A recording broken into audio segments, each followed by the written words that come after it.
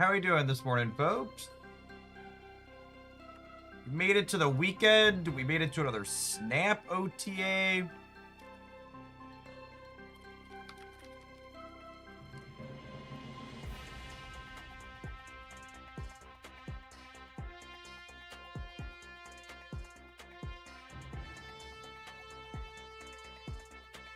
It's a beautiful Friday if you ignore the wildfire smoke. I mean, maybe I'm just used to our, maybe I'm just getting used to our post-apocalyptic world, but the weather app said the air quality was really low in my area last night, but I honestly didn't notice it outside. I was out biking for like hour and a half. I'm skipping Hawk Girl. Yeah, you and everybody else. He basically gives a 2-week buffer for people to conserve resources. I might.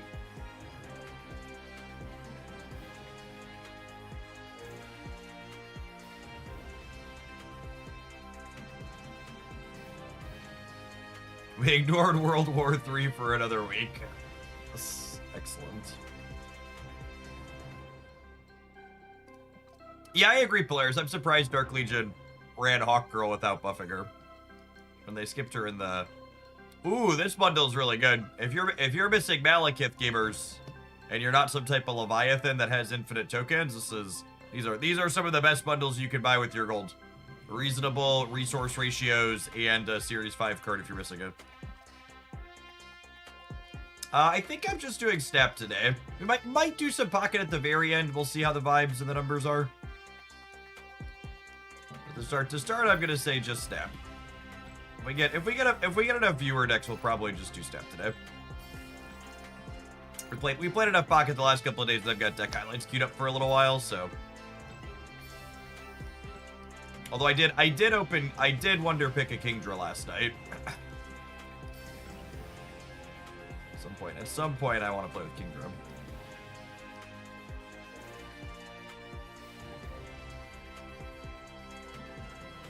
Do you still play Shadowverse? I literally posted a Shadowverse video 2 hours ago. Was it 2 hours ago? I think it was 2 hours ago. You know what my goal for the rest of this year is, chat?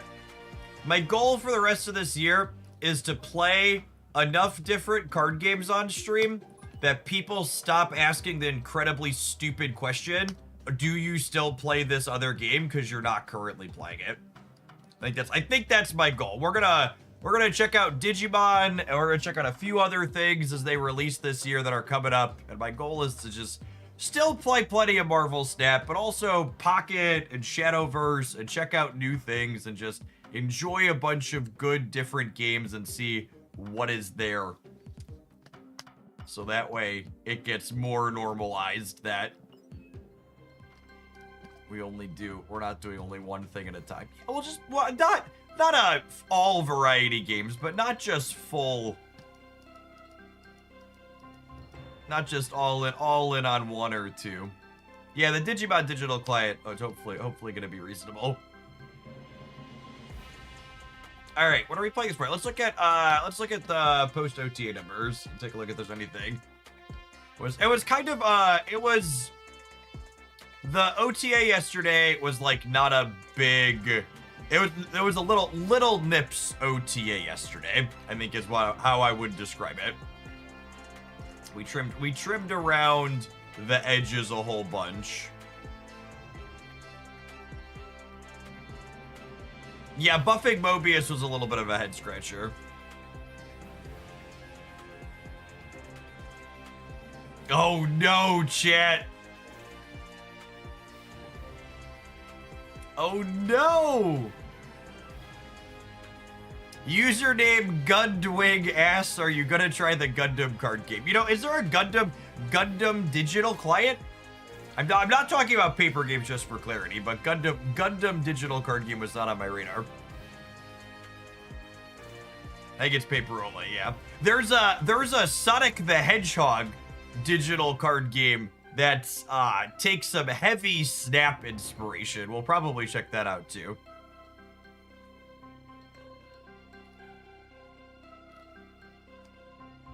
It actually unironically looked fine. I looked at some, there were some YouTube videos of some of the gameplay.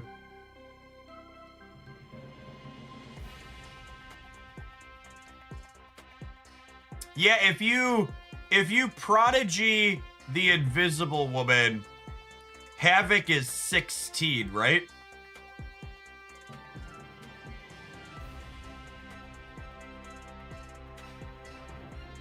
And she's 12 on her own? That's honestly probably not okay. What, and Marvel Boy adds 4? Adds 4 to everything? Hey, Travis, thank you for the deck submission.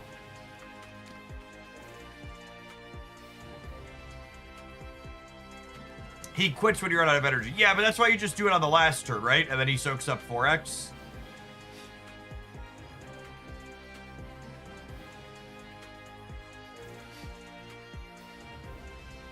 The Dackett angle here is interesting.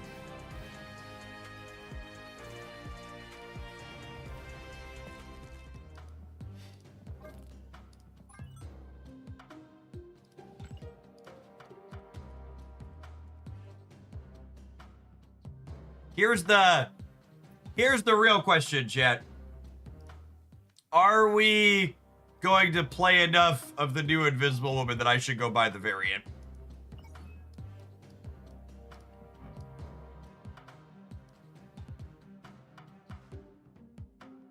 Do we spew? It is a very decent piece of art.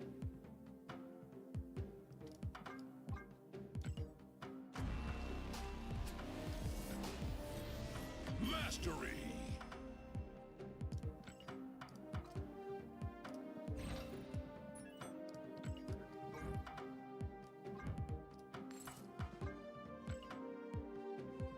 I bought a Tiri.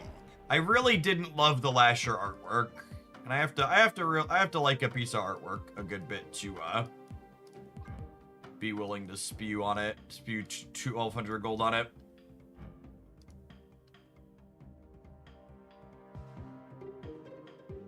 All right, let's give this a try.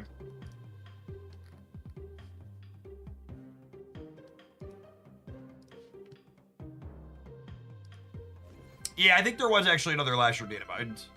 Yeah.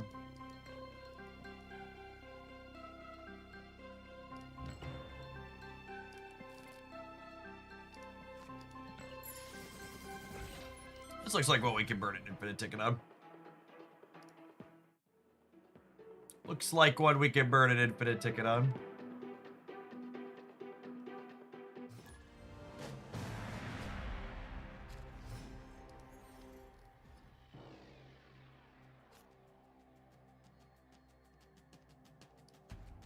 I'm curious to see how good or bad Dakin ends up being with just Bullseye as an enabler.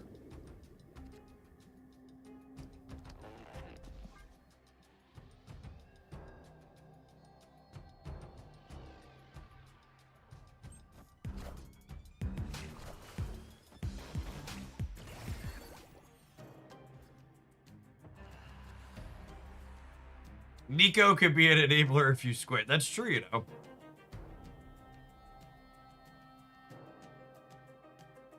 Look at that. We said we only have one deck and enabler.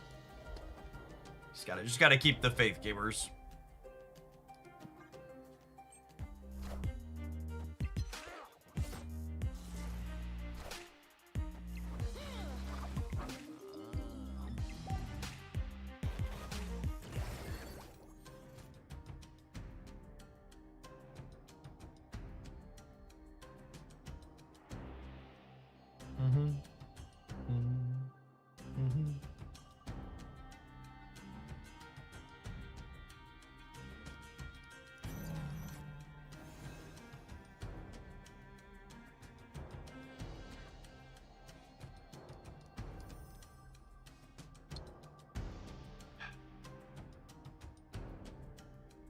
How am I winning my second lane is the question.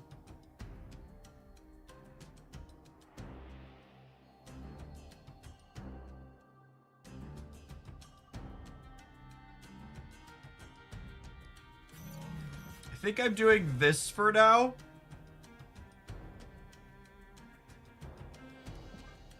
I'm not, we might Prodigy Invisible Woman, but we might also be Prodigying Dakin. Depending on how our turns line up here.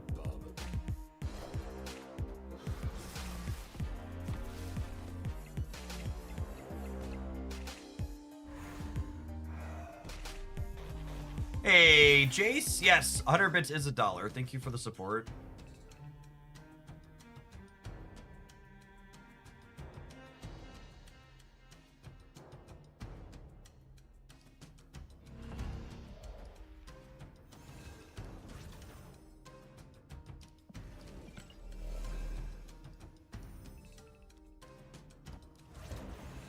Okay, so I think I do this.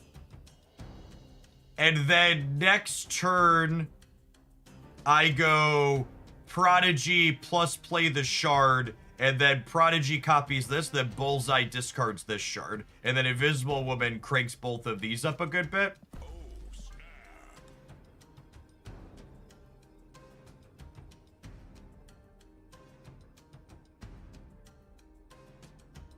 And then ever leave the center open in case drawing Nico move. That's so narrow.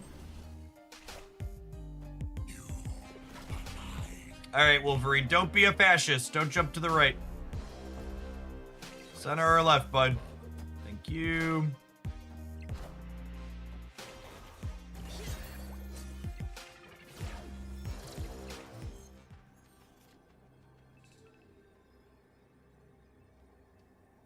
Oh, we don't have enough energy, rip. That was gonna be so good, except I played the Havoc last turn. If we would have been able to do this, we would have had 4 of these. That's so sad.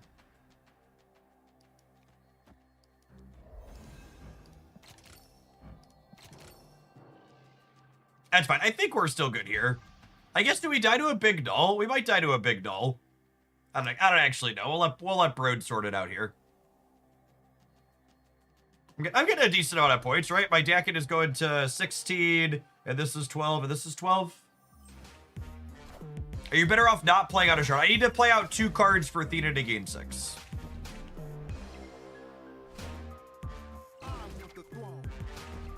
Oh yeah, we beat that. We beat that by a lot. Thankfully, the way Prodigy works out here, he's still copying Dakin.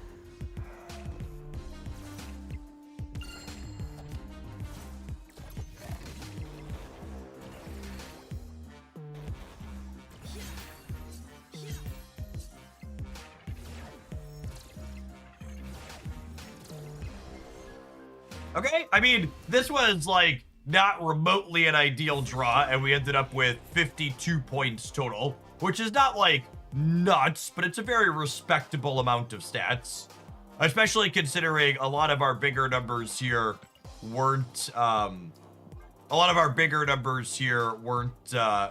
Shanga Ball, and they were resilient to things like Shadow King as well.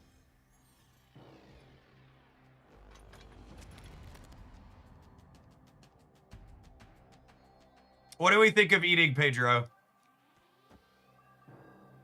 We'll just keep it between him and Nico. We won't tell Sue.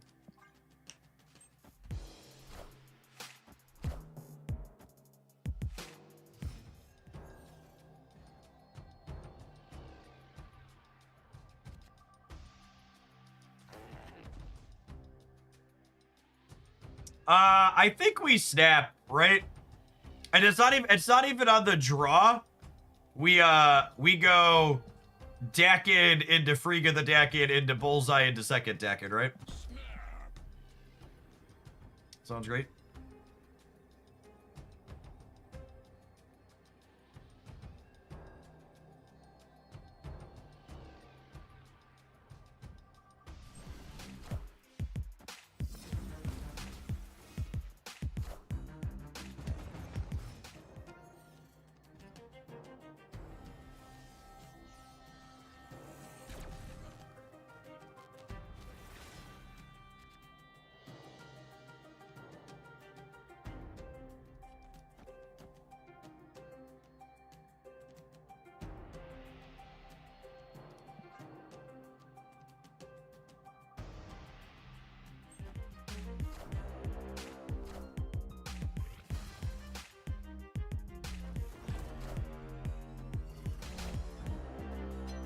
Oh. Location rerolls are always a little scary.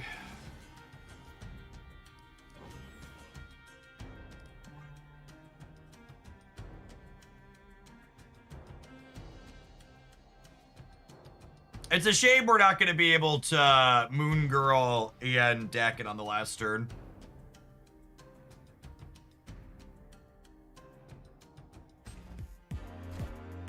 Yeah, opponent confirmed a monster. Could have reset Dream Dimension and declined.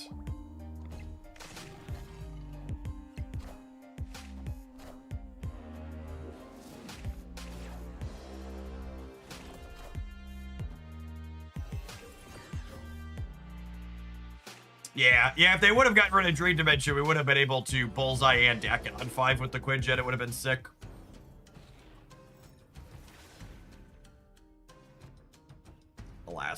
Alas, doing fun things was not meant to be.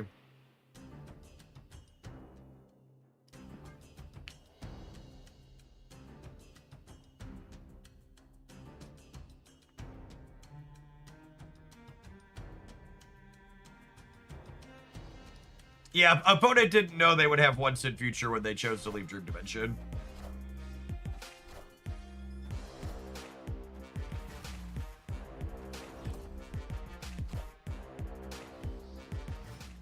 Oh, wait! The Quinjet means I can deck it in Moon Girl, right?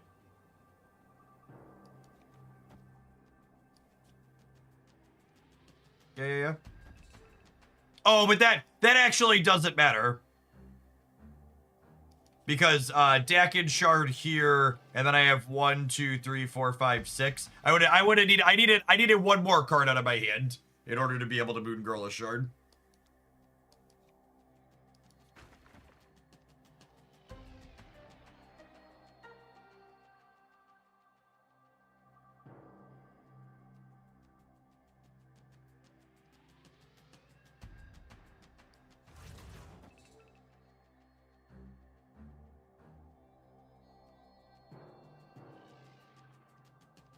Oh, I think it's just this. We keep him honest on the right.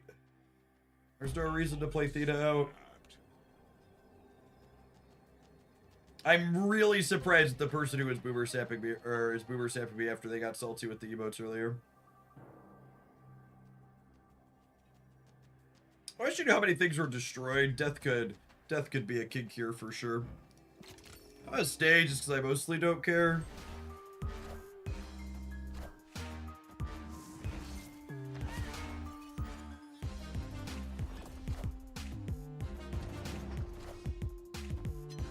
That is one of the snaps of all time.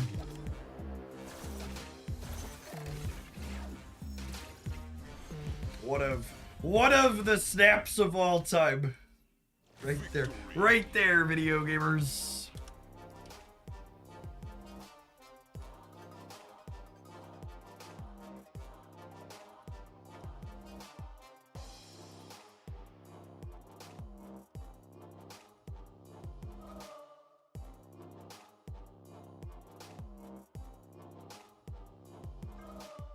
The old boomer snapping to get casseroled. Yep. And Shang-Chi, Chad, how could they lose? Jeff Hogland said Shang-Chi is unfair and needs to be nerfed.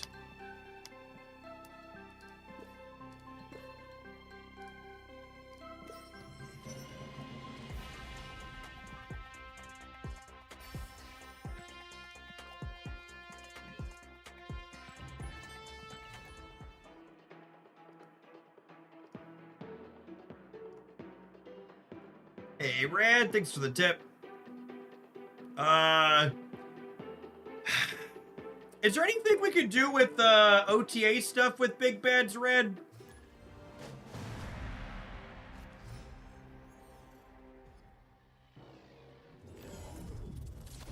I had the title taking sweet viewer decks. I'd prefer to take things that are around the changed cards or more recent card releases, ideally here. A fellow Moon Girl enjoyer. That hand's pretty good. They lost their Moon Girl. I'm gonna snap.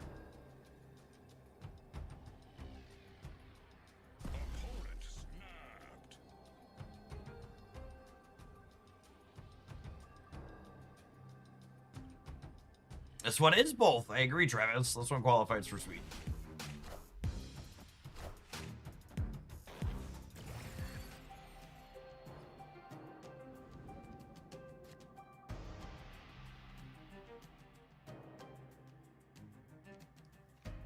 I think I'm gonna bullseye first here, so that way, we're playing a schmear. It's a schmear match after all. It's a schmear match after all. I think I'm doing this, so that way we can draw cards next turn. And actually, I'm gonna give the Nico Bedar, right? That sounds fine. This means I can't Frigga the deck if I draw it, but I think I want to draw cards. Yeah, Nico is sad if I draw exactly Frigga.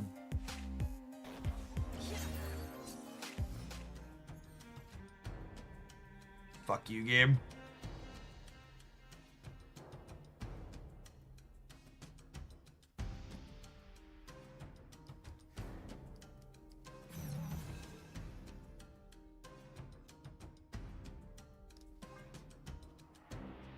And watch Moon Girl be the literal bottom card of our deck. So the draw doesn't matter. Okay, so we ideally we draw Havoc Moon Girl here. So that way we could drop Havoc on the Nexus and Moon Girl to double our shard. Well, there's only going to be one card left in our deck.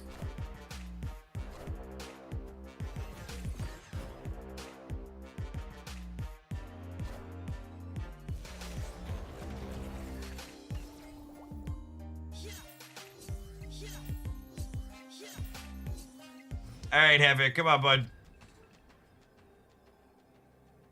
Actually, just confirmed the unluckiest SOB you'll ever meet. Yeah, us have. We're probably still good here.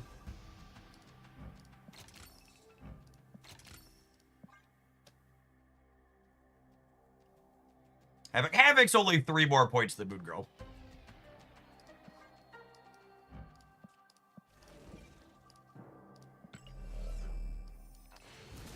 My opponent retreated! We should play more Grand Arena so that way we don't have to play Marvel Retreat. Imagine not getting to do your sweet thing. Couldn't be us. Super Retroid, thanks for the almost 3 years snapping. Gosh, we've been playing this game for a long time, huh? Marty! Thank you for the deck submission. What do you got? What do you got for me? Invisible Woman Bass Spice Rack. Alright, we can try it.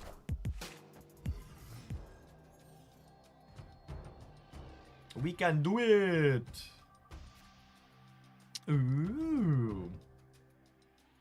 I think I'm just getting Rocket Raccoon out of my hand, gamers. They're also not playing to Shuri's Lab, right?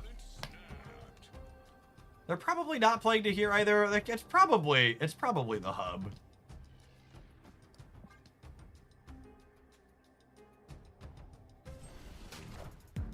A lot of their cards, they don't want to play to Shuri's Lab because they're like 0 or low power. And they don't want to play Athena to the Unknown. I am so smart. SMRT. Do do do do do do do.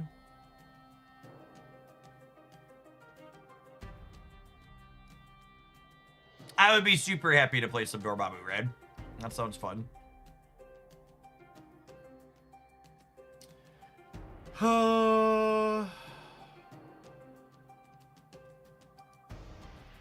If I bullseye, next turn I draw, and then I can Moon Girl copy Dakin, and I can play both Dakins on 5 with Quinjet.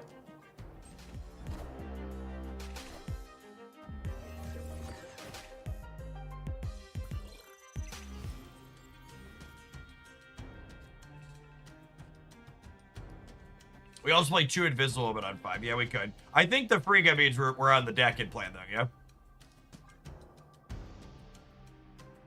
Because now I can Dakin Frigga and then Dakin.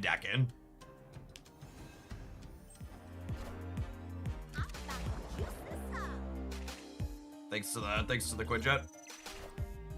And the Dakin I'm copying is the Dakin I'm copying is 8.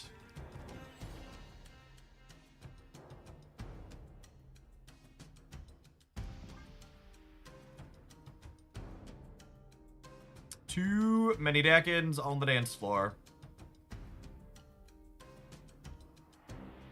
All right, I thought the Dakin plan looked a little weird here, but it is a solid secondary plan. Has some synergy with the Moon Girl stuff. I dig it. I dig it.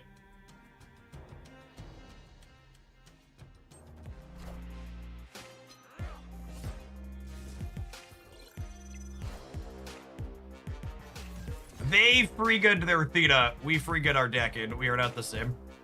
We are not the same. Oh, Invisible Woman. That's adorable.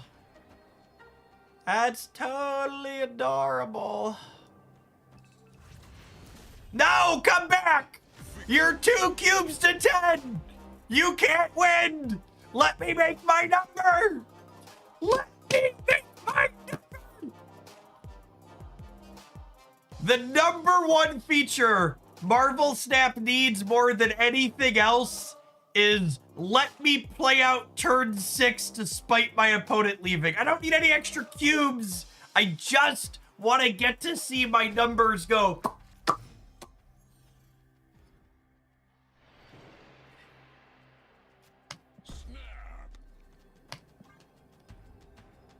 I just want to do the thing. Marvel Retreat denies so much dopamine. We're at a severe dopamine deficiency this morning, chat. Severe dopamine deficiency. All right, we're looking for bullseye here. If we find a bullseye, we're in a decent spot.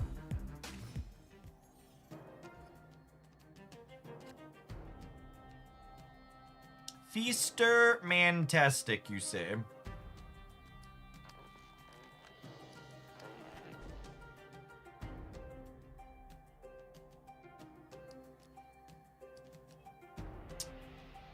Do I stack points here? So that way we can kill the Theta and Hala? I think so, yeah. And actually, do I just do as many points as possible? I just, like, play the Dakin this turn?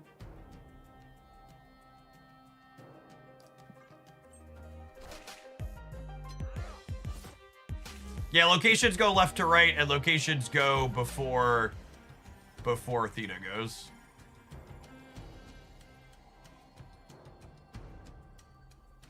This is a little awkward in that it bricks my draw, but I think killing their Theta is high EV, yeah.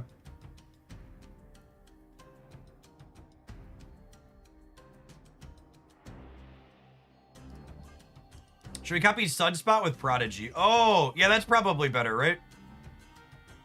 It's only 1 less point. It's better in the long run. Yeah, I like that.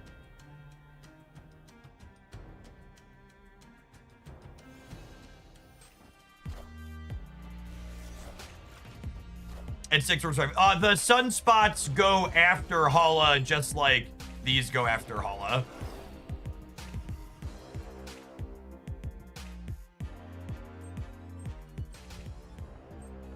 It's not more points for purposes of murdering whatever they play into Hala.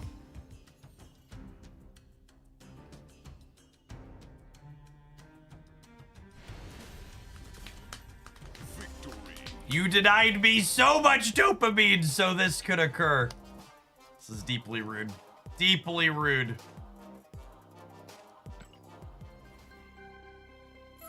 Yes, opponent activated their invisible and first steps early, trying to save Theta, not understanding the order. Rip to them. All right, we need to roll an advert. We're going to see how far this deck can get into Infinite Conquest when we return. Thanks to the people that have sent in viewer submissions this morning. Don't go anywhere, gamers. If you're watching on YouTube right now, consider tapping the like button. It doesn't cost you anything. It helps the content reach some more people. If you enjoy Marvel Snap stuff, that's a great way for you to help it grow for absolutely nothing out of your own pocket. All right. I think it's time to hop on the bike this morning.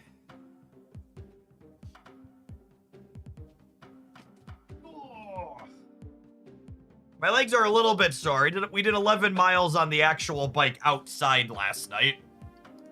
It was very, very scary, chat, being out in the world.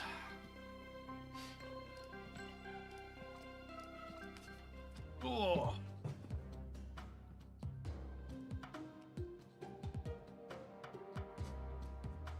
Oh no, chat. Speaking of being scary out in the actual world, the vibes market is way down today. Who's harshing the vibe? I need names. Why is the vibe bad this morning? Trinity, thank you for the 14 months. Bad jobs report. Ooh. That's one we can't fix by tacoing, right? How do you fix a bad jobs report? You can't taco on that one.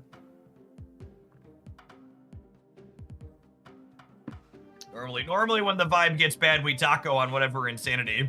You can lie or blame Biden. Yeah, I guess they can make numbers up, yeah. They fired some people in charge of... Doge fired a bunch of people in charge of collecting certain bits of data, right?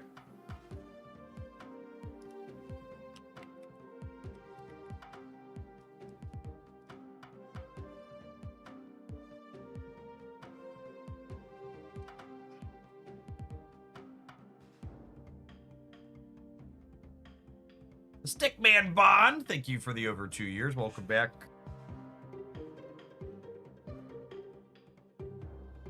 Did the college repayment stuff start today too? I think so. And sometime soonish.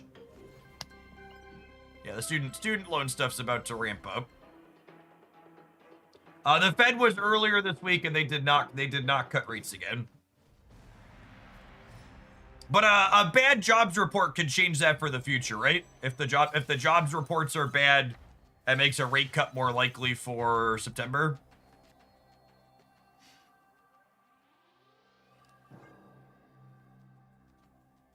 All right, Theta is not long for this world, chat. I think she's gonna have to take one for the team here.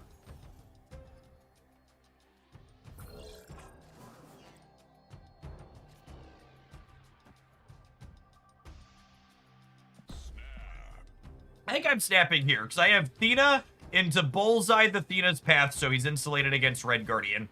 Into Moon Girl, my Dakin, and then have 2 Dakins.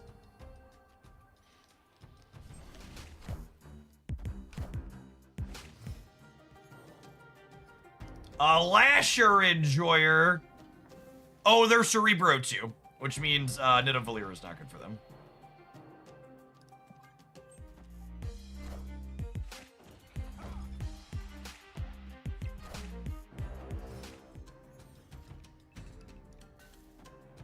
So we're only copying one card, but you always copy from left to right.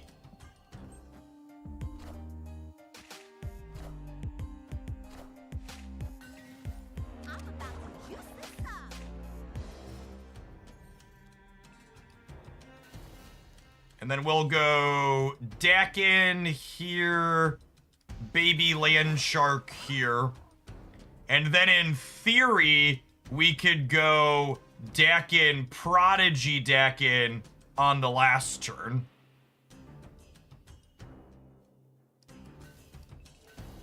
Do I do these here, actually?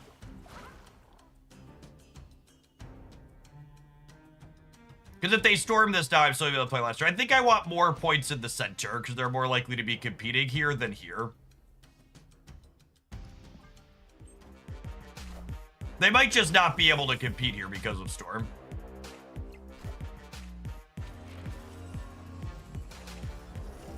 Odie Duck priority for Shadow King. Yeah, that's a good call.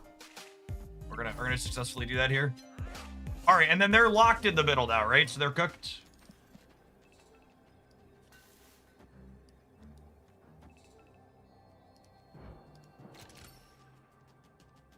Dakin's going 3 times 8, 16, 32. I cannot believe they stayed here. How do you possibly think 16 is winning the center?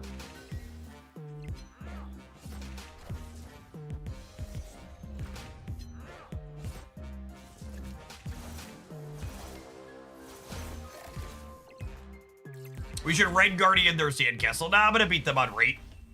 I'm a pure creature. We're not tech guarding them this morning. Is Mad Thinker Cope in this deck? Yeah, probably. Our hand was only super full. I think outside of your Moon Girl turns, you're not really triggering Mad Thinker.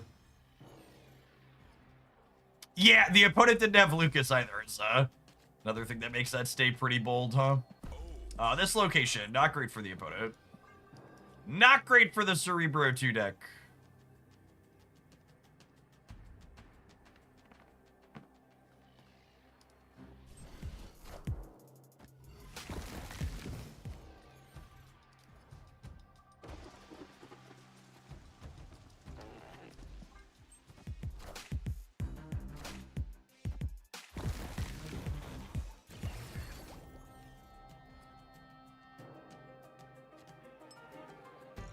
Ooh, they set me back.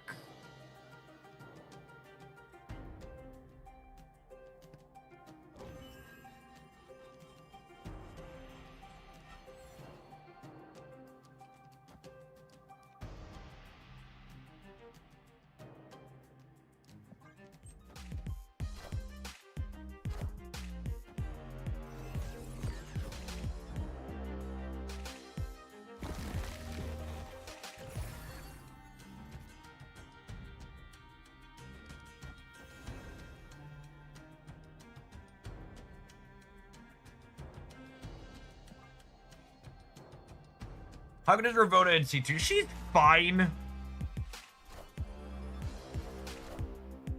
Not terrible, but not incredible. Oh my goodness, it's really gonna come down to... It's really gonna come down to the last turn coin flip on this, aren't they?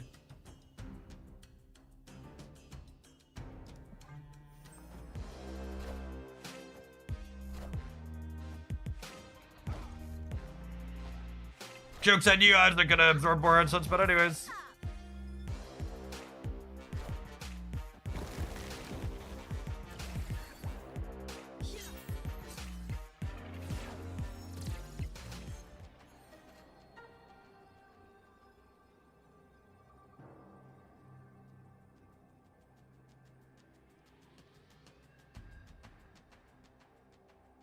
I think I have to leave, right? They're a Shadow King deck typically. I'm not gonna make a terrible stay like they did. Yeah, man, we should assume Shadow King is one of their unknown cards until proven otherwise. It's a good piece of advice against Cerebro 2.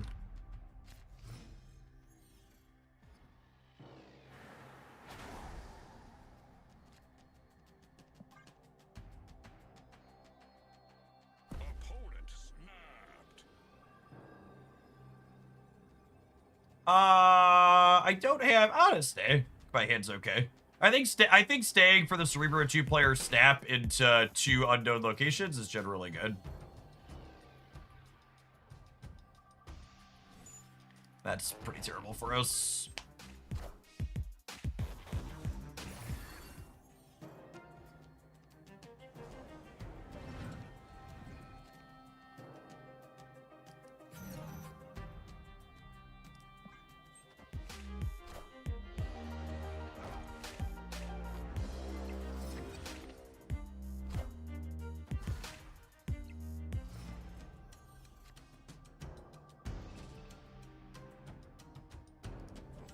I'm gonna do this here because not only is copying this fine, but then they also are Red Guardianing Frigga instead of Invisible Woman.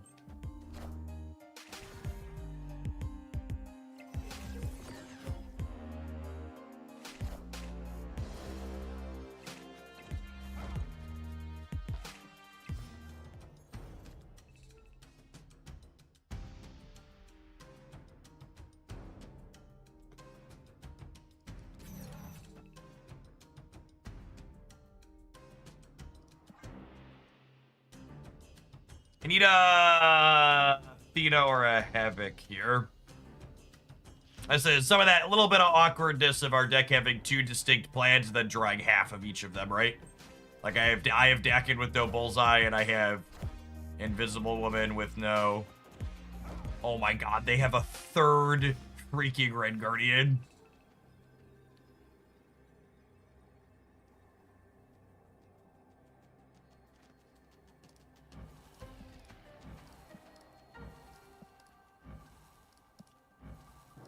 Why doesn't this one say created by Nico? I have to leave, right? I just don't have any. I don't have any cards with end of turn effects. Escaped.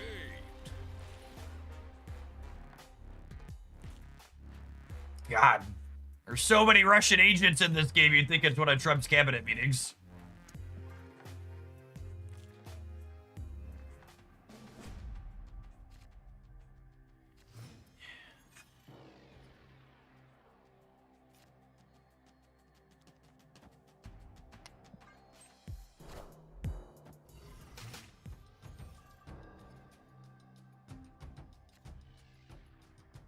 All right, we've got the Dakin copy.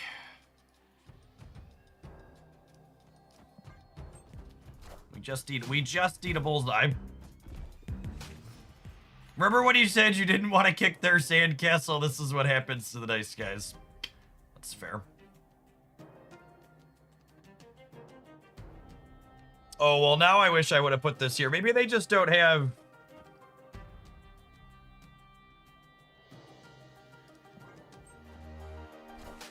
Oh. If they didn't have Red Guardian, we were in an incredible spot.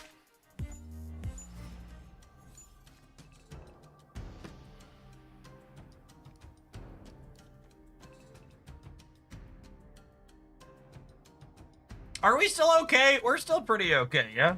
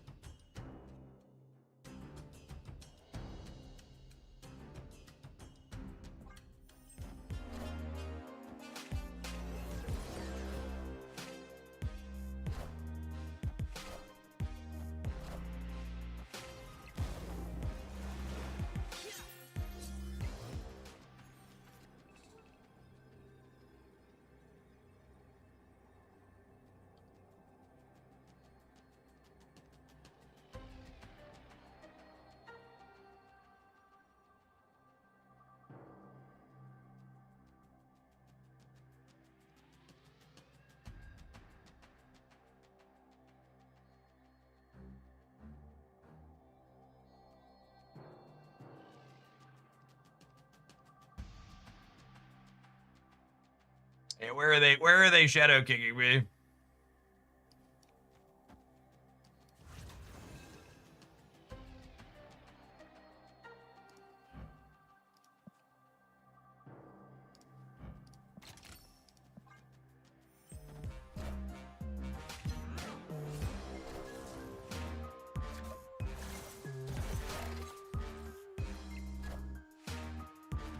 Got him? Oh no, wait, we're tying the left and then we lose the breaker? No, we're not tying left. We win the left with Havoc. No, there's a lasher. Shit.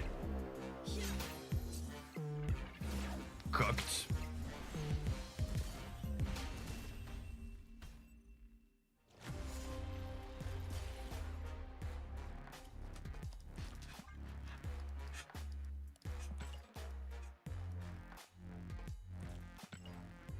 Cerebro 2 is excellent. I think, honestly, that's a good example of the type of deck that's really good against this type of deck that we're playing.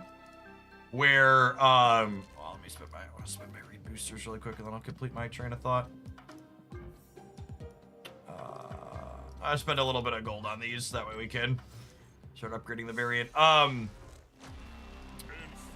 This type of deck list isn't interacting, so it's really bad against people that are making really solid big numbers, and Cerebro 2 makes more consistent big numbers than this deck does by a pretty reasonable margin, I would wager.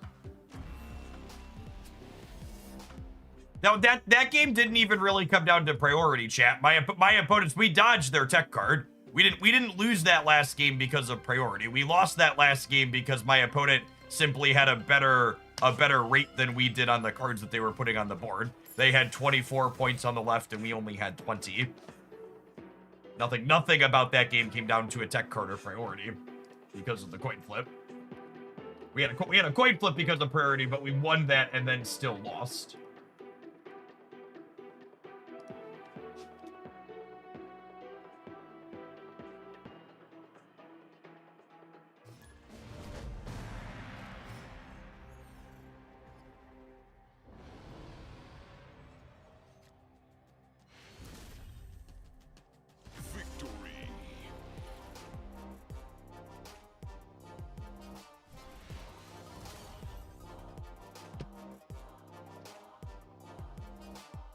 I need to take a phone call real quick. I'm gonna roll an ad break. I'll be back in a minute.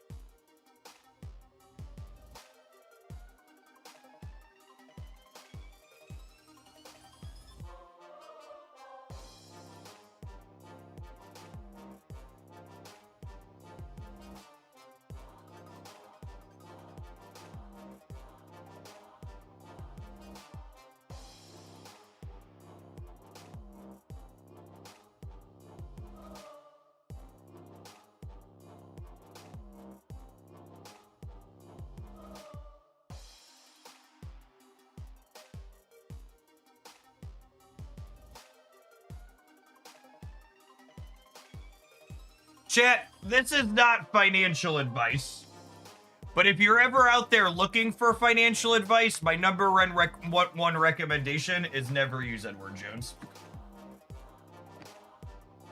I've been in the process of trying to pull my money out of my Edward Jones accounts to somewhere else for going on almost 2 months now, and it has just been the biggest giant pain in the ass I have ever experienced.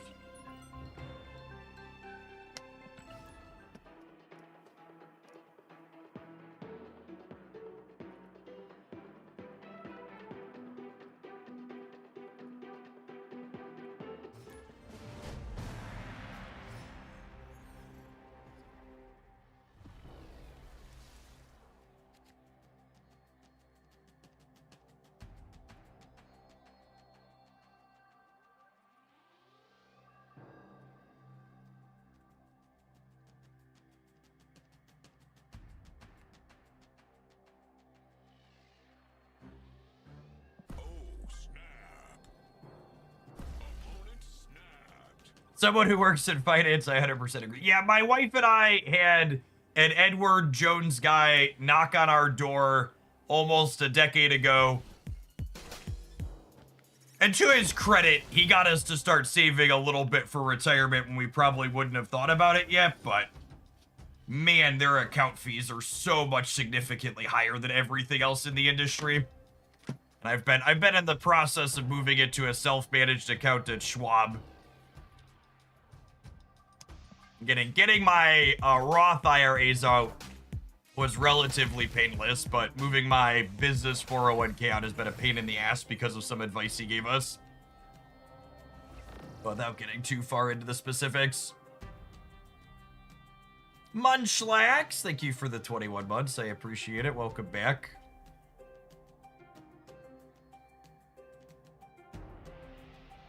Not only does Jones charge a 1% account fee per year, but when I got all of my accounts moved over into my Schwab account and I looked at the funds he had my money in, all of the funds he had my money in for the most part had between 0.3 and 0.5% upkeep costs.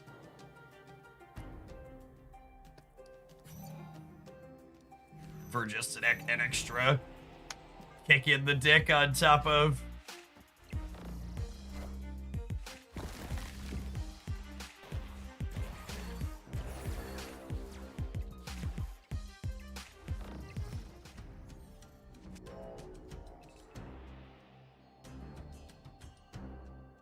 Yes, 0.3, not 0.03.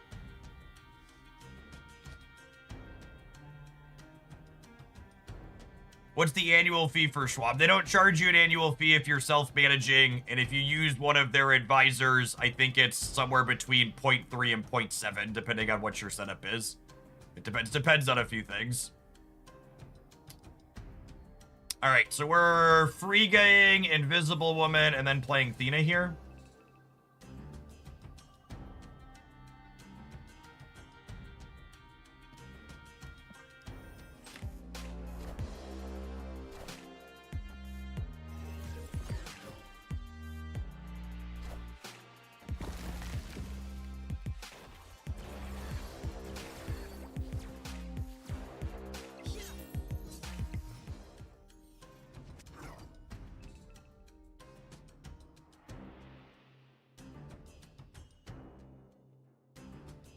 Never Frigga the Theta and then Prodigy the Invisible Woman. Oh, that was a much better line.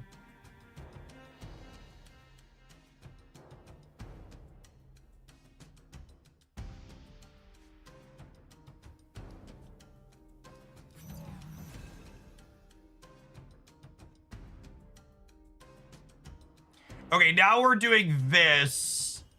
And then I think we Prodigy Sunspot plus play Nico as a 1 next turn and then double activate these, and these will gain a bunch of power and she'll gain a bunch of power.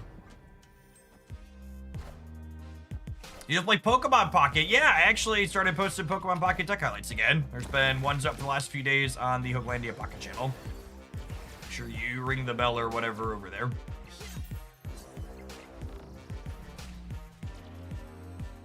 Any thoughts on why Cyclops is not allowed a 5th point of power? I have to assume at this point that Scott Summers must have personally pissed in Ben Brode's Cheerios at some point. It's the only reasonable explanation.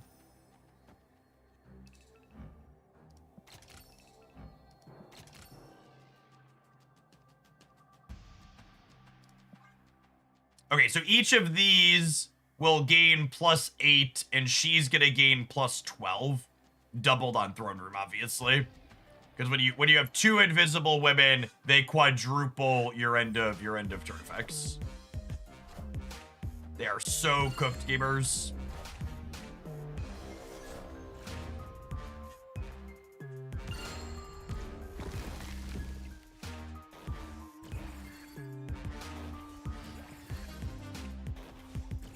Is that intended or a bug? I mean, double a double is good.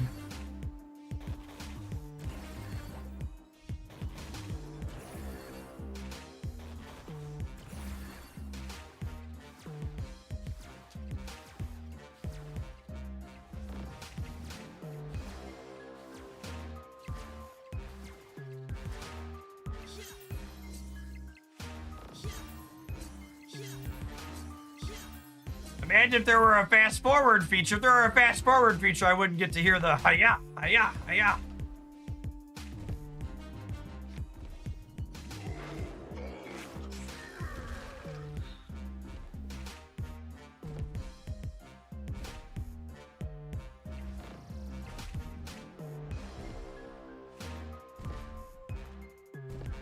A buddy that switched jobs and he moved his 401k to Fidelity. The process was so terrible that the only way they'd be able to move his money for them to send him 15 years of accumulation via a check in the mail and then have him deposit it with Fidelity. That man didn't sleep for 10 days. Yeah, that sounds... Wait, how did I lose? Oh, the Marvel Boy triggers got me. Oh, these were cheaper from... These were cheaper from the what's it called? I didn't realize they were soaking 4 here, but they had discounts from what's his name?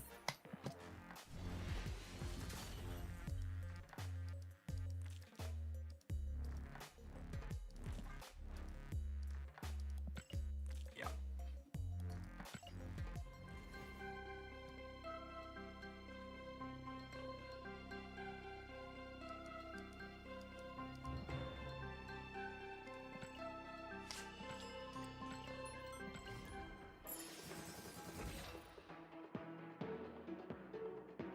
Yeah, Fidelity and Schwab ended up being the 2 places I came down to for moving my stuff to. And Schwab had a local office, which to sound like a little bit of a boomer for a moment, when it comes to moving around the amount of money retirement accounts have in them, I wanted a brick and mortar building to be able to walk into in case I had an actual big problem with something. So they both seemed fine. All right, well that's happening.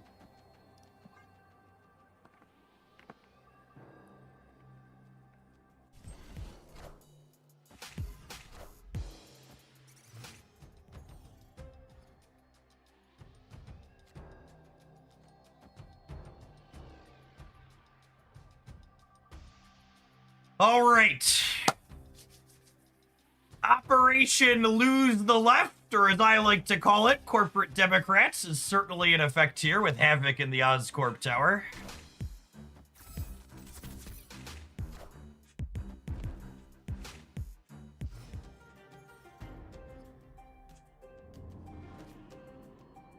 Whoo! I get to have my cake and eat it too? I probably want to copy... Do I want to copy Dakin?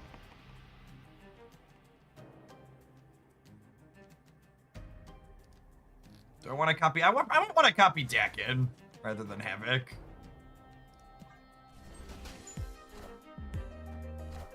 What was I going to say? Someone mentioned Vanguard. Yeah, my wife's work 401k is through Vanguard, and their systems seem good. But Vanguard actually doesn't support small business 401ks. So they were not an option for me personally.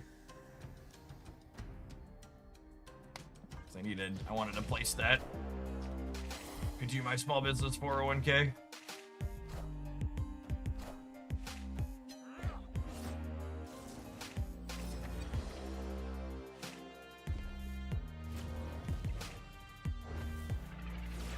Having fully switched to Shadowverse, I don't miss these emotes. Can't say I blame you. I mean, unironically, getting the Havoc back here is kind of fine, yeah? Especially with the bullseye draw.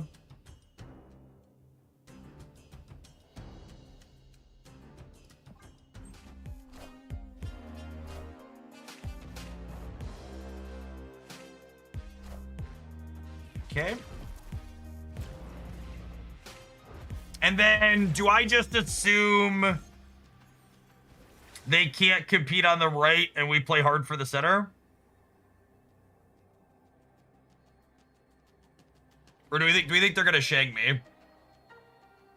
Do I compete everywhere? Do I assume they think we can't compete here and play for the left? That's probably the play, actually, yeah.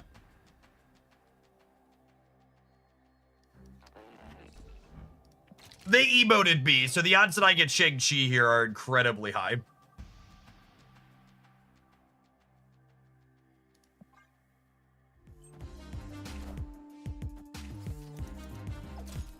Oh, wow.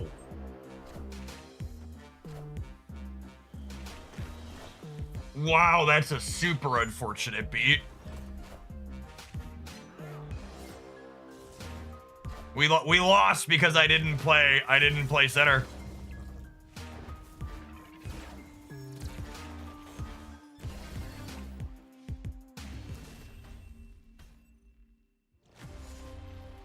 If I'd have put Pedro at the center so they couldn't Dr. Octopus me, we would have been no, I guess Pedro center doesn't win it, right?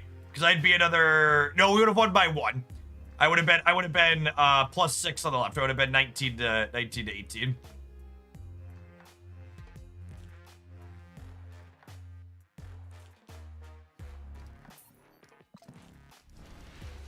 All right, I think we're ready to move on to the next deck.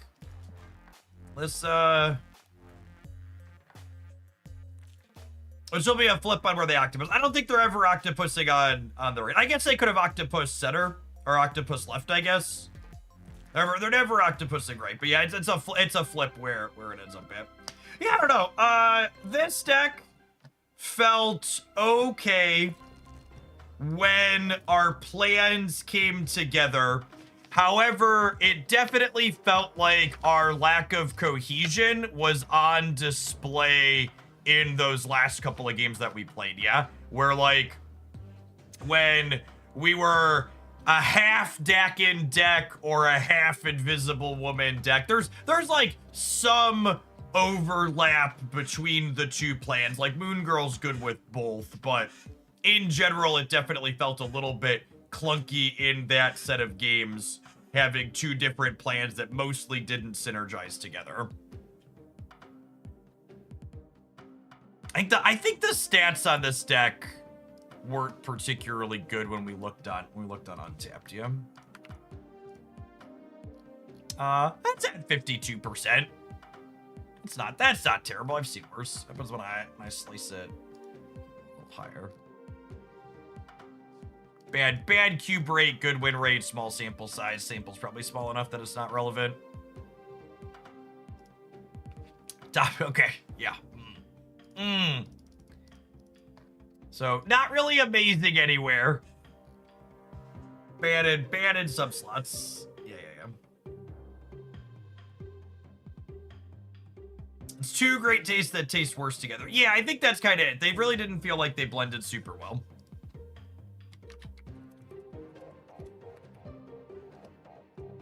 So I have 2 more viewer decks. We have Dormammu and then Bass Spice Rack featuring Invisible Woman. However, I think before we get to that, someone just asked the question, should I get Invisible Woman? We did a video at the end of last season that was a tier list / thoughts on just cards from that season. I think I want to do that again. We have slightly fewer cards that released this season. But I think that was good content and had a decent view count, I think. We had what? 8 cards released this season. I think I called it like what's worth buying or something like that.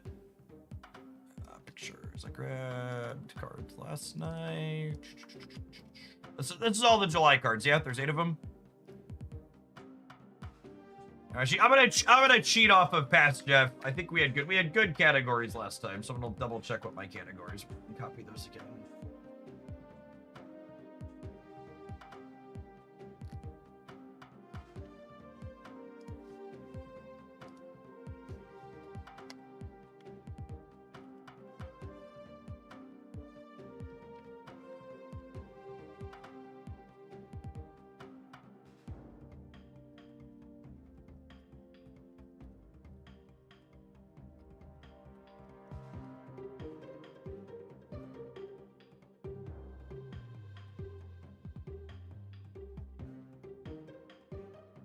Why did I do all caps like a child? Yay. Need support. Solid. Radicus, thank you for the 21 months. Appreciate you re-upping that prime. Welcome back.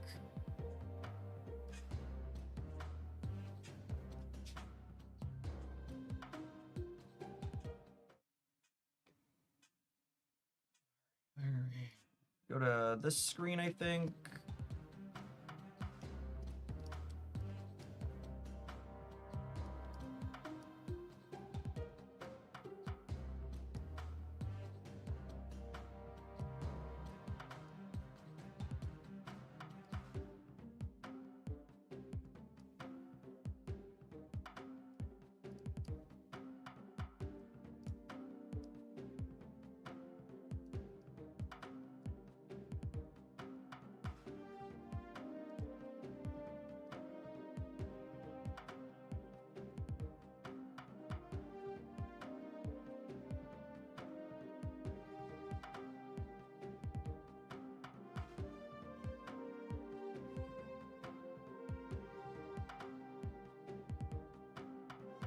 Most broken deck ever, Invisible Woman Prodigy.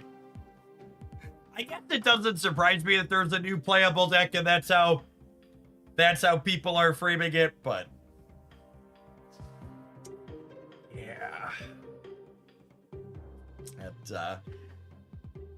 That's pretty typical. Is Mad Thinker +2 or +3? Let me just make sure. I actually haven't played with this card yet. +2.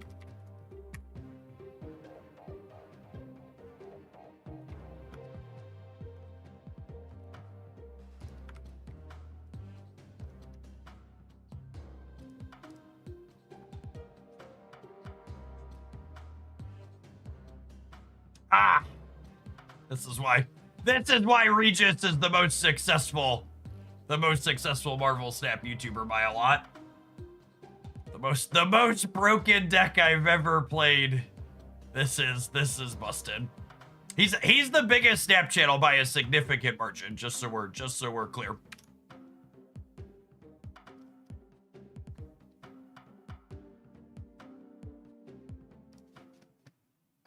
The clickbait is heavy on the YouTube platform.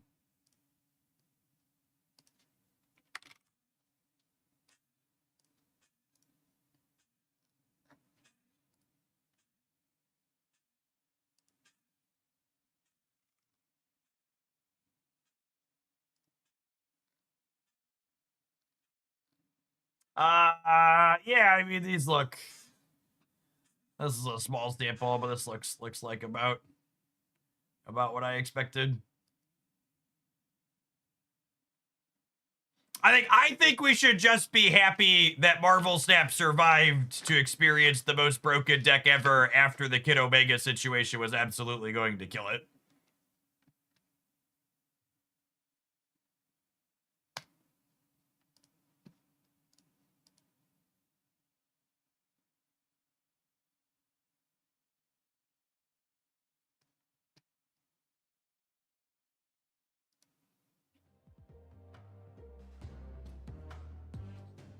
All right, I'm gonna kill the Snap music, and then let's talk through this.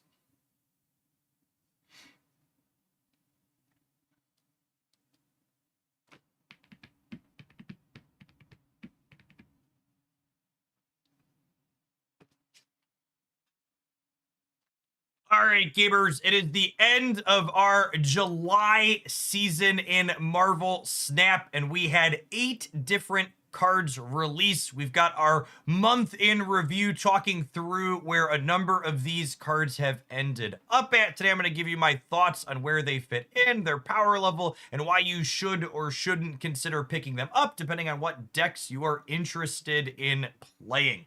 Let's start with our current season pass card, soon to be free to play, available when the season rolls over, and that is Mr. Fantastic. I think he's probably one of, if not the best card to release this season. He's had an incredibly high play rate. I think he absolutely goes into the solid category at an absolute minimum. I think you could make a compelling argument that he is our singular must-buy card this season if you're someone that just wants to consistently have things that are powerful in your collection. I think I err on the side of putting him into solid over must-buy.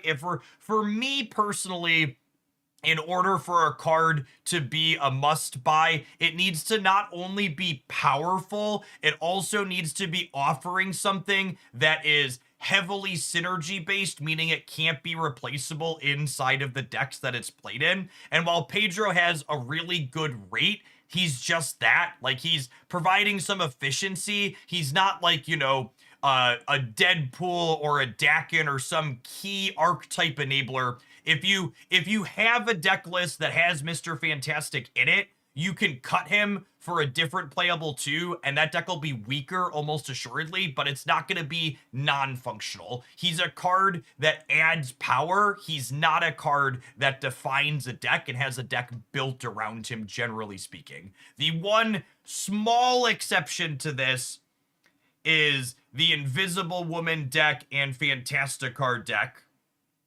explicitly rewards him for having some end of turn synergy, but even Invisible Woman isn't really doubling him up, right? Like, he sees play in the Invisible Woman deck, but her activate doesn't actually work with him.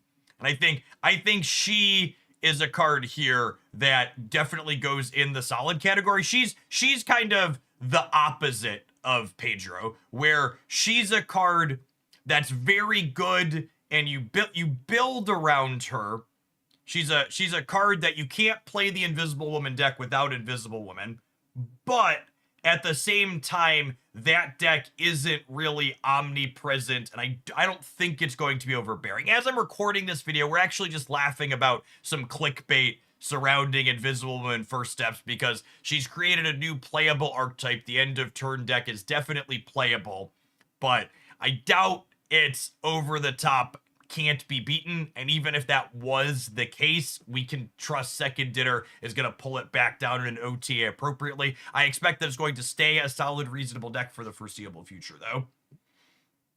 One thing that I think is interesting as we've seen develop here is at the start of the season, I think I would have told you that I expected Fantasticar and Invisible Woman to be involved in the same decks. And while we are seeing some of them played together, you actually don't need Fantasticar to play with her. We're seeing Invisible Woman decks pop up that are playing Moon Girl to copy her or Prodigy to duplicate her effect. And the Fantasticar builds look a little bit different. We've had plenty of competitive Fantasticar decks this season, but I think you can play these cards together, but you could also play them separately, which is nice. And Fantasticar is in a similar boat to Mr. Fantastic here, where this is going to be free to play available when the season rolls over here soon.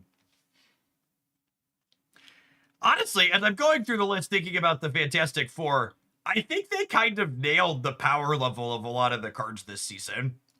Johnny Fantastic here, or whatever we want to call him, the Human Torch. I think he's just another card that I would say is solid. He's definitely found a home inside of the Silver Surfer decks. Is another 3 energy card that doubles up. One of the big upsides Human Torch has, as opposed to something like Dakin, for example, is that he's resilient to Shang-Chi, since if you wait till the last turn of the game to double him up, he's never in Shang-Chi range. He's also a touch more resilient to Shadow King, because even if they Shadow King him, if you double him on the last turn, he's still going to be going up to 6, which is nice, as opposed to Shaw, who ends at like 0. Now, then we get to the thing. You know, it's funny. I've talked about in Pokemon Pocket how it's really sad that they keep making repeats of characters. And then multiple of those characters are bad. And the Thing's just an example of that in Marvel Snap, right? Like, the first Thing is really not good, and the Thing First Steps is also really mediocre. This is just one of those designs that's like very similar to Spider-Man 2099, where like I look at all the hoops the Thing has to jump through in order to blow up one card at random that's often going to be a really small number, and you're like, how does this card in Shang-Chi exist in the same game? And that's not to say that even they should make Shang-Chi worse, so much as it's like all these other cards that blow things up should probably be significantly better so they can be comparable to the headlining card that blows stuff up. Like, having to fill your lane to trigger his effect is not trivial in decks. It's a real deck building cost, and him destroying at random, often blowing up little things, is also super mediocre. All right, Herbie. Where does the support bot go? I feel like Herbie's design, and actually before we get to Herbie, this card could honestly be here. I'm thinking about where I want to put Herbie, and I think I want to put Herbie in needs an OTA, and I don't think the thing and Herbie belong in the same tier. The thing could be made playable by making his numbers better, but I think that would be a boring way to make him playable. I think the thing probably needs a new text box. He needs to not blow up at random. He needs some amount of control to blow up things consistently so he can be predictable and you can know what you're getting when you work for his payoff. Herbie, on the other side, I think Herbie as a design is really sweet, and I think a year ago in Marvel Snap, Herbie would have been an incredibly powerful card. However, we're not a year ago in Marvel Snap anymore. We're in a world where your 2 energy cards are Surge and Mr. Fantastic and Merlin, and all of those mean that the power level of the 2 you need to play on 2 is much higher. And like, you look at the decks where you're like, maybe I want Herbie here, and those decks probably also want one of those other 2s, and those other 2s are better to play early, and Herbie gets worse the later you play him out in the game because you need to cycle through his activate effects. Herbie as a 2/4 might be good enough. Herbie as a 1/2 would absolutely be good enough. So I wouldn't be surprised to see him get a point buff, because then he could be a 2/8 periodically. I don't even know if 2/4 is a steroid. It's obviously better than 2/3, but I think you could make this card super playable, reasonable, even fun and exciting just by changing its numbers. So that's what the OTA category versus needs redesign. Needs redesign is this card needs a text box change. OTA is the design here is good. The numbers here could change slightly and the card becomes very reasonable. Mad Thinker. This is one of our cards from the limited time event. And I think this card ends up somewhere between these 2 categories. We don't have a lot of data on this card right now. I haven't played with it at all personally, so I would put it a little bit of an asterisk next to the ranking here.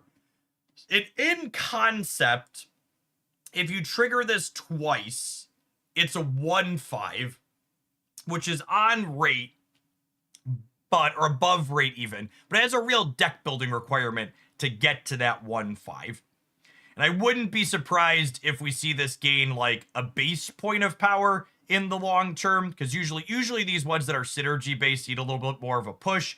And simply playing a one energy card where the only payoff it has is making a bigger number is a liability in a game where Shang-Chi where Killmonger exists. Like, having to work to get a payoff that then gets blown away by a common tech card is, generally speaking, not good.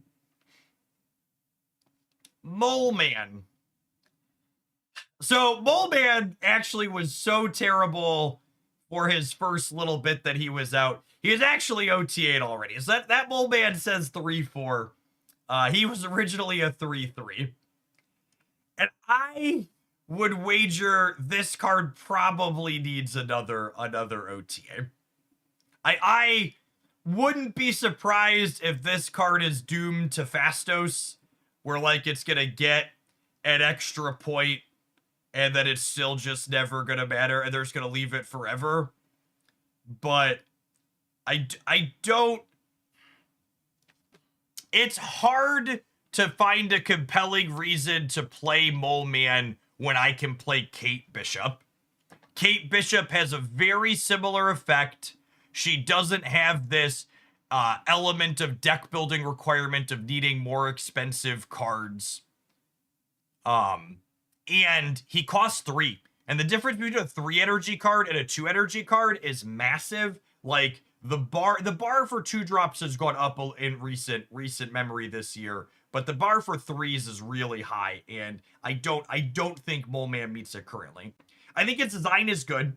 I think it's interesting. It doesn't need to change. As someone who enjoys Victoria hand decks, I want to work on Mole Man decks still and poke around at him a little bit. But I think this card could probably stand to be a 2. I think honestly, as we wind down here for this summary, I feel like Second Dinner batted pretty well this season. I think any season where half or more of the cards end up in these top 2 rows is a pretty successful season overall. We got functionally at a minimum 4 new game pieces to do things with, and we got a good spread, right? Like Mr. Fantastic splashes into a bunch of existing decks. Fantasticar and Invisible Woman are cards that created a new deck basically, and then the Human Torch splashes into some existing decks as well, while also working with some new ones. So yeah, if you're interested in spending your resources on cards from this month, this is where I would about throw them at. Hopefully this was useful to you. If you're watching this on YouTube in the future, this was helpful, make sure you smash the like button, leave a comment down below on any of my hits you agree or disagree with. If you happen to be new here, make sure you subscribe to the channel. Show us other Marvel Snap roundups and deck list things like this one in the future. Appreciate everybody that watched all the way through to the end. I hope your next snap pack is an excellent one. This works for me. I got everyone except the thing. That checks out. That checks out. All right. 126.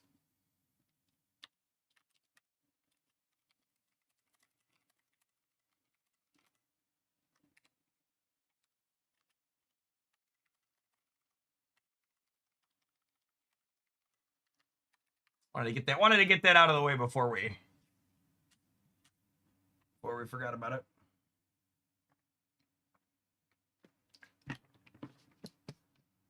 Whoop.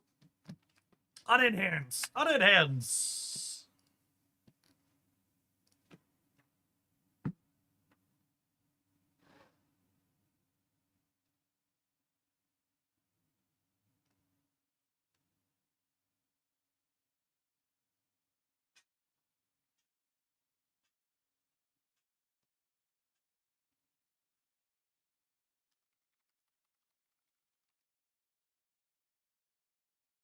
Goals, thank you for the 28 months. Appreciate that. Welcome back.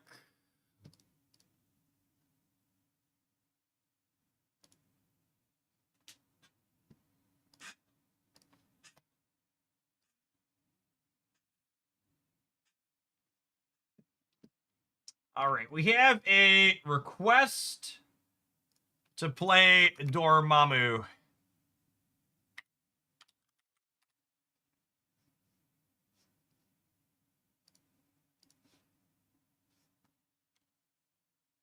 The game's audio is off. Sure is. Thank you. This app is the only app that does that. It's weird.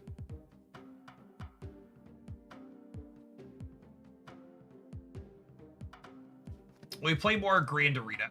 We're doing viewer decks today. We'll probably play some more Grand Arena next week. Should we do more Grand Arena today? Maybe. We'll see. I don't know. If we have viewer decks and nobody requests Grand Arena on a viewer deck, I don't know that I'll make an exception.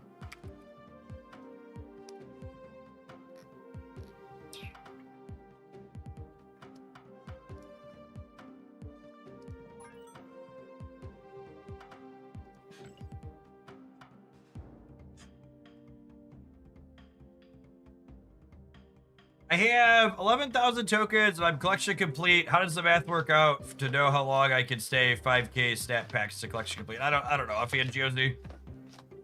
You can't. I think.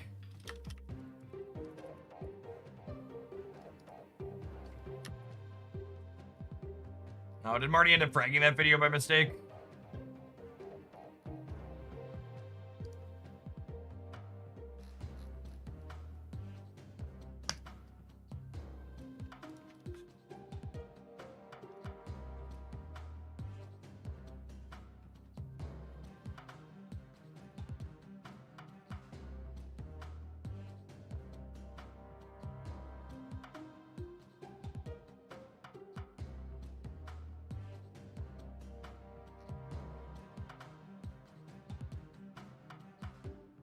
so funny. It's so funny.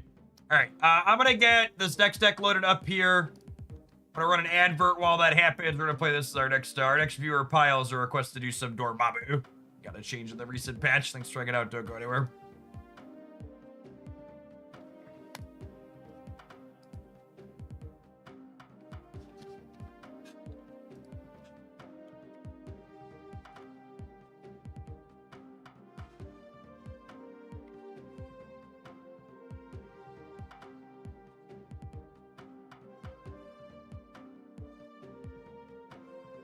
Let me find, while this advert is going, the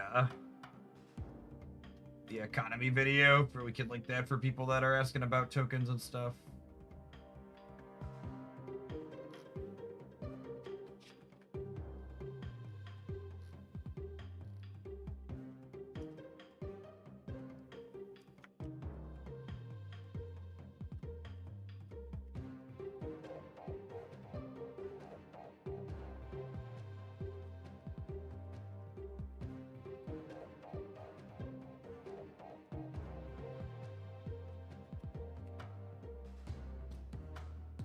So yeah, this video talks about token incomes and stuff like that after the latest economy overall.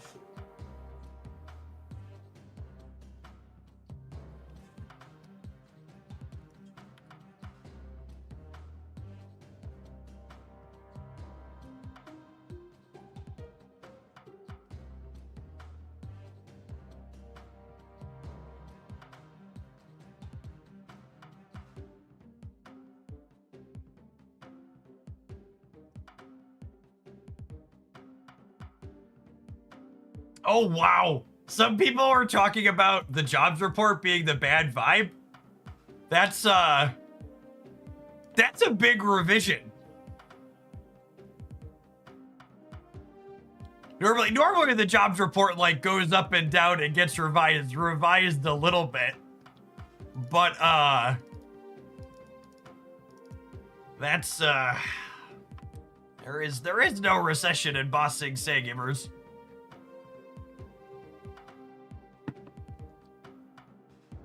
That's not like a little revision. That's a fucking massacre.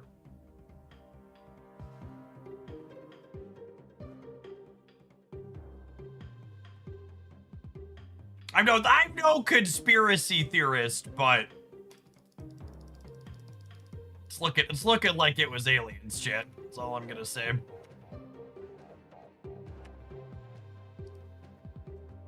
That looks like those types of numbers being revised down look to me like the Trump admin was lying about it and they realized they can't get the rate cuts while lying, so they revised the numbers to be more truthful.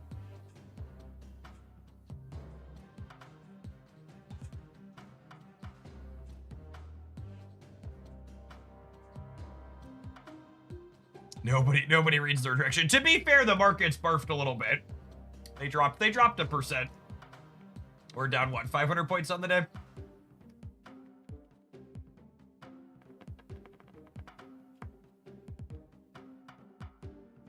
We used to have Steve Jobs, Johnny Cash, and Bob Hope. Now we've got no jobs, no cash, and no hope. 2025 mood, really.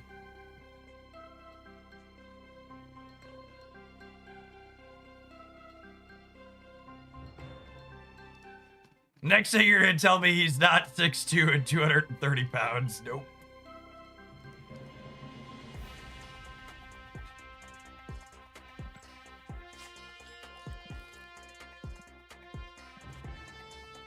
Mordor Orc, thank you for the 2/3 of a year. Appreciate that. Welcome back.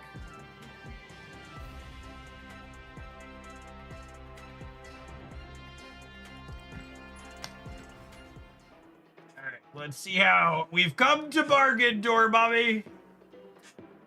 Tell me y'all secrets.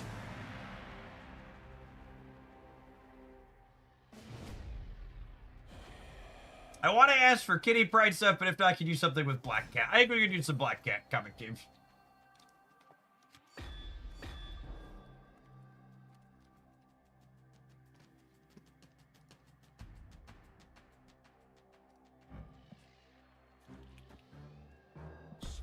Well, this is a very silly opener. We get to go turn 1 Squirrels, turn 2 Mockingbird, turn 3... Honestly, probably turn 3 Venom, yeah?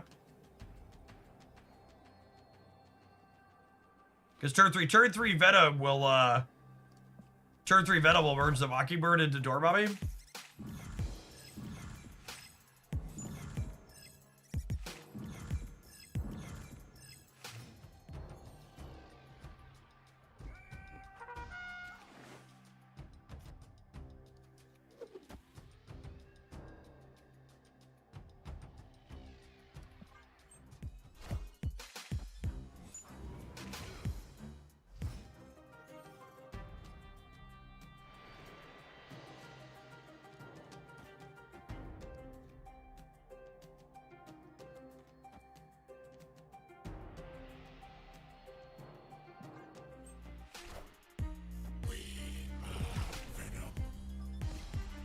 Alright, but I need you to go to the right, bud. Unlucky. Unlucky.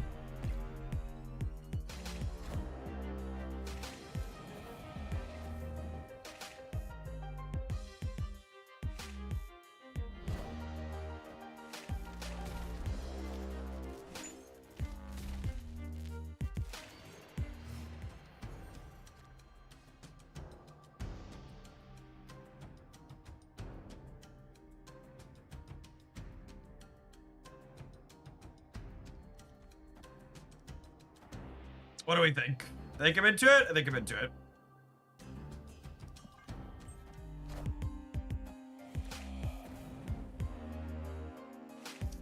It's a big boy.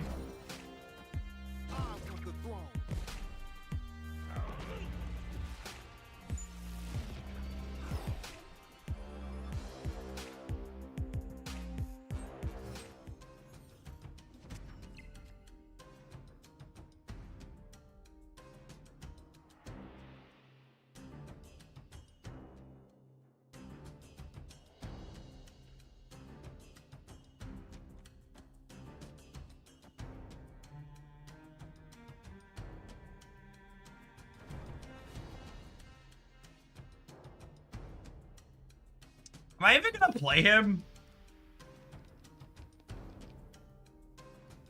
I might not even be playing Dormammu.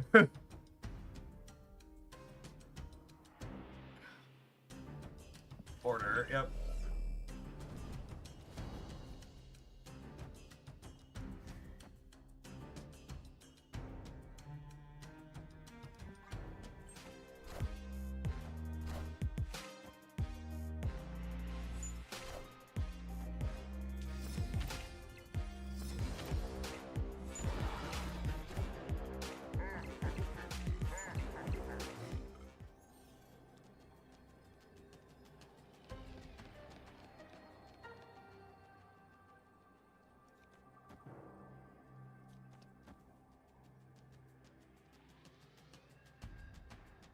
I think we're cooked.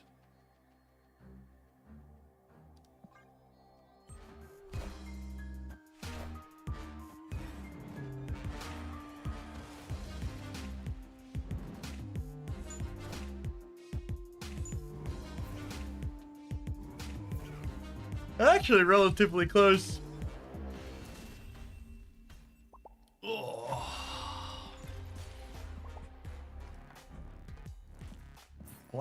Classic textless Hulkling. The old 612.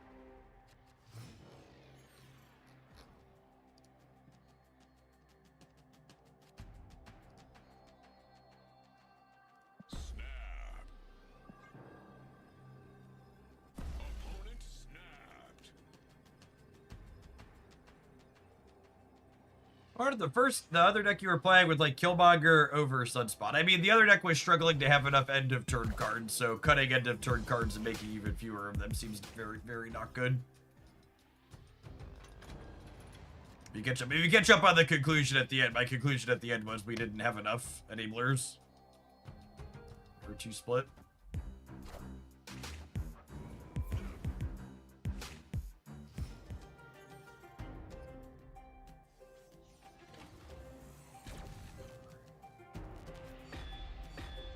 Well then.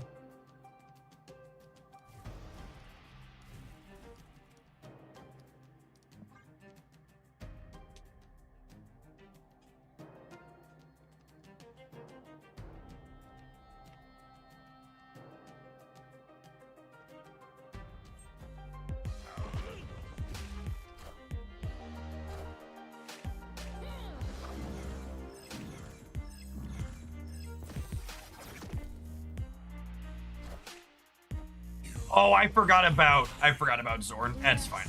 Doesn't matter.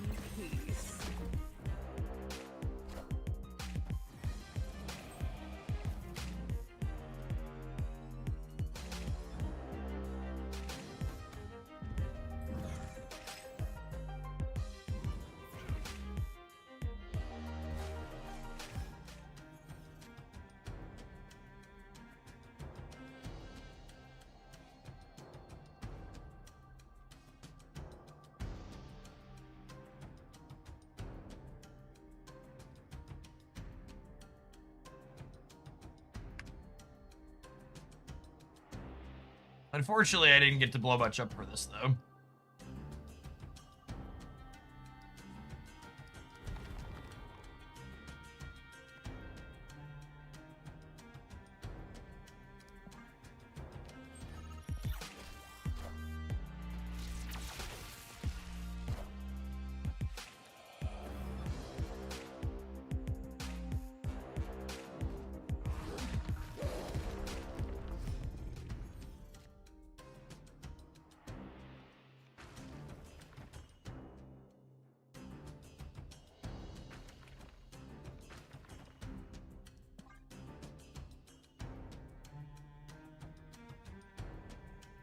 So Death's gonna go to 3 here.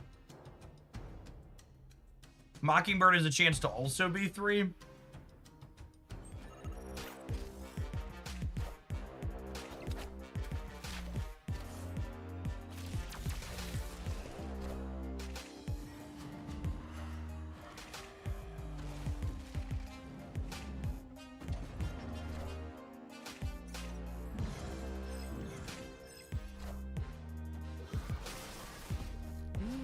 Impressive.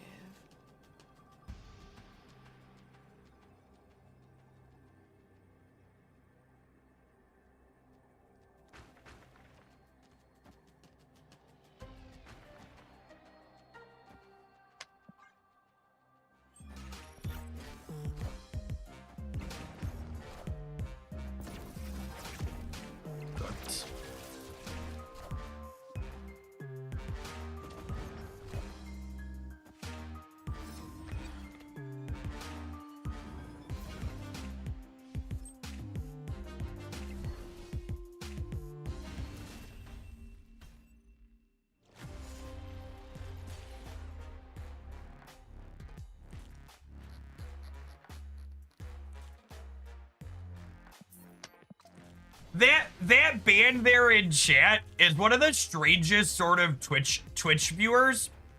So it says their account first started following my channel 17 minutes ago, but they actually have comments from twice other before. Oh, they were just previously banned. Oh, what a dickhead. They got banned previously for making stupid comments about the economy that weren't based in reality, and then they came back and made further stupid comments about the economy not based in reality. Got it. Cool.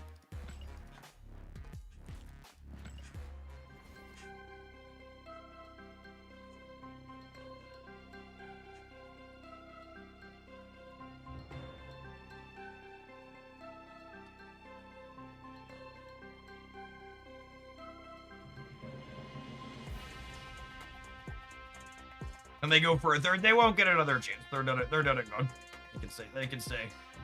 They can stay elsewhere.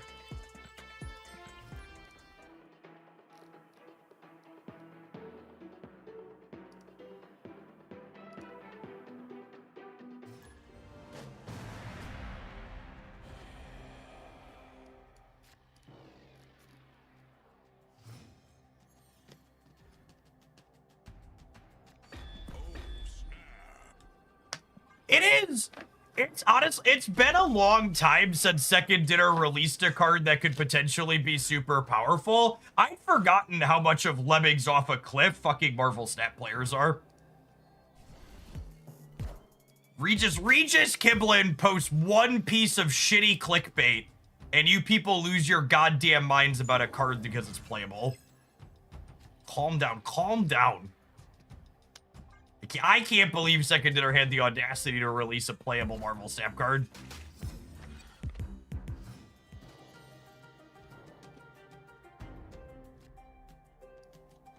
I can't believe it.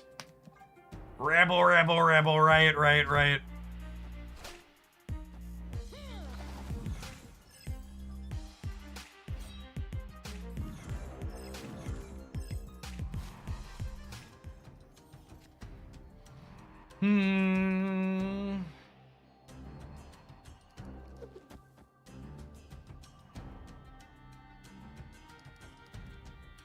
If I don't Killmonger this turn, I don't have time to do the whole summoning ritual, right?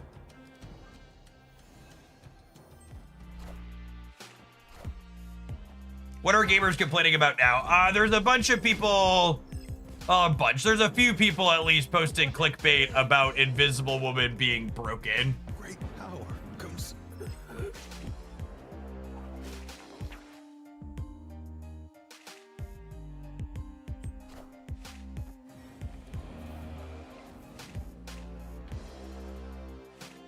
What do the stats say? The stats say the card's been out for a very short amount of time. Oh, I forgot Killed was moving. Mistakes were made.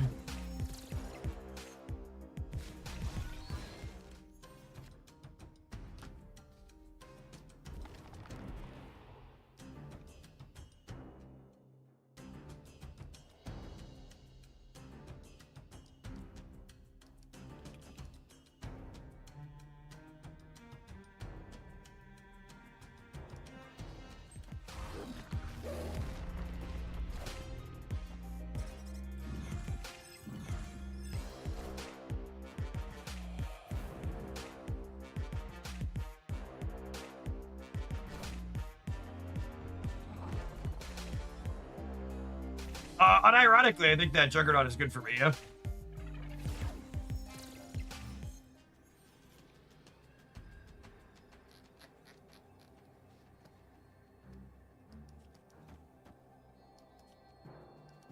They're not competing here, so I'll play for here.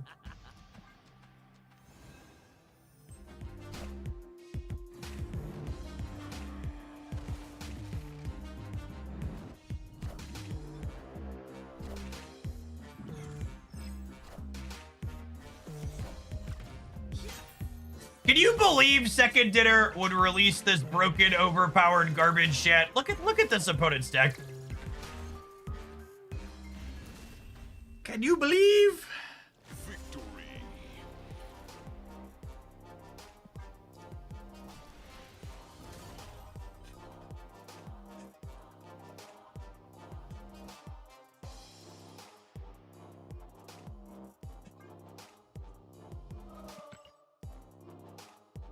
His Dormammu busted. To be fair, I think something that's an interesting psychological part of Marvel Snap's release cycle is anytime something new releases that's remotely playable, it's always overrepresented, even if it's not actually busted, because people are so excited to play with something new, and there's only ever one new thing at a time.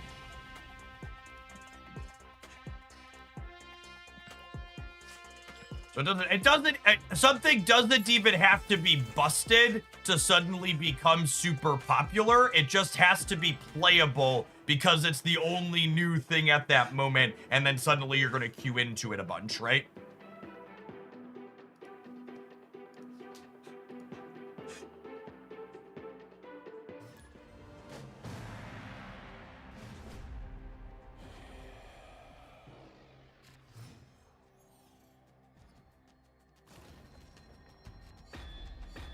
Opponent snapped. Oh, snap. All right, this first turn is nuts shit.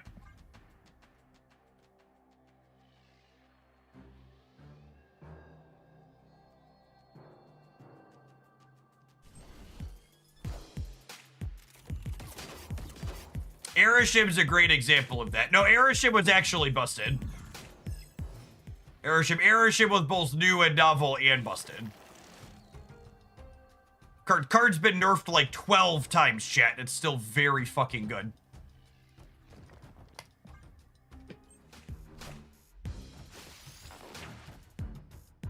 Yeah, Dormammu is significantly worse when we keep drawing him.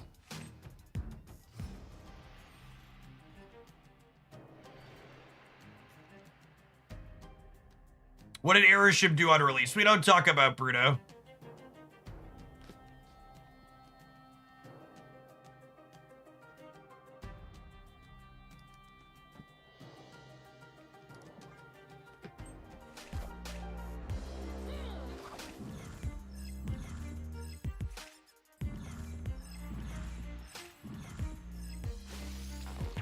My Mockingbird's free.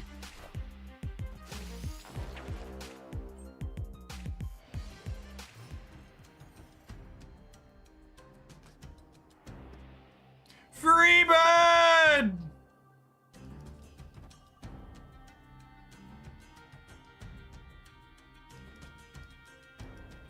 Oh my goodness. I actually can't play Mockingbird this turn and summon Dormammu. Why is this card so fucking awkward?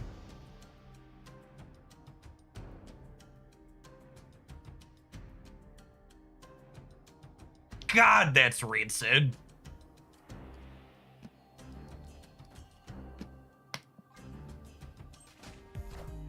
This is my life. Is Mockingbird better than Dormammu? Yeah, probably, which means the card probably still trash.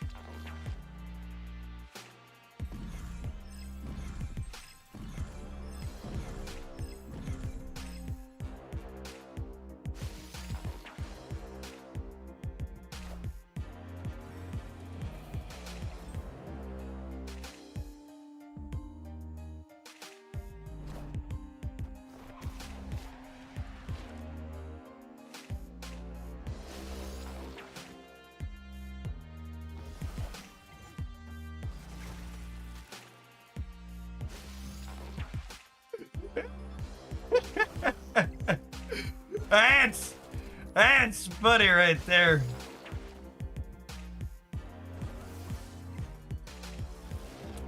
Whoo, doggy.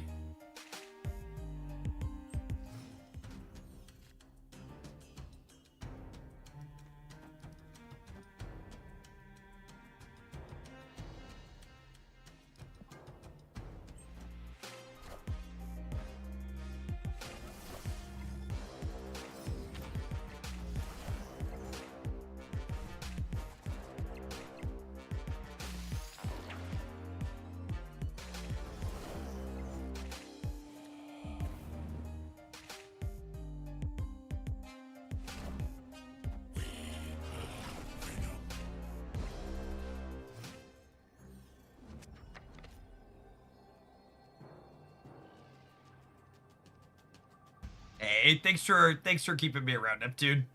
It's good to have you be a part of what we do here. I think we're cooked, yeah.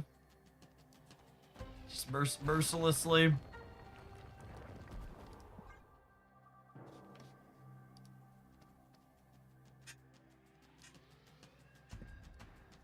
I think we'll take like one more L with this deck and then we'll move along, but maybe we'll look and we'll try a destroy build, actually.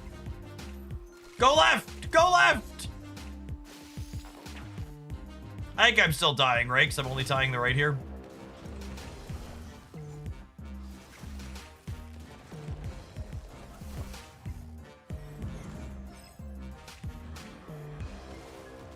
Are there any good discard decks? Yeah, discard's consistently been a top deck for a little while. I don't think last week's deck roundup was focused on Grand Arena, but if you look at the week before that, that was non-Grand Arena focused. There should be a discard deck in there on the Hooglandia Snap channel.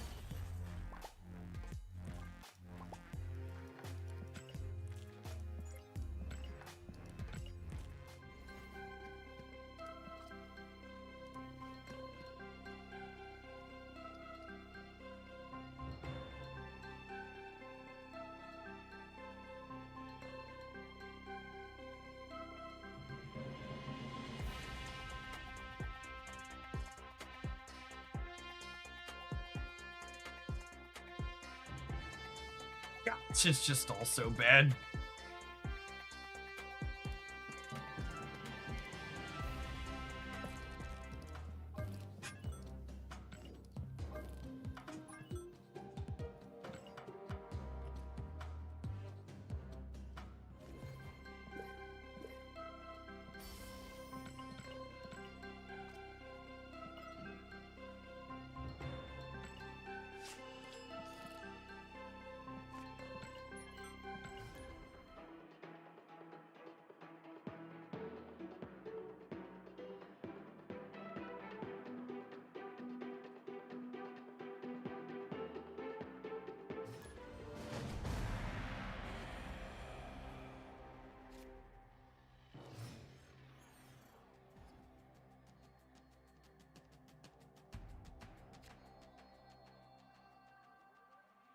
Opponent snapped.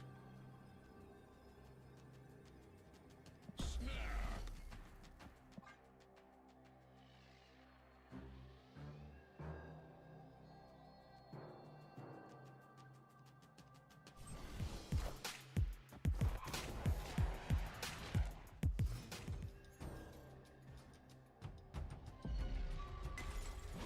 This deck is unplayable because Dormammu isn't gold. That's true, you know.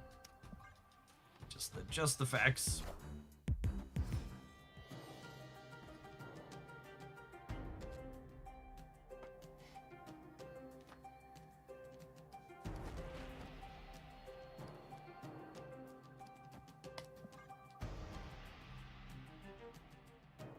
We're eating the demon here, so we don't have to give Dormammu a negative 3.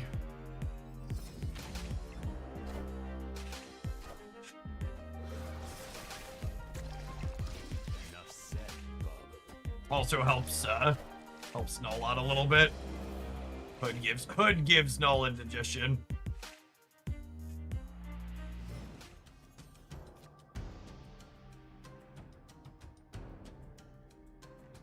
Morgan plus Kid Omega. Can I do something with that? Morgan Kid Omega. What does Morgan Kid Omega look like?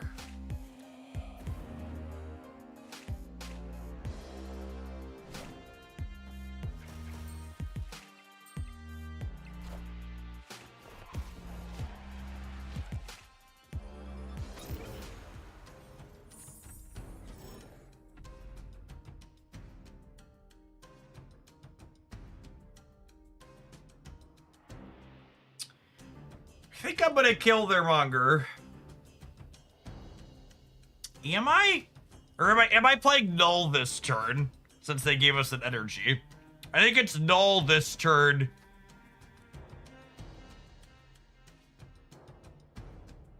This plays around Shang better, and they're definitely a Shang deck.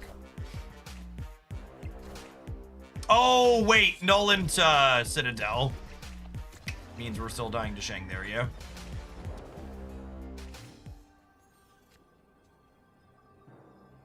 Mistakes were made.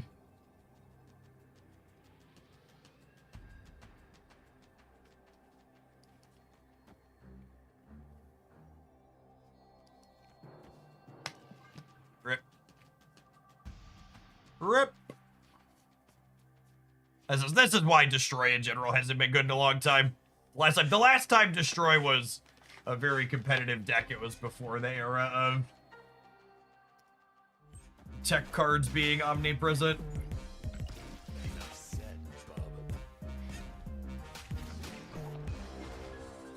Killmonger. It literally doesn't matter. We're either getting shanked on the left and losing, or we're not, and then we win. So realistically, we're dead.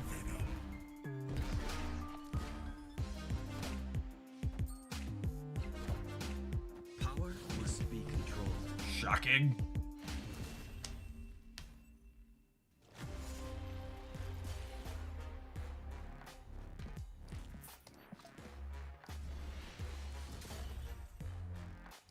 All right. I'm glad we put it through the paces, but I think Dormammu's a card we just won't bother playing with unless someone figures something out. That card's still shit.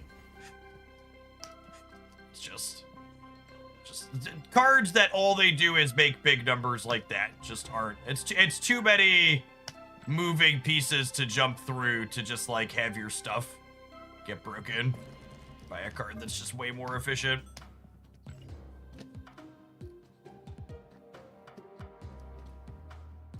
All right, we have a deck that's probably good as our next one.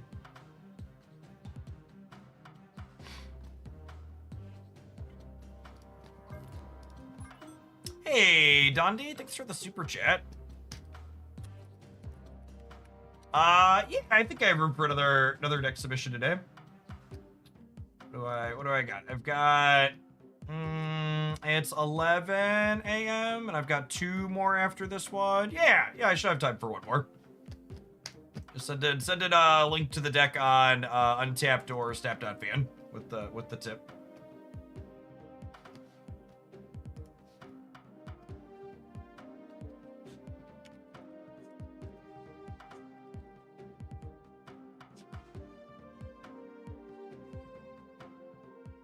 Yes, 100%. Dormammu should 1000% be can't be destroyed type card. You go through so much work to have its effect happen. It's worth it. Should have that insurance. Yeah, that seems fine. Surge isn't a card I've loved in Spice Rack in the past, but we can give her another go. Marvel Boy's been good in the past, and then Theta, Havoc, Marvel Boy are all good with Invisible Event. We've got Sunspot lumped in here too. I guess Sunspot makes Surge potentially less awkward because Sunspot gives you a means to absorb the extra energy that Surge is discounting you. Okay, I'm into it. Let's tap it and roll, and then we'll dive on into some matches with this one, huh? Thanks everybody for hanging out today. Don't go anywhere. If you're watching on the YouTube side right now and you're enjoying the Marvel Snap content, make sure you tap the like button. Appreciate the over 100 folks that have done that already today.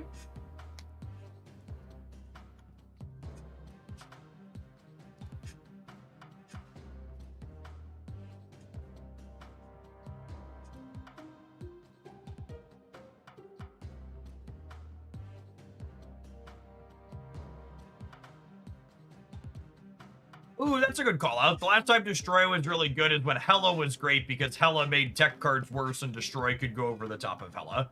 Yeah, that's good. That's good solid game theory. That matches my remembrance of history. That doesn't sound too revisionist.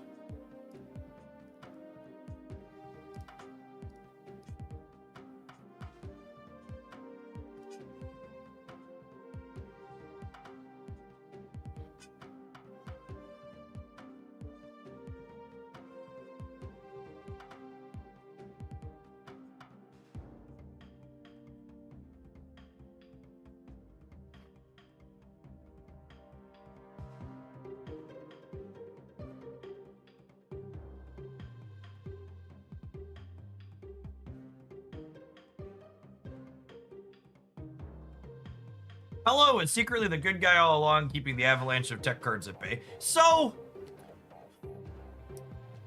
to go on a little bit of a tangent / soapbox, it's not that tech cards in Marvel Snap all need to go away or Marvel Snap would be a better game without tech cards. The thing that's problematic about a lot of the tech card design in Snap, or it's not even specifically tech cards, it's just an overall structural thing.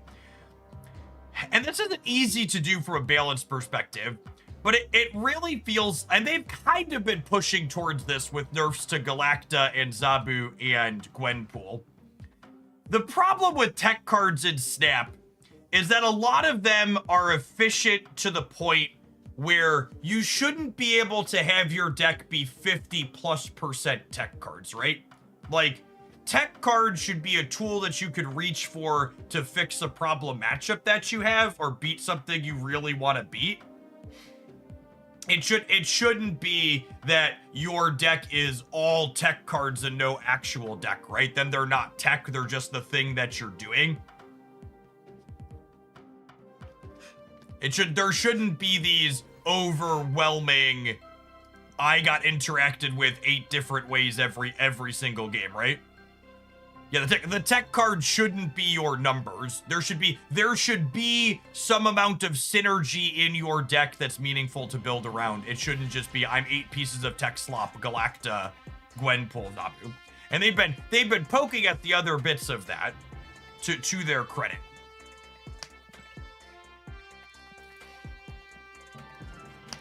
All right, our rack is spicy, gamers. Let's do it.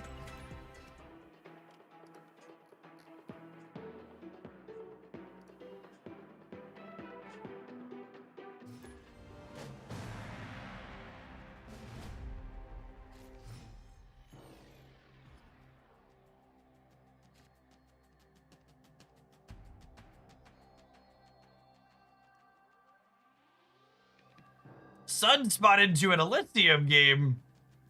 Lovely, lovely. We're gonna chill on Hood for now in case we draw. In case we draw best.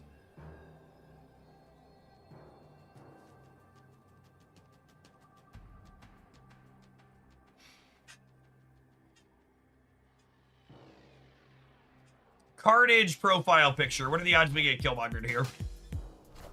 High.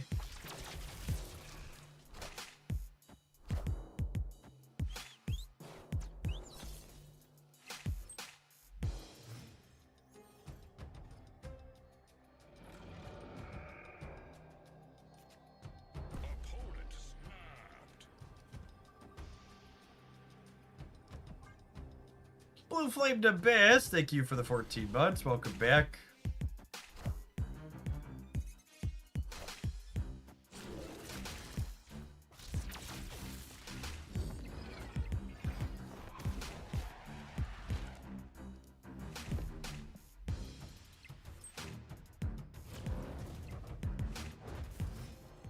Why is there an Iron Fist in their deck?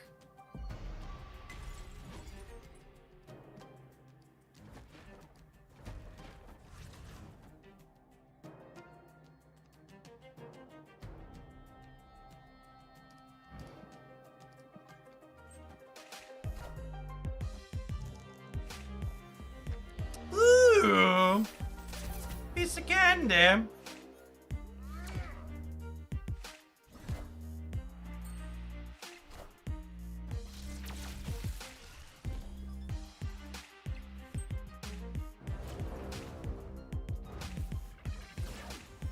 Acid Arrow is less good in the face of Strange Supreme.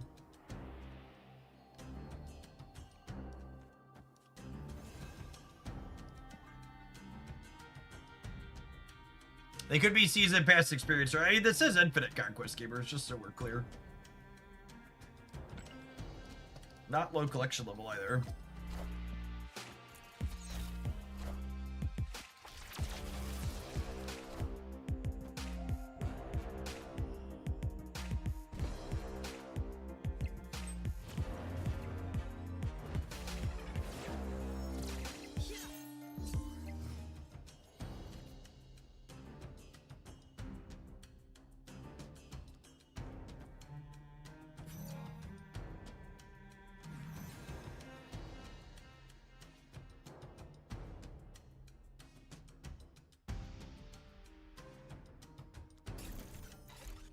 I want to do this so that way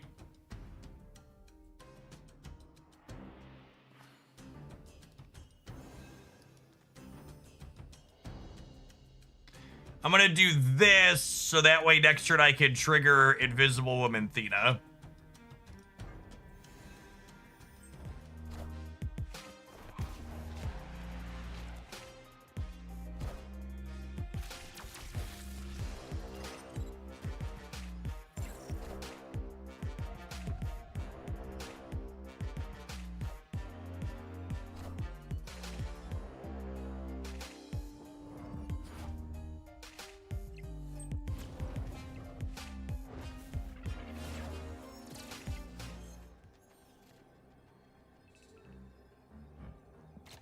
All right, Kill Daddy, I'm here. Come hurt me, please.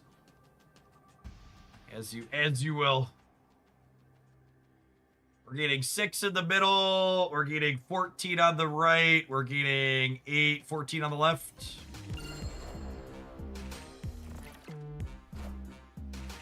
I guess Killmonger's actually not that bad for us in the center. I think this is someone that might just be giving out infinite wins while doing missions. You know, that really ran out of fucks to give.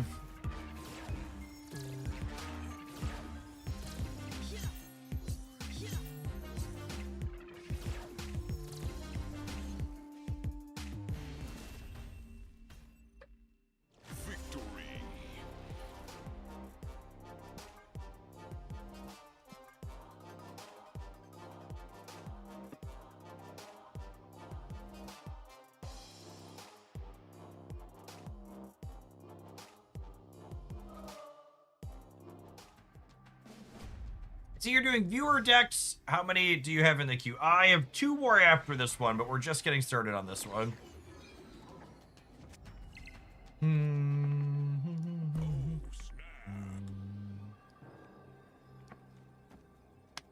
Scruff McGruffin, thank you for the 69-month resub. That's a long time. Welcome back.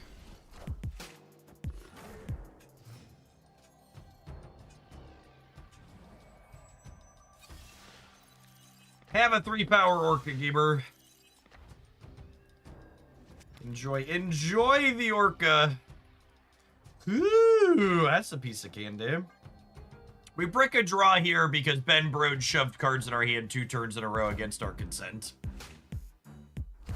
But rest of what we have going on is pretty good here.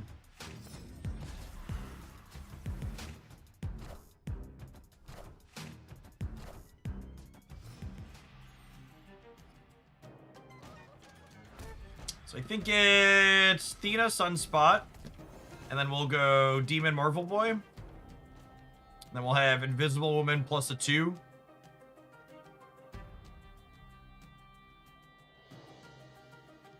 A clean curve here for us.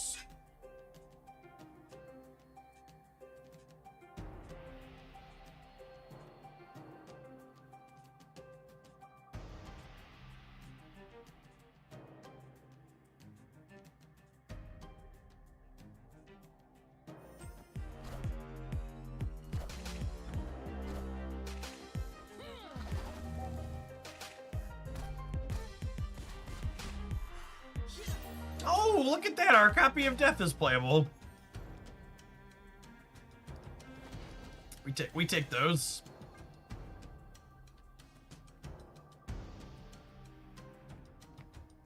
And then we have Invisible Woman plus a 2, and then Death plus a 2. Great. Thank you for the 10 months. Appreciate that.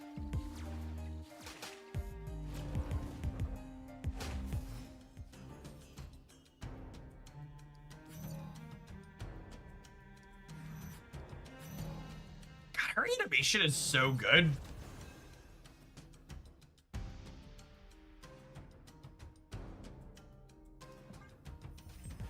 Oh, wait, if I have Vic, I can't death in a 2. That's fine, I can sage it a 2, right?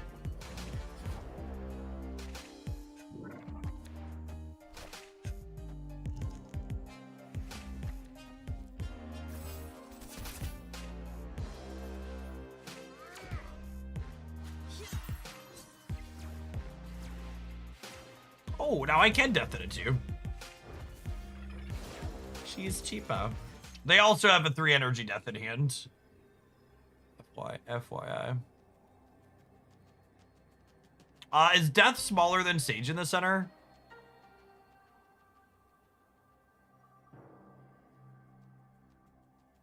She is, but I also don't need to play center, right? Because I'm gaining 8 in the middle.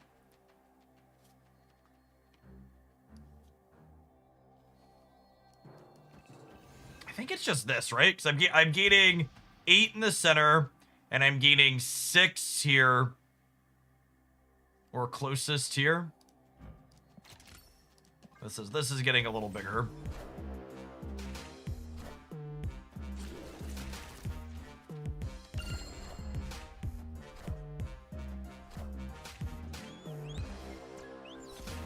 Oh yeah, Marvel Boy puts an extra 6 points to the board as well. Forgot about him.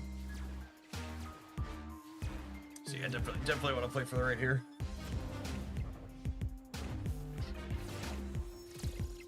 Opponent's deck's a little weird. That was a good clean game for us here, huh?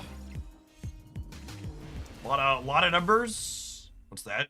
29, 21, 50, or almost 90 points across the board. Almost 80 points across the board. Math, not even once.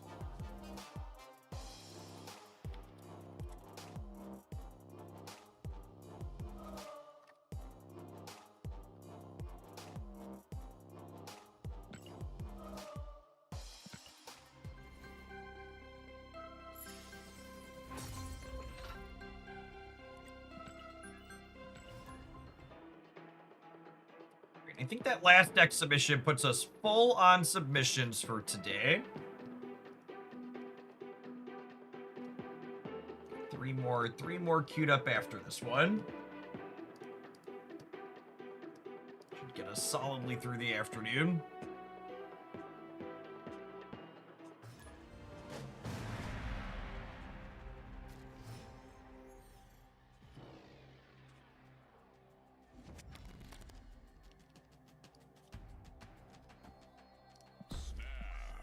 We snap on Nico, draw 2 in this house.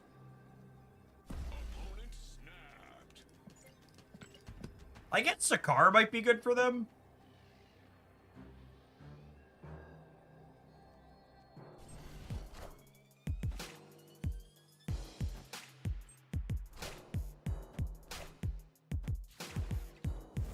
Not bad for them by any means.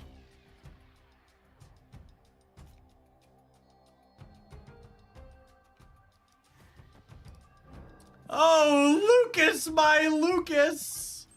Why have you forsaken me, Lucas?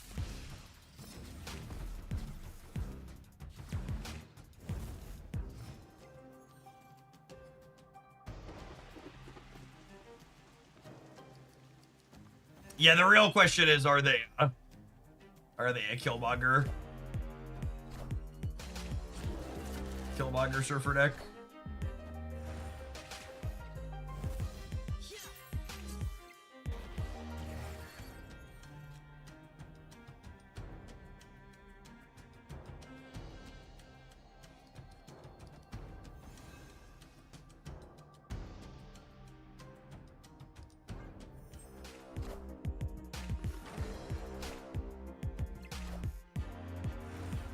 Ooh, probably not surfer.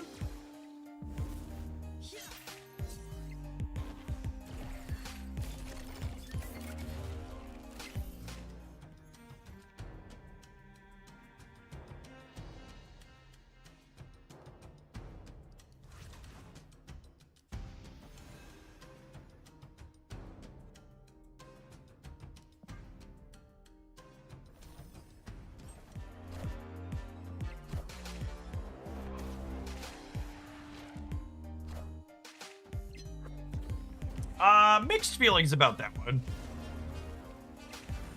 I guess it gives us another chance to draw Invisible a little bit here. Excited for her to be my literal bottom card.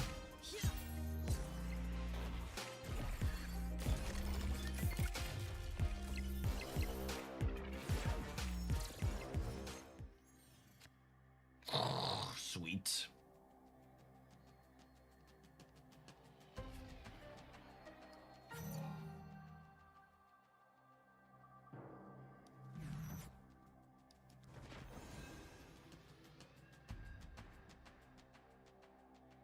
think this is enough to win here, because I'm going to gain another 9 on this card.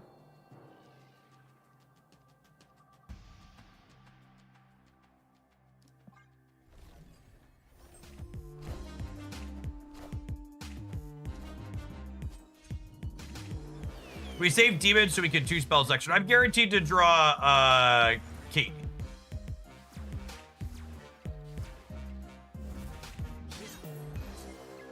No, I'm punting the left. I don't think we can beat the Human Torch. No, I have 5 energy.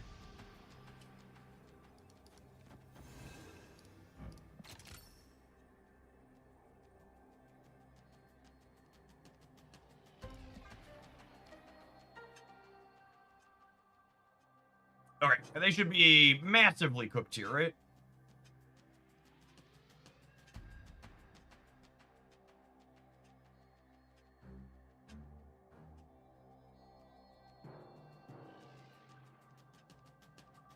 Except for that Shag they're playing. That's true.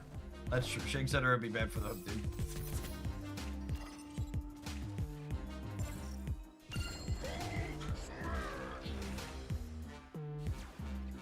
That is an, let's call it an ambitious stay.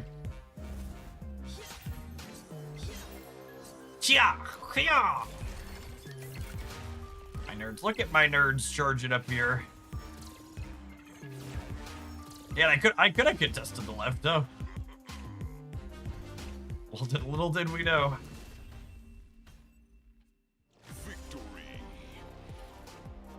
I guess if I was gonna play this center anyways, it was strictly optimal to play Invisible Woman here on 6 to leave myself the option to play Sage here.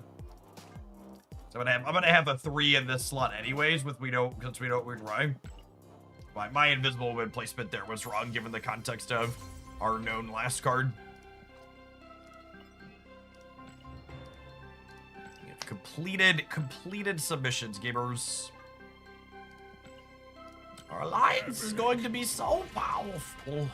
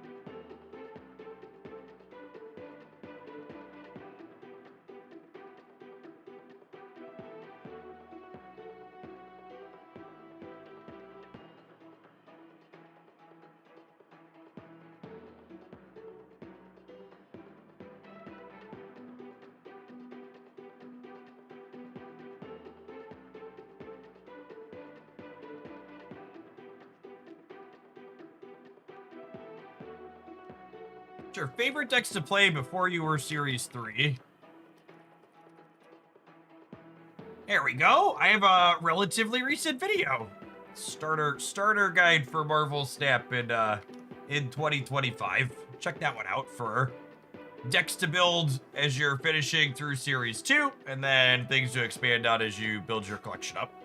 You're into the game. That video is actually, I just looked at the stats of that video. It's paying off on the long con. Its release stats were mediocre, but it's up to almost 10,000 views. Having a longer tail as expected, which is nice. Do we bast on one here? Nah, I think I'm gonna chill on the bast for now, because it would be a good one to turn into a demon. Or whatnot. We have Surge on 2. Probably Bast on 3, realistically. If we hit Demon or Draw, we'll probably go Nico Bast on 2. 1 and 3 for that to happen.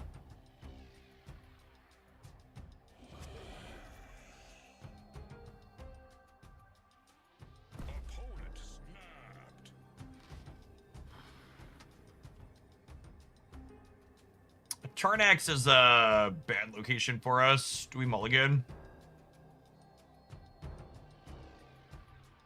I take the reroll on turn X.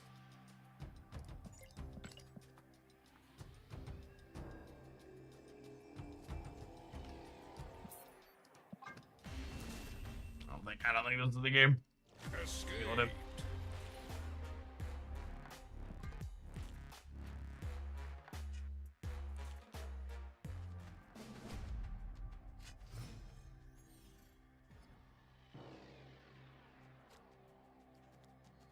I'll take Bast on Hood and Sage and then Surge on 2 here. There's no Nico to encourage us to wait.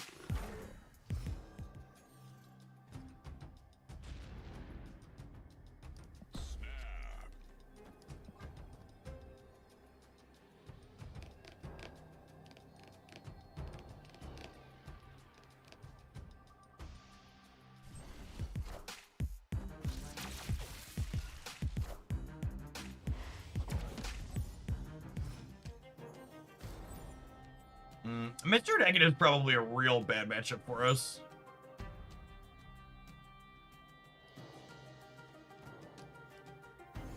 Although rocks probably favor us. Let's see how the expansion goes.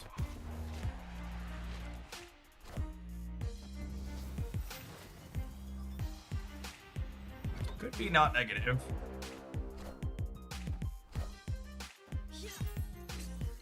A little bit of a diff in our favor.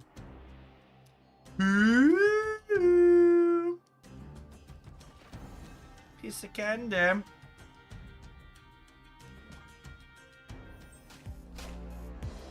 There's a season's tier list on YouTube. No, I won't go up until tonight. I gotta wrap up for the day.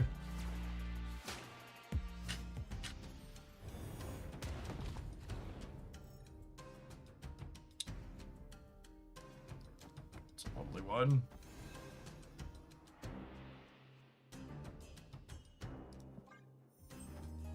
I got a rock.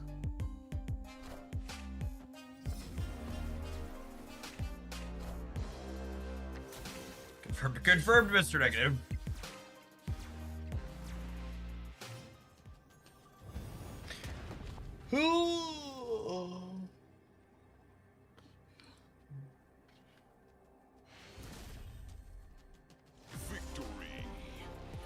All right, so this will be a matchup where I don't want to snap early. Snapping turn 3 is often what I'm going to want to do because I don't want to snap into the games where they're Mr. Negativing on 3. That's what I want to avoid.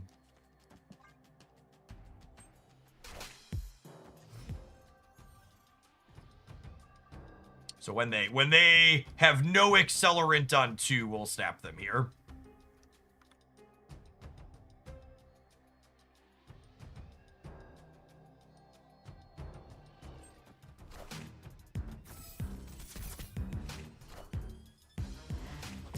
And then when they hit, we'll chill.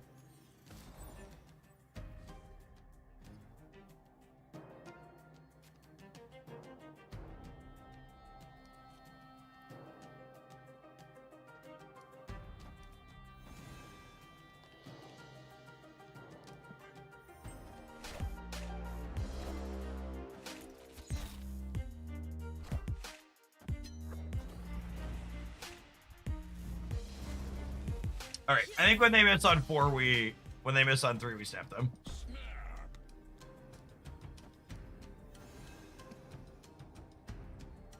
Oh, you know what? I probably should have played this last turn, so that way Marvel Boy had 3 targets this turn.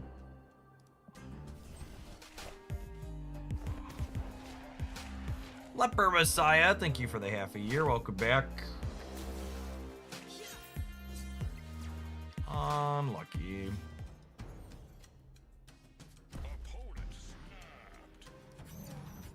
It's optimal to leave here, but I'm gonna be honest, I really just don't want to play matches against their deck, and my draw is pretty good, so I'm gonna stay.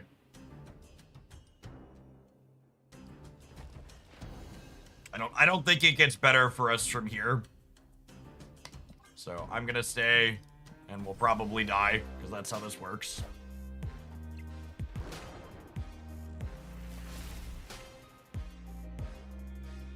Rather than nerf the opponent's deck, they gave Mobius and Mobius an extra point of power. Which honestly, I would bet the Mobius and Mobius gaining an extra point of power means that the back end stats on this deck are fucking absurd right now.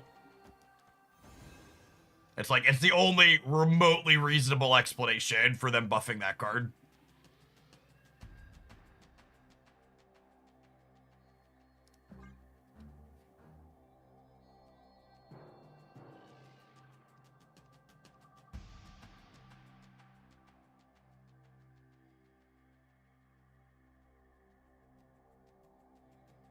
I'm gonna play for 8 here, and we're likely gonna die. It just is what it is.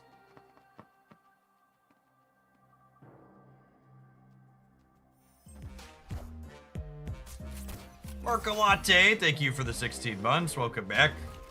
What do you mean by back-end stats? I mean, stats that second dinner has that aren't public facing.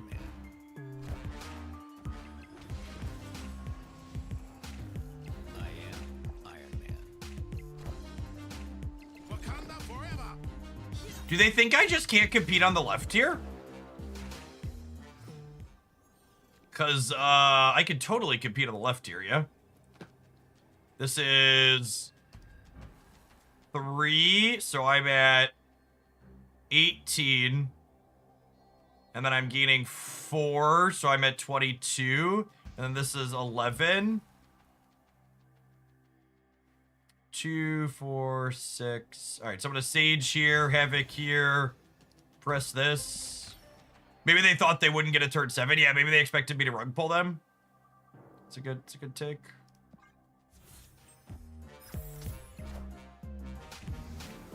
Oh, I get like Ironhearted out of the game? No. Okay, cool. So they're absolutely cooked then. Sweet.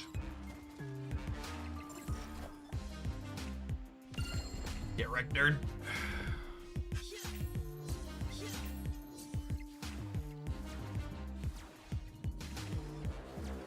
Listen, chat, when you're locked in a room with a matchup that's bad for you, you should make stays like this that would be bad in a regular game of Marvel Snap. Because you're gonna have to get lucky. Like, on the ladder, no, genuinely, we got fortunate to win this, but it was still tactically correct. On the ladder, you're just supposed to leave every time they snap you back there. But in this matchup, because I'm locked in a room with them, I'm gonna have to get lucky to win. Yeah, they very much overcommitted, man. They should have split Iron Man and Gore.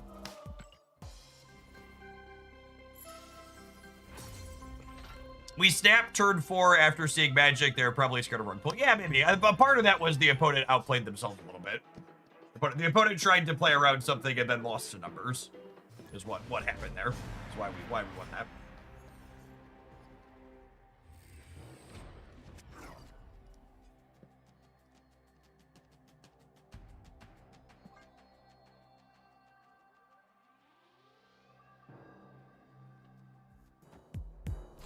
Yes, Case Arrow was very useful there. That's so sad. This location always feels deeply personal. Can I snap anyways? My hand's kind of good.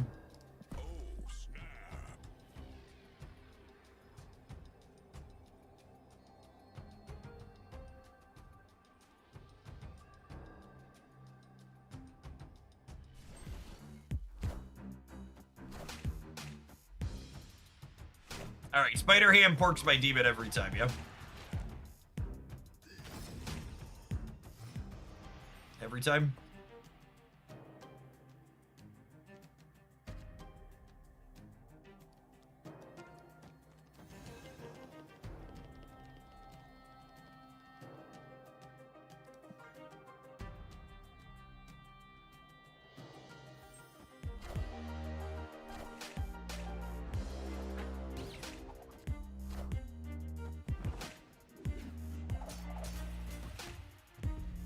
Opponent did that in the wrong order. You should always Moon Knight before you Spider Ham.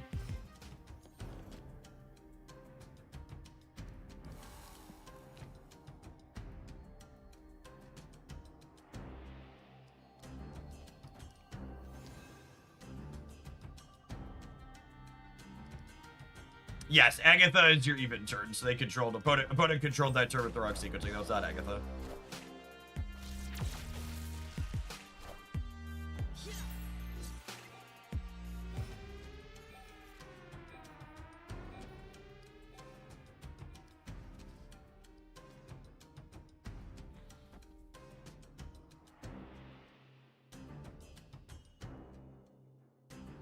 Man, I'm not going to be able to trigger Athena next turn. Which might mean we're cooked here.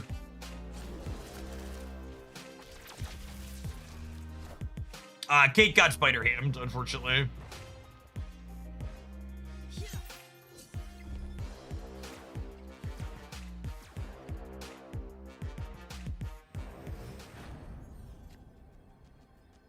Man. We lost the fucking 1 in 3 on the cannonball, right? There were three sixes over. They left anyways. God bless. No Ghost Rider. I was gonna have to retreat. Cannonball with Agatha is coming.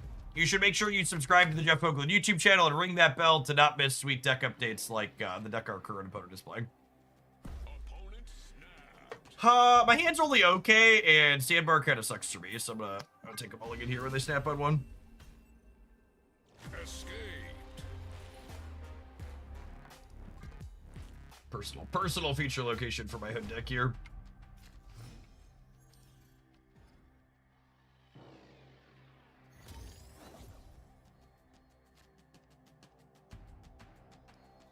Opponent snapped.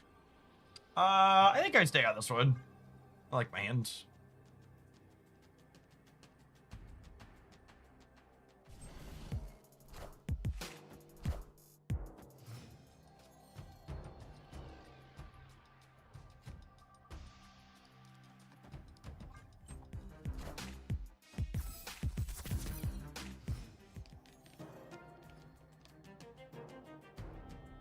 In New York. Do do do do do do do do do. It's New York.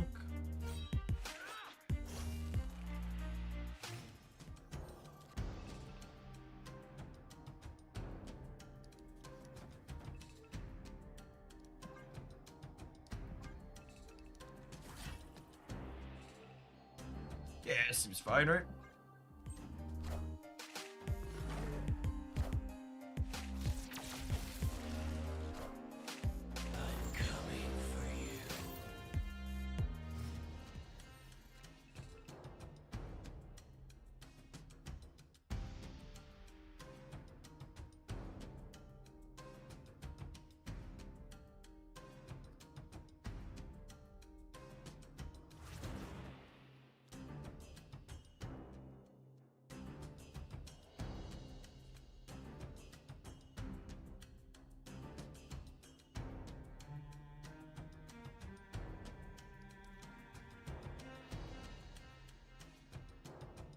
Man, Dark Dimension sucks shit for us so bad.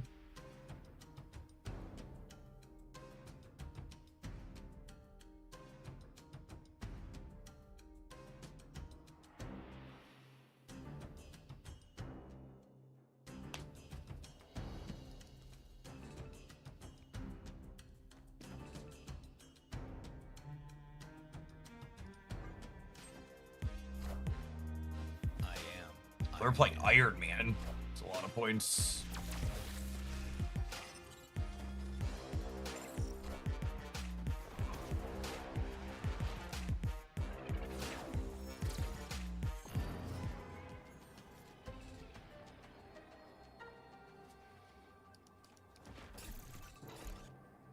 Only gaining 8 on the right.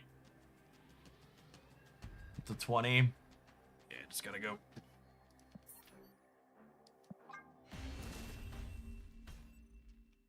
Escaped.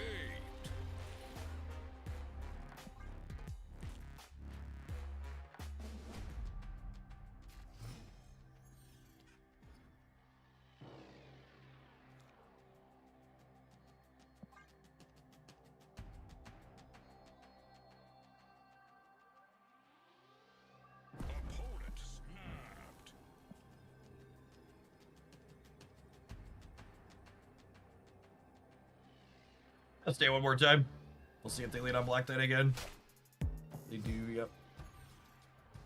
Every time our opponent's tapped early, they've had Black Knight. Good thing to call out.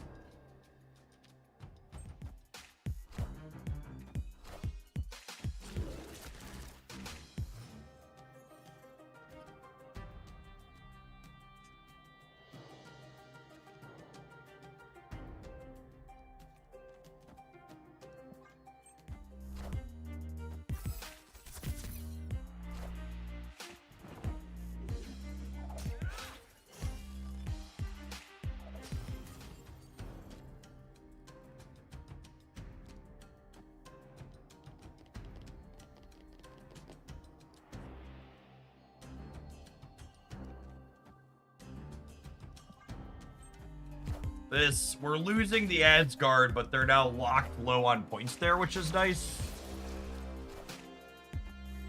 Low on points.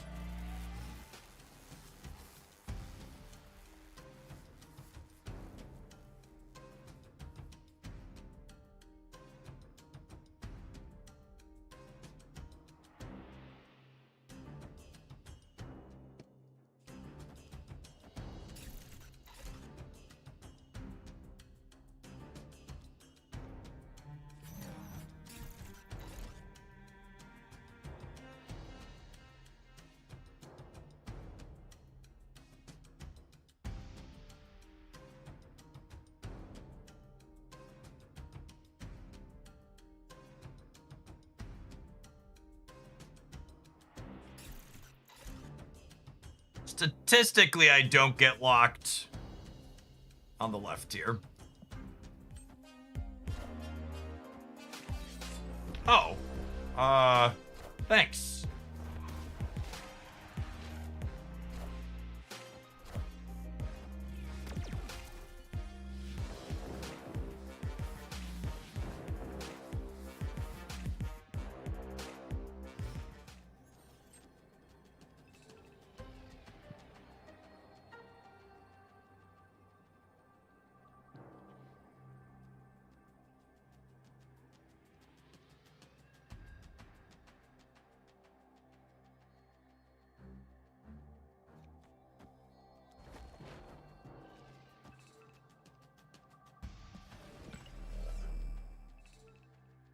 This is big enough to win the left on its own, right? 2, 4, 6, 8, 10. This is 13. And then we keep him honest till we put point center.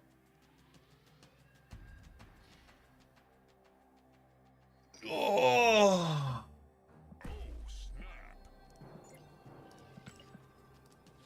Let's end the game here one way or another.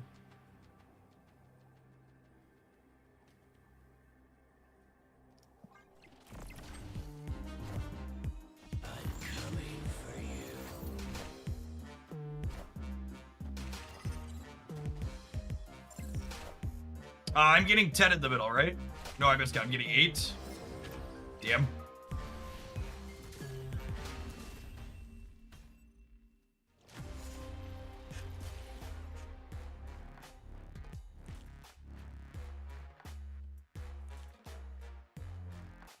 Yeah, I don't think I have any other lines there.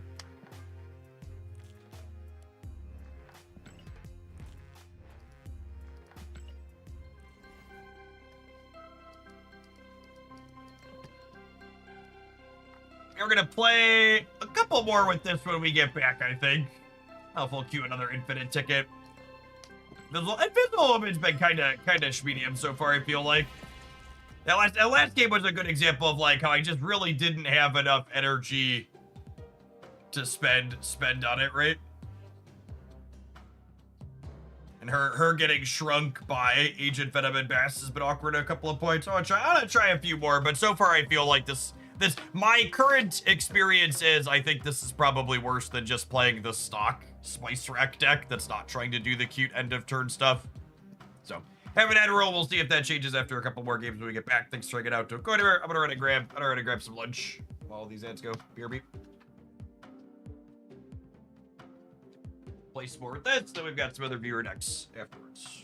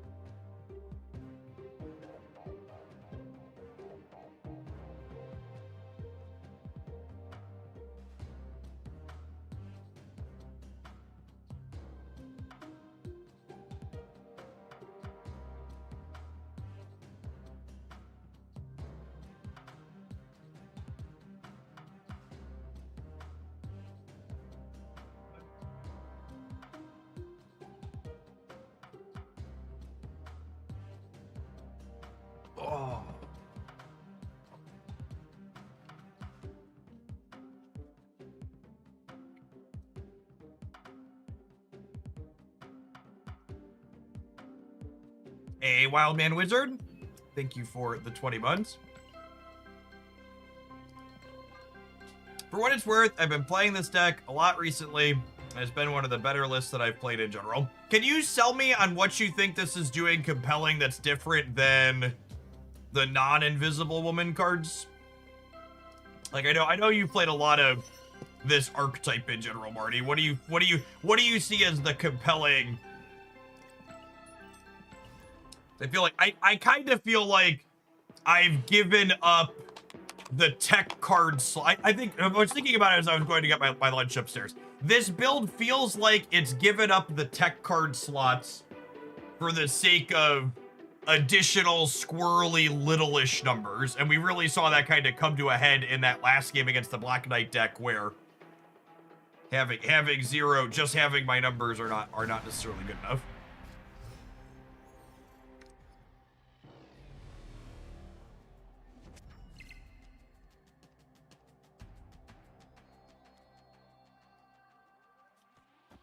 Snap. Opponent snapped.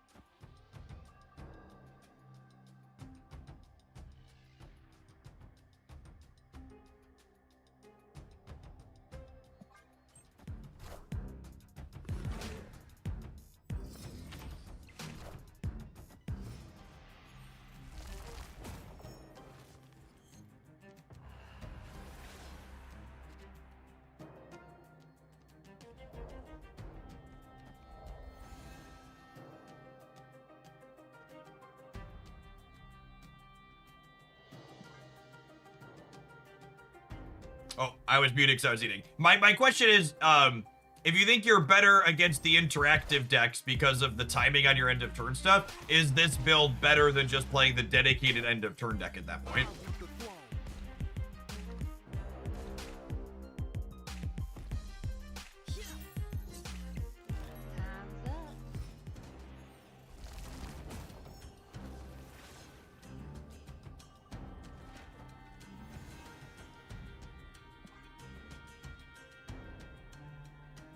Yeah, and I'm also going to be a little on the nose biased as I say it, but making your deck more resilient to tech cards in one way while also being an auto loss against Killmonger because of the changes you made is a tough spot to be in.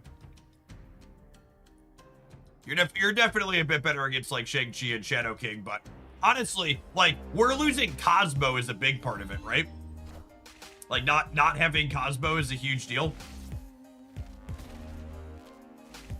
Are we gonna beat this Kill Daddy? I think we're gonna beat this Kill Daddy. Lovely. Because not having Cosmo as the tech card. Usually Cosmo and Luke Cage are the tech cards that you typically play in the stock Spice Rack shell. Billiam, thank you for the Hawaii 5-0. Appreciate the 50 months of support. Welcome back. I stumbled into one of your Magic videos from 8 years ago. Your voice sounded very different. Yeah, it turns out having a professional microphone does wonders.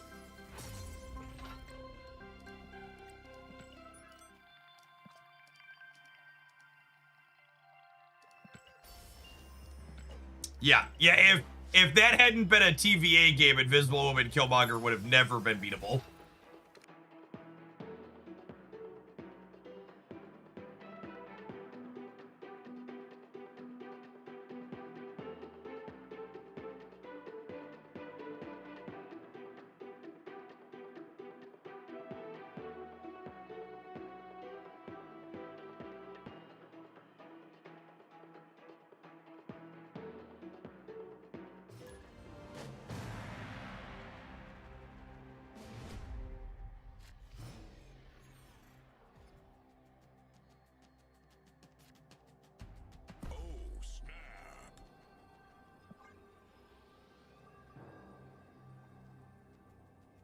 Mr. OTA, thank you for the 58 months. Welcome back.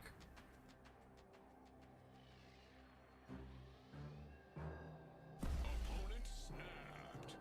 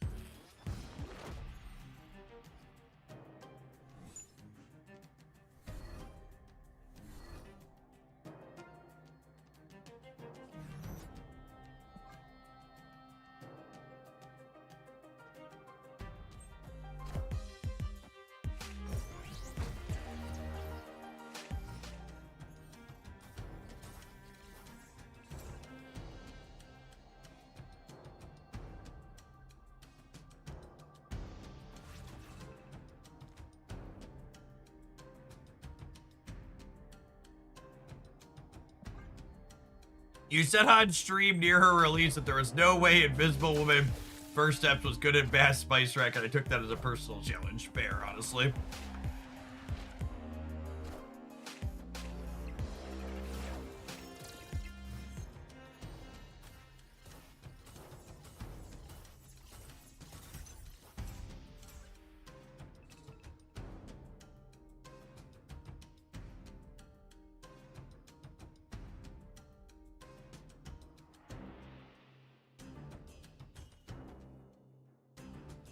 I think we're probably getting Enchantress in the middle.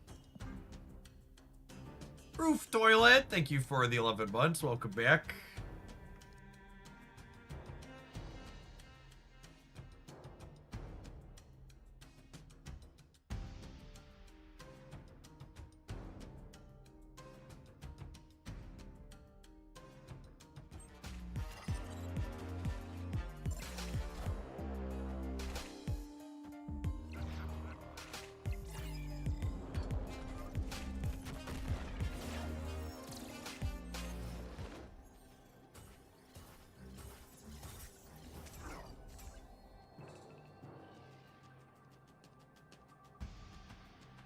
Are we cooked, gamers?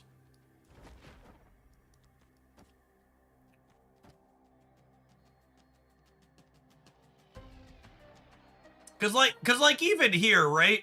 Like, this Invisible Woman was only a 3/7 this game, right? Which is like, it's not terrible, but it's also not something you write home about.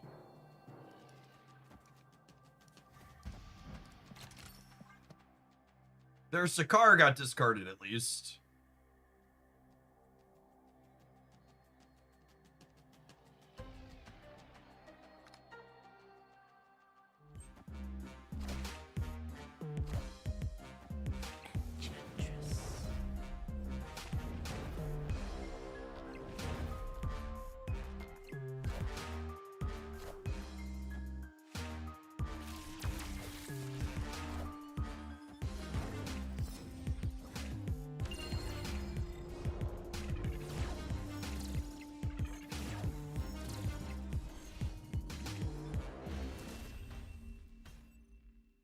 Victory.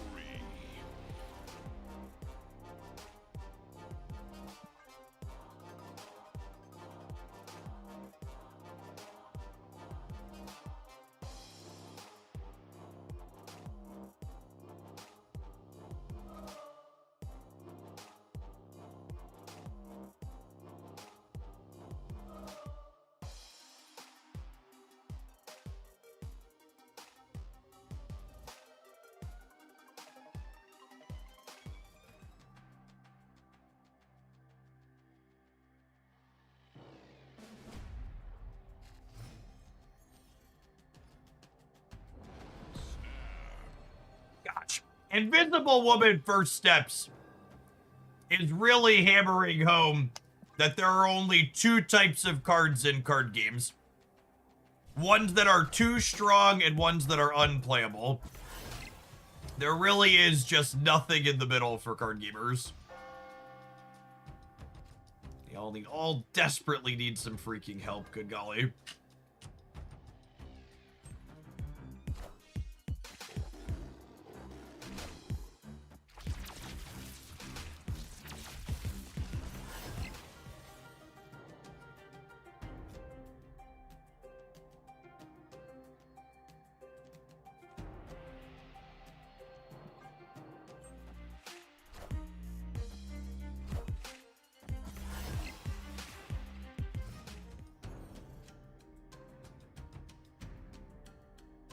All right, so we'll go this into this.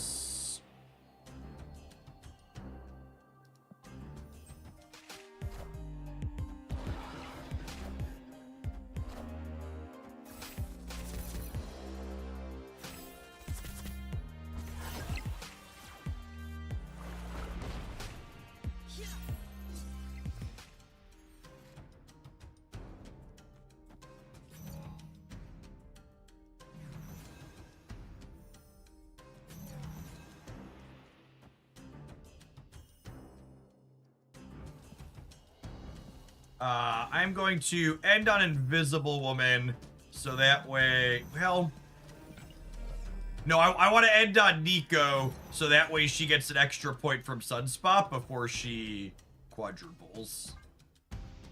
Final answer.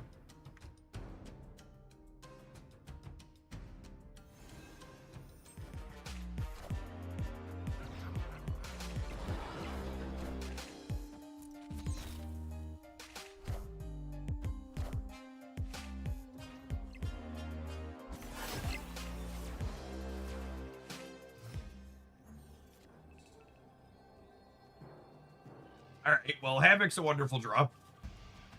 Sage into Havoc here, into trigger this. Sounds great.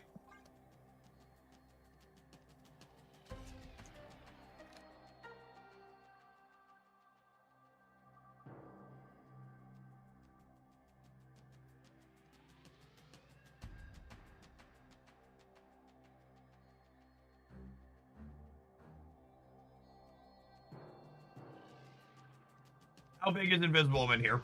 She's 3, 4, 5, 6, 7, 8, 9. So she's 14 power.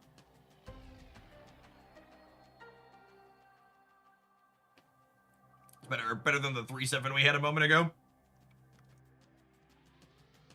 Oh yeah, Theta 2, 17 power.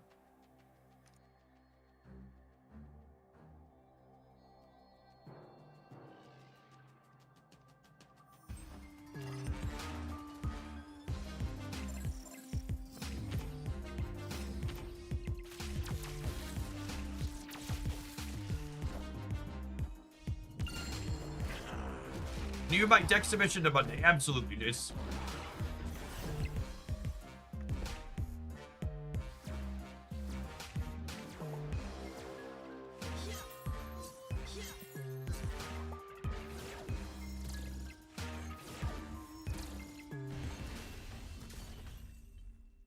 Victory.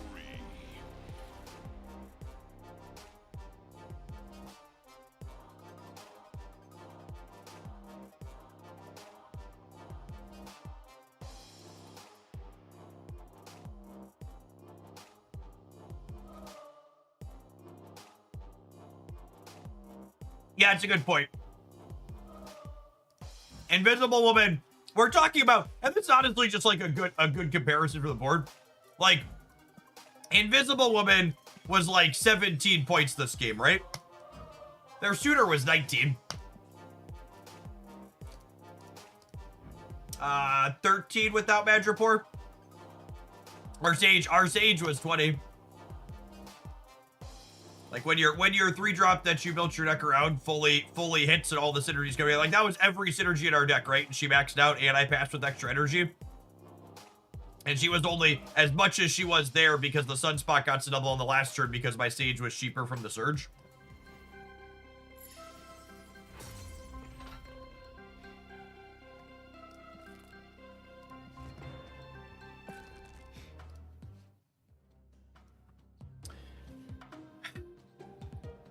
I think if you're dead set on playing Invisible Woman inside of this archetype, you could play her and not feel embarrassed.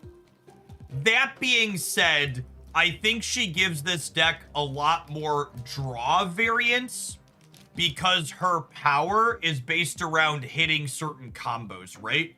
So one of the strengths of this archetype is that it tends to be kind of individually powerful cards that also synergize with Agent Venom and Bast. And Invisible Woman is a card that, like we saw in that last game, has this incredible high roll, but there's also games where she just shows up and doesn't do a whole lot for you. So, really good card when it all comes together.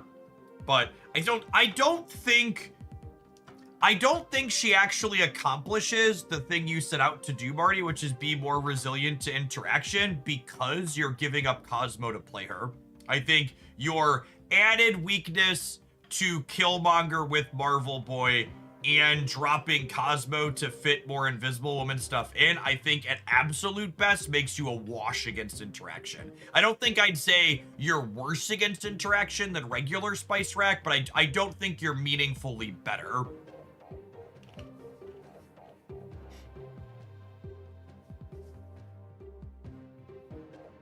Yeah. All right, shall we move along? That was reasonable. I'll get a YouTube video.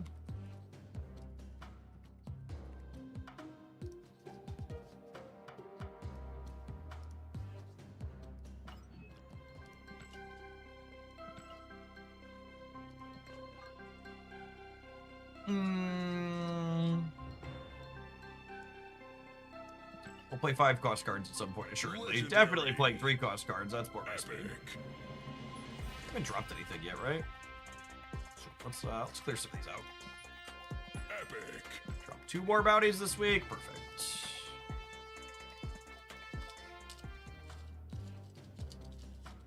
You recommend a fun Merlin deck, Mr. Jeff. Merlin goes in a ton of stuff. Pick your favorite hood deck and go nuts.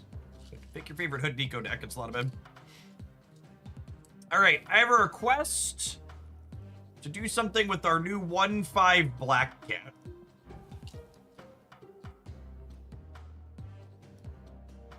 Is this card just great in Moon Girl decks now? It could be Cerebro 5. We have a stellar Black Cat split and variant.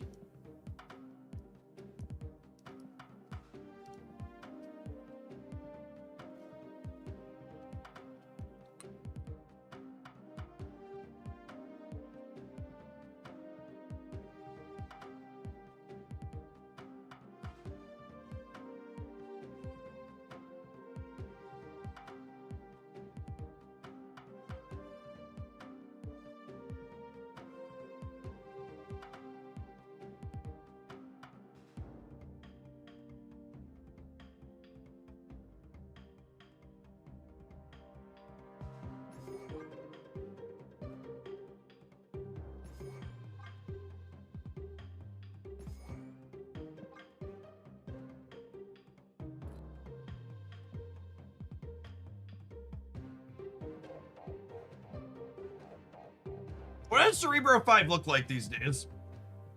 A lot of the good 5 power things moved up or down in recent memory, right?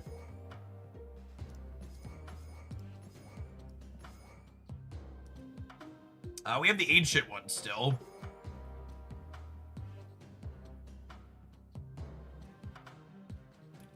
We still have Rocket, we still have Medusa, yep.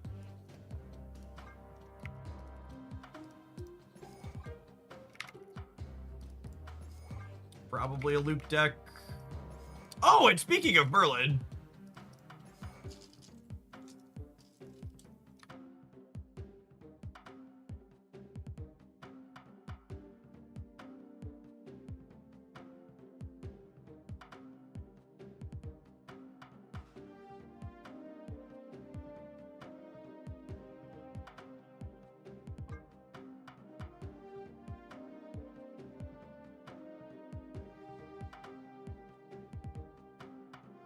Miss Marvel's just a little bit awkward with Martyr.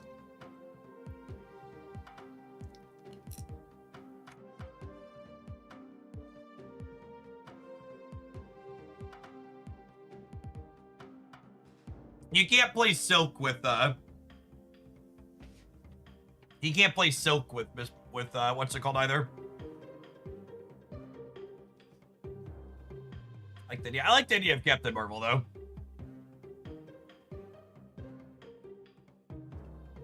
You do kind of want another Ancient One target, but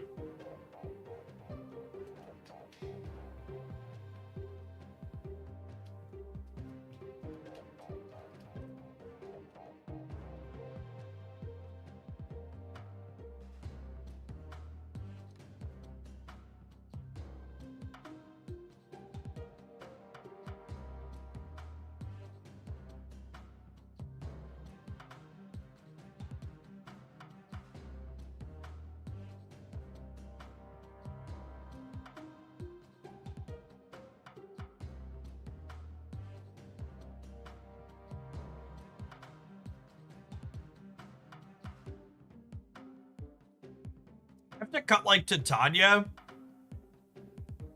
I kind of like having a critical mass of cheap things with Boon Girl. I think we're gonna do this.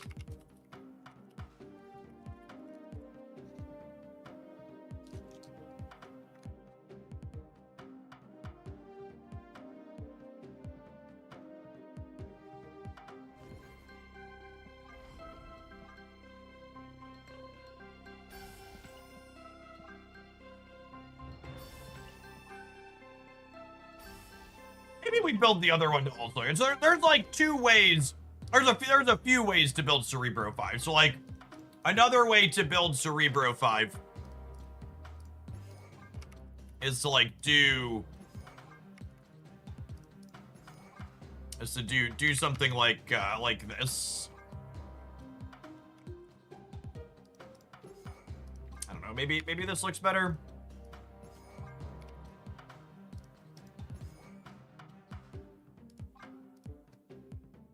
Something along these lines.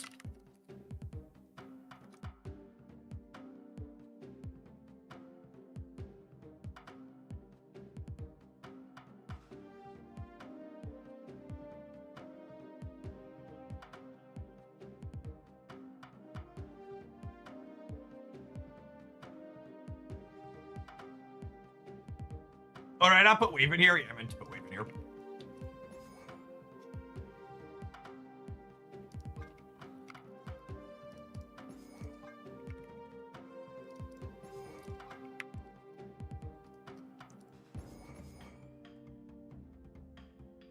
Something like this. Oh, Absorbing Man's a 4/5 is a good call out with Dr. Doom.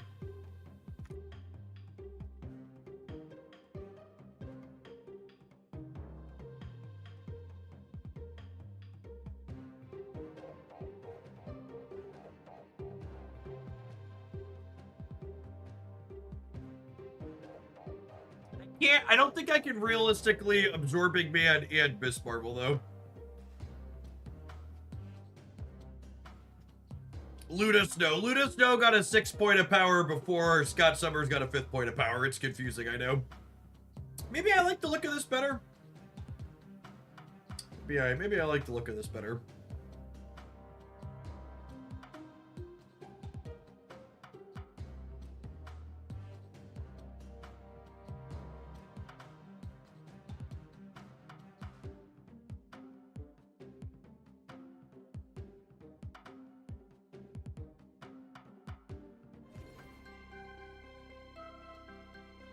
Oh, that reminds me before we dive into this. I don't think we're gonna get to Grand Arena before the 2 o'clock rollover, so I'm gonna concede 3 tickets here real quick.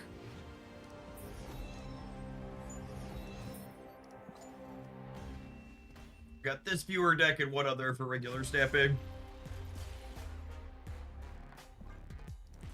You wanna concede your tickets because you get 5 points for conceding them. And you give someone else 5 points, assuming they're not a bot, but you can't build up extra tickets.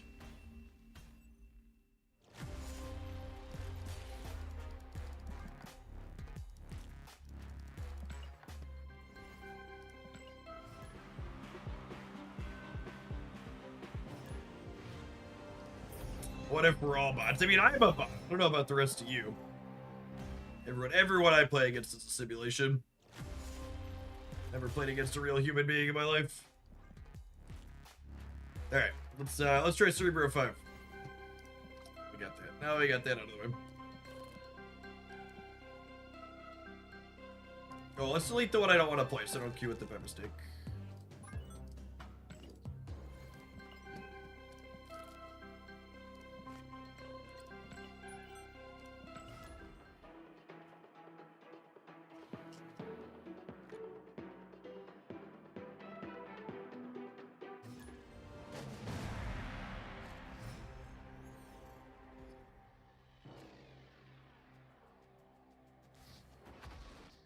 Oh, snap.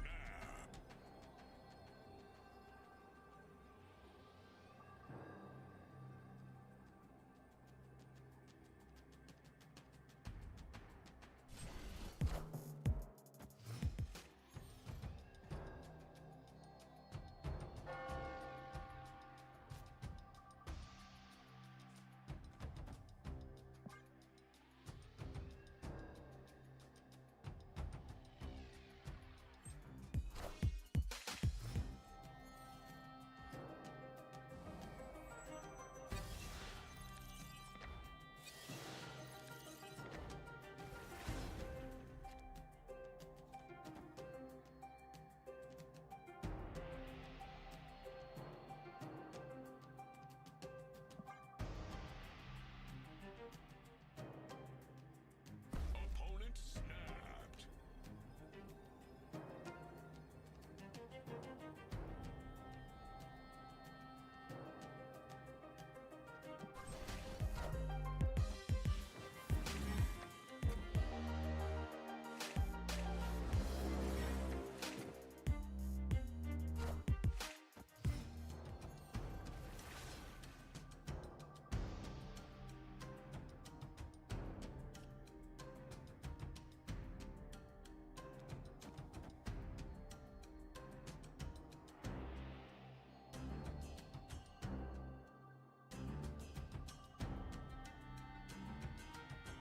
Not going to be able to get enough points over to here, and the Martyr's going to screw me too, isn't it? I originally wanted to set up this with Tau in the center, but...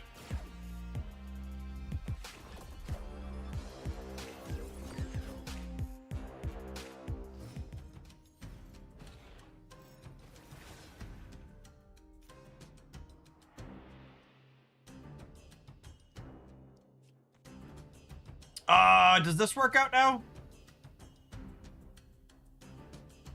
This is fine. This is fine now, right? Because now I do this, and then we just Cerebro Tau in the center here.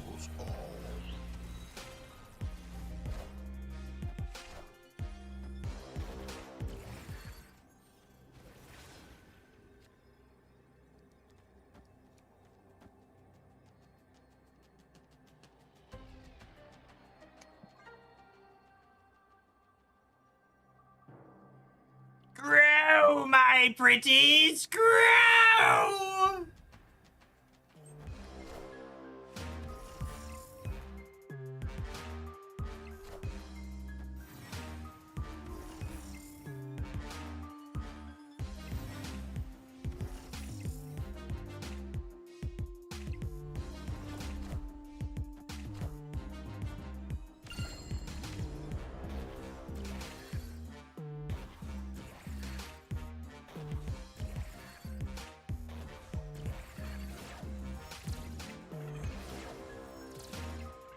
Can you believe that Second Dinner would release this disgusting pay-to-win card that absolutely no deck in Marvel Snap stands a chance of being competitive against? We should be banging down the door at Second Dinner's office, asking them how they dare release a playable new card. It is unacceptable. It's the most busted thing I've ever played against.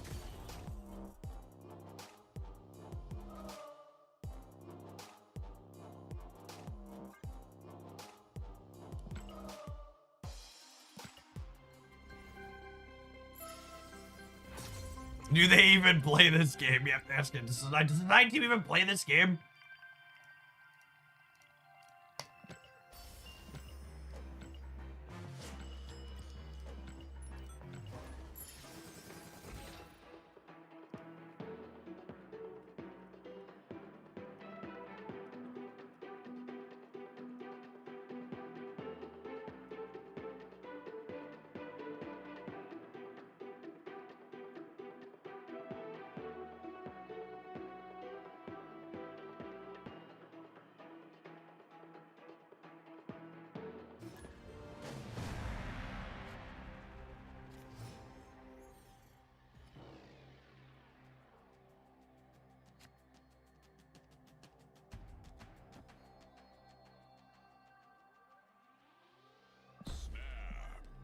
Hey, Jeff, any tips on beating Infinite Conquest? I always make it to the last battle and then get tech card out of the game. You just gotta play more. Infinite Conquest is just super high variance because you can't afford to lose one match. Even if you have an incredibly high win rate, your odds of going 5-0 aren't that good. Second game in a row where the Black Cat buff is relevant here. Getting to play her out on one. Looks lovely.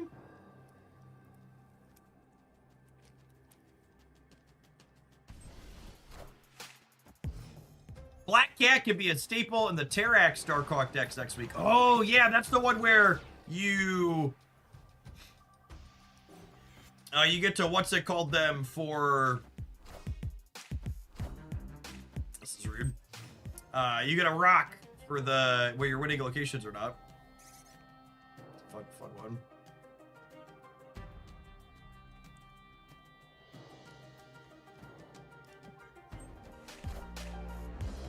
Yeah, on reveal, for each location, shuffle a rock into the losing player's deck.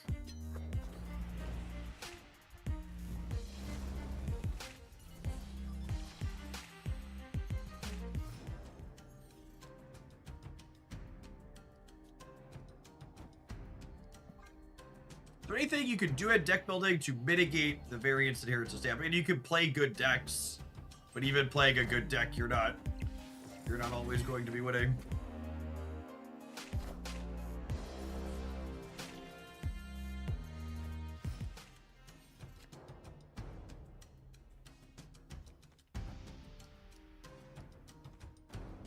And I'm gonna need to Tau.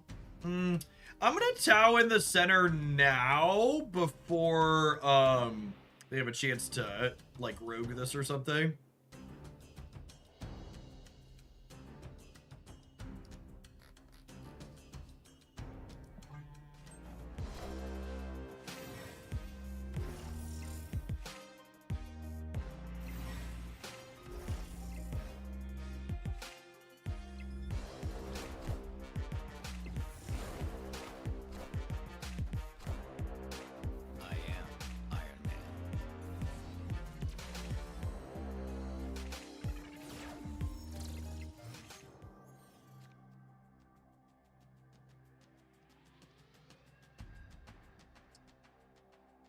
So because of the squirrel, I can't Miss Marvel more points on the left, unfortunately. But I can Miss Marvel more points on the right. Can I?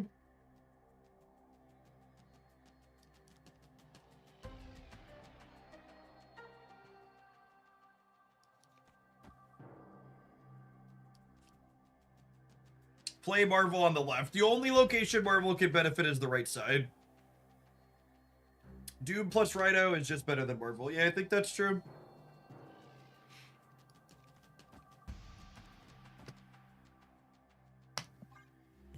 Jeff, there's an extra turn! Chad, it doesn't matter. It's all I can do. This is either good enough to win the game or we lose. Those are the options.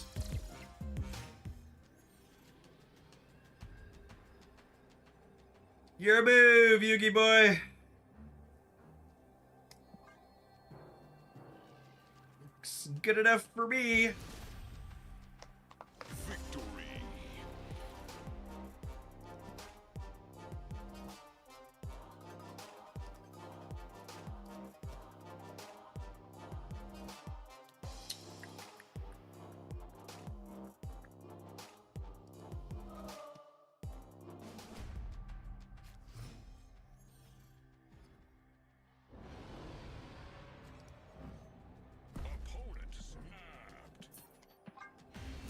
screen. Escaped.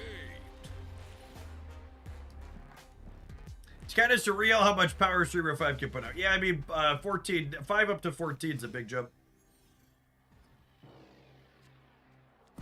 Snap.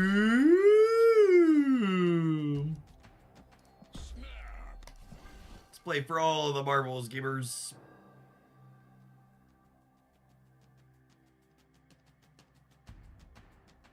Havoc and Adam Warlock. Are they, Invisible Woman? Negative?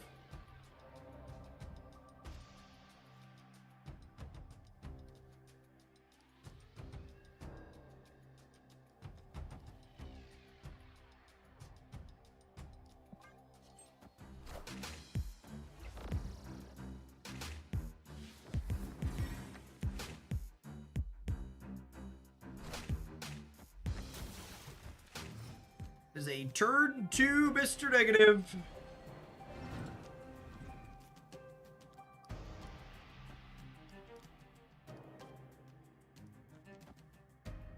I probably want to start maximizing my chances to get rid of this throne room, yeah.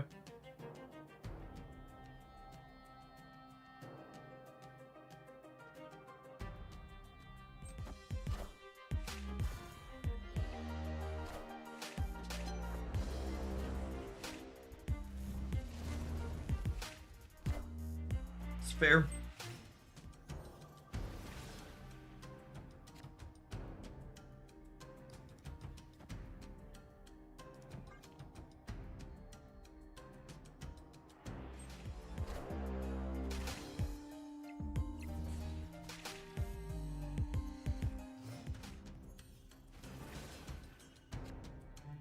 Oh, should we captain left to shut down Adam Warlock? Yeah, probably.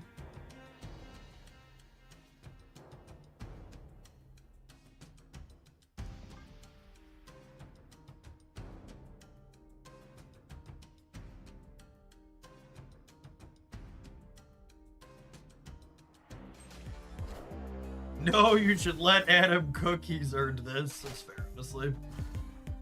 I am Iron Man.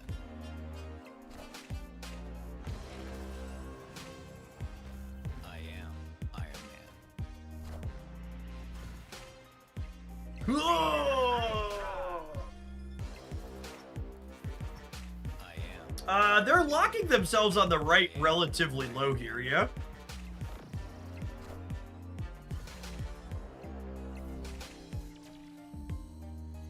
Like that's not that many points on the left. Or sorry, they're locking themselves on the left. I mean.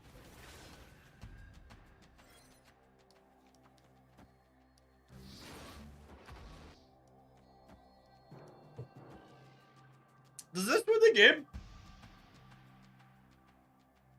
I think there's a real chance this wins the game.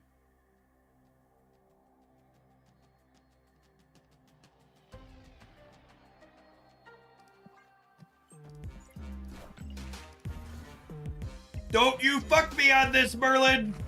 Don't you dare! Average Merlin variance. Martyr has no text chat. Martyr is Miss Marvel. Alright, Merlin, just like we've rehearsed, some neutral ass location, please.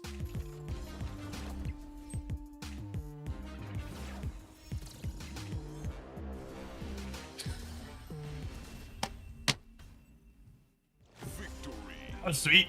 Yeah, so the Tau is a combo with Martyr, chat, because Tau overwrites the text of the card that you're copying onto. So sweet non-Cerebro game there. Looking real good. Sarah, Miss Marvel, Ancient One coming together with their powers combined.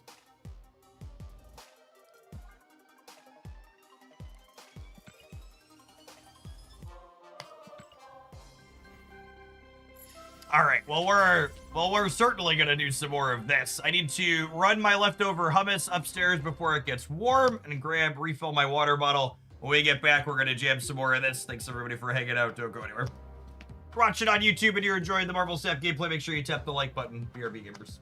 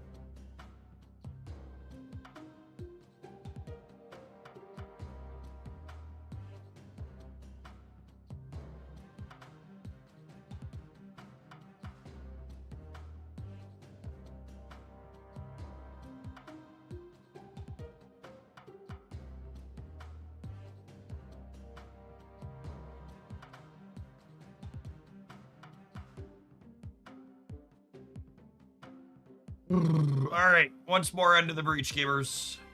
Played 5 cost cards. Yep, nailed it.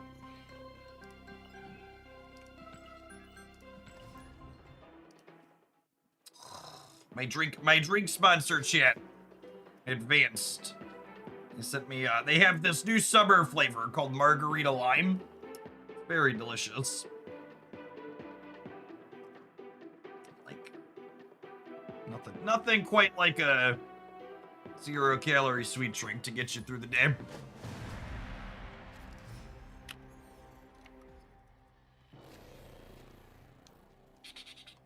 Are we martyring? Sure. Well, when we're not sure quite where we want to play Martyr, you err on playing her in the center, especially with the Ancient one already in hand, because if we end up Ancient wanting, Miss Marvel, we'll want her center. The best laid plans. Man plans, brood laughs. That's the saying, right?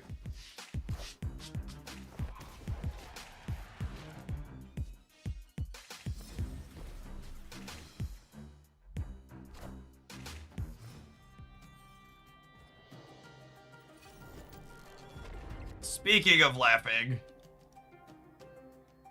Thanks, Benjamin.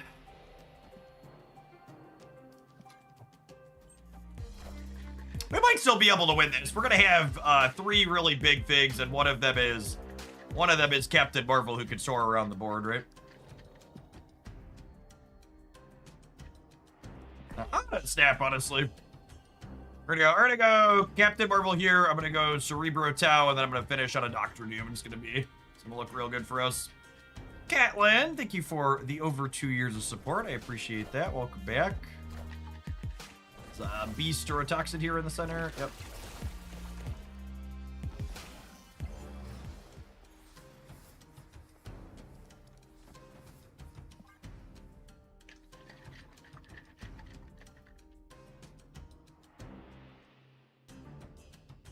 Oh man, the Vibes market dropped even more today. We're down over 650 points. Not the Vibes, chat. Won't somebody please think of the Vibes?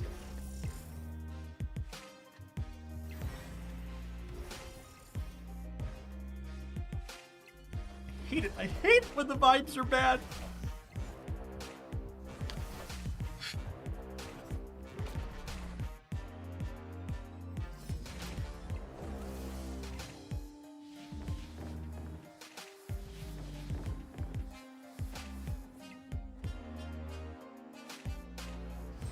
Pizza Crust, thanks for hanging out for 2 years.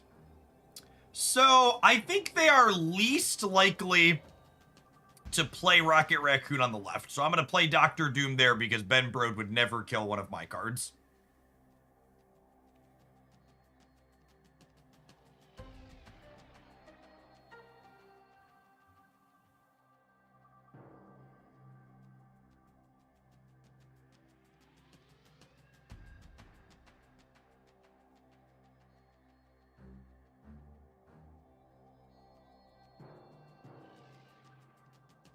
Oh, we had more tariffs today too, right? It's August 1st. Did we taco on any of the tariffs, or is it actually tariff time again? I forgot about that. We were talking about the jobs report earlier.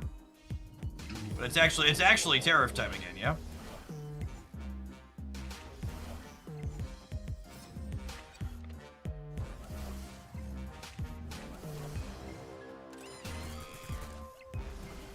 Mexico tariffs got tacoed. All right, cool. He's such a floppy taco.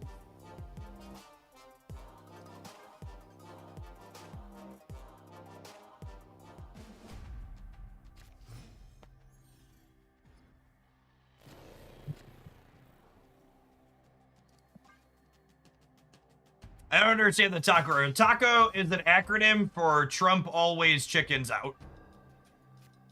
Which is to say the market vibe doesn't actually lose points anymore when he threatens tariffs because he's a dishonest little bitch trying to manipulate people and not actually going to follow through on anything.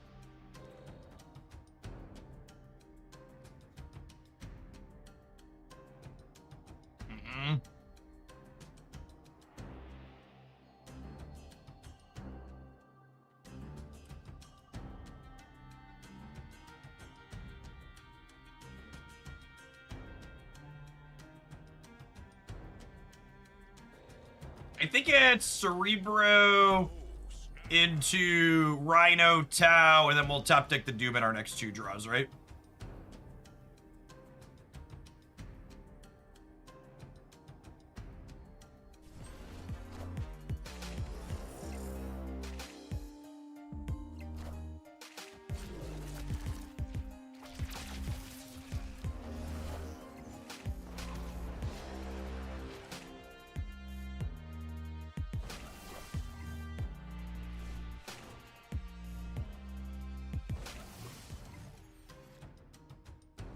This game is too easy, chat. Things that are easy to do. Draw Dr. Doom and predict that Trump will check it out. Two things in life are certain here.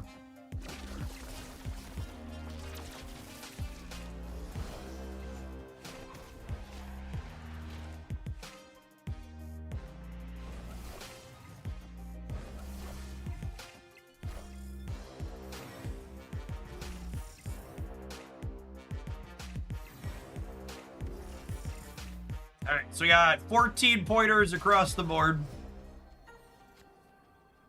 And we'll drop this here because Rocket Raccoon here shouldn't make a difference. I'm not gonna gamble on the Danger Room again, I don't think.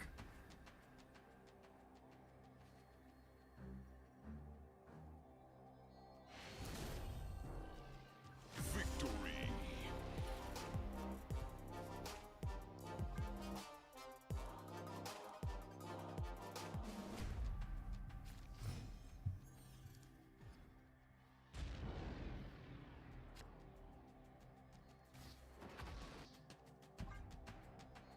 Well, we're going to have the power. Woohoo!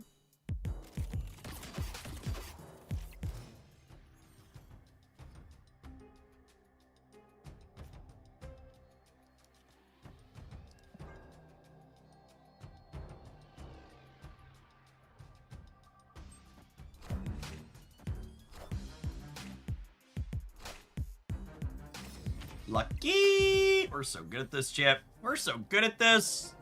Maybe I should turn my opponent's stream off, but it would make the game harder to play, so I'm not going to do that.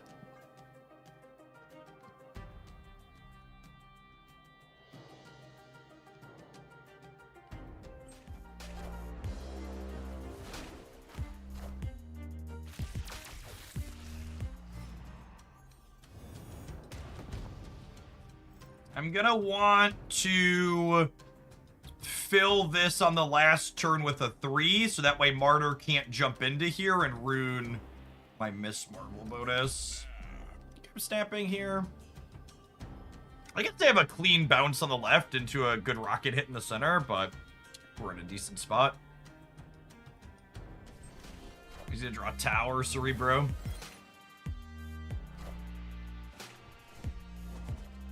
Pizza Gibbon, thank you for the 2.5 years of support. Appreciate that. Welcome back. All right, so I get to do these 2, and then we can slide Lucas in over here next turn.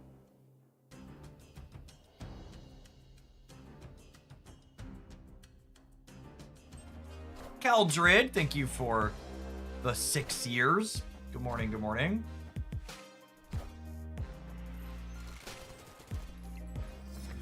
Oh, wow. Wow. I can't believe they didn't snap that. The rest do they not have the Hit Monkey yet? That's such a strong turn for the opponent. Dr. Doom. Dr. Doom. Dr. Doom.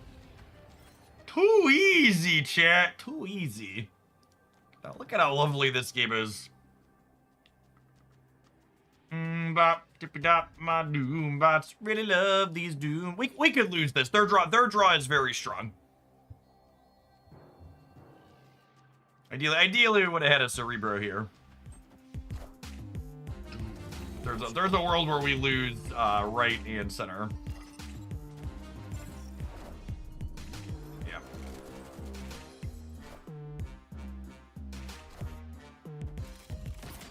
Rats. Higher, further, faster, baby.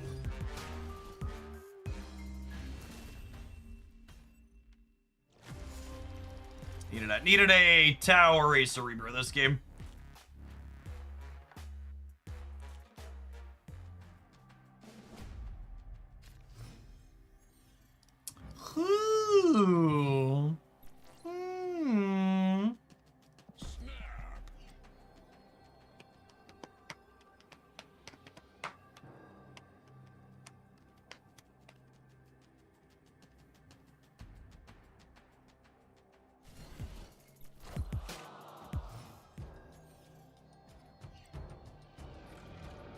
Rocket Raccoon on 1. It's a bold strategy, Cotton. This location is very reasonable for us.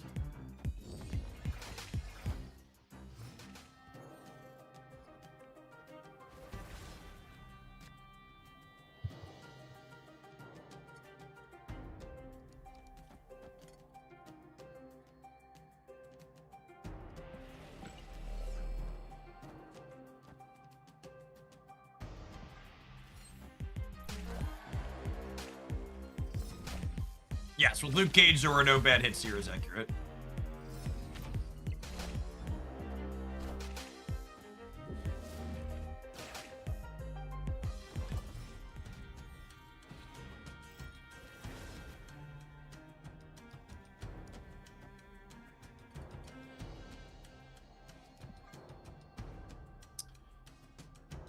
I don't know that I actually want to omniversal presence, because I could roll a location that screws me, right?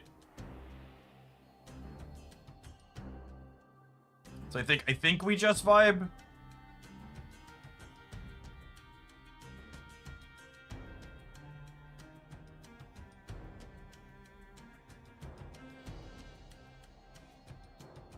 Omniverse is like 11 power. It is a lot of points, yeah.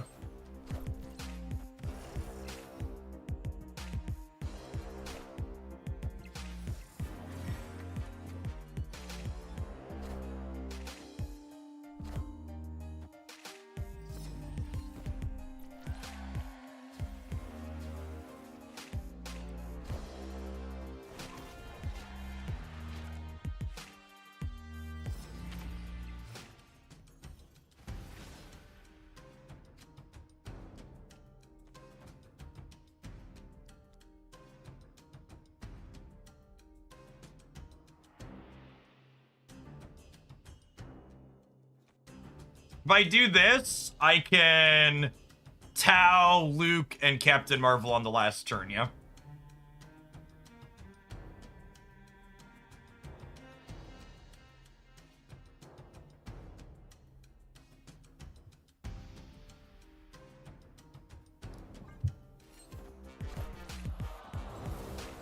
Does that mean we lose Mojo? Not necessarily with Captain Marvel.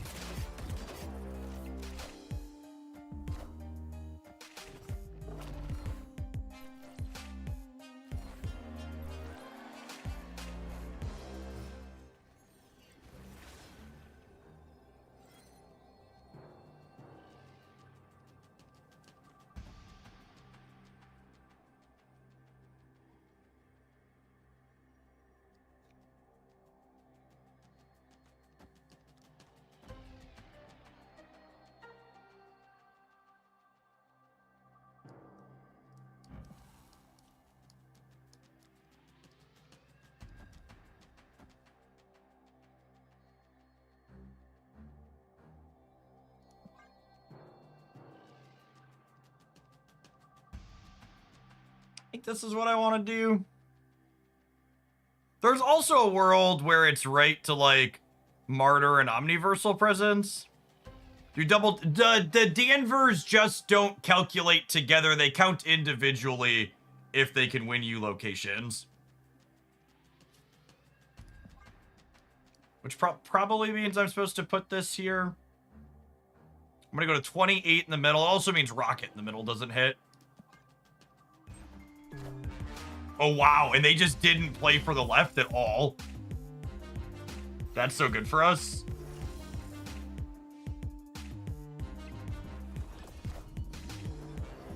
That's got to be can't lose territory, right?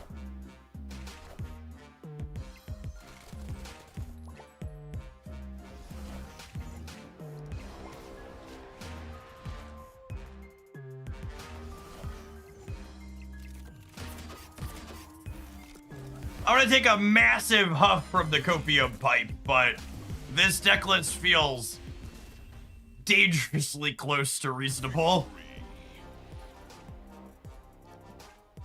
Dangerously close to a functional pile of cards.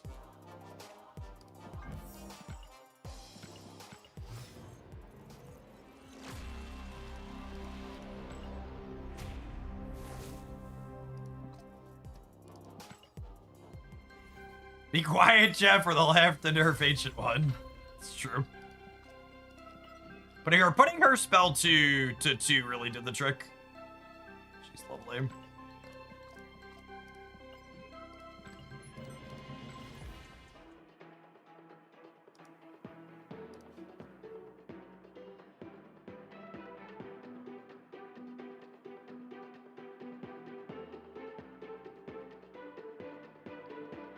The Ancient One.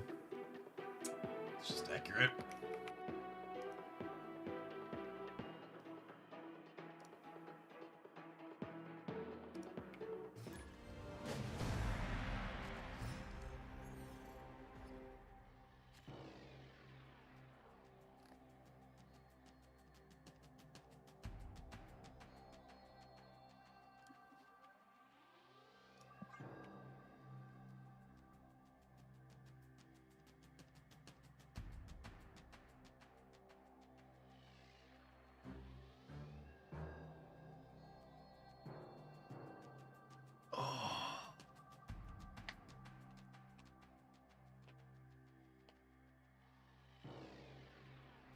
There's 2 types of people in Hoaglandia.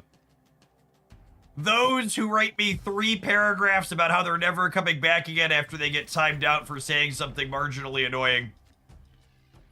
And then there's gamers like Apoc who made a pun and a mod's like, I should time you out for that, and they're like, absolutely time me out.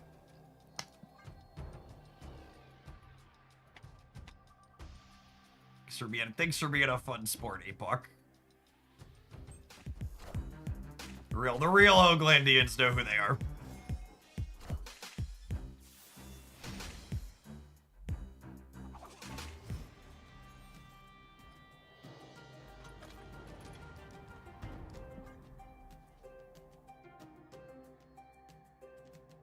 Let's do the wave here.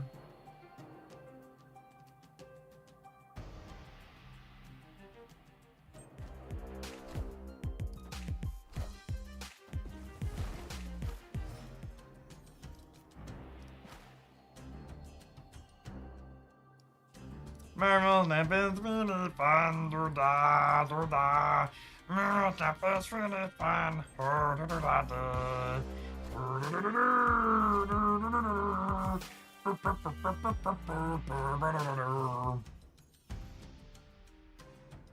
You want a blisteringly hot take, chat?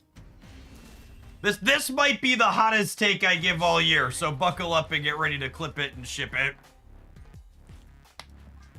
I think giving Mobius 1 point of power is one of the singular worst balance changes Second Dinner has ever made.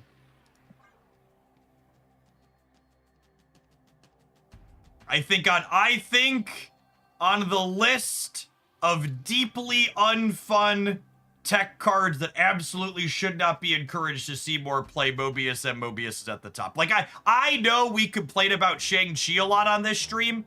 That's just because he's super popular. Mobius is actually one of the most offensive tech cards in the game. Windbagus needs a timeout. All right. All right. I know an effective bribe when I see one.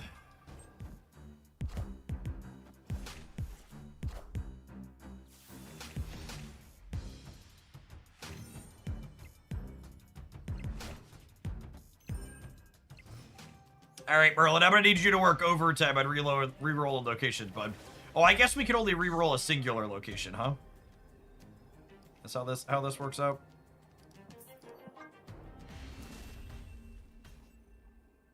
Escaped.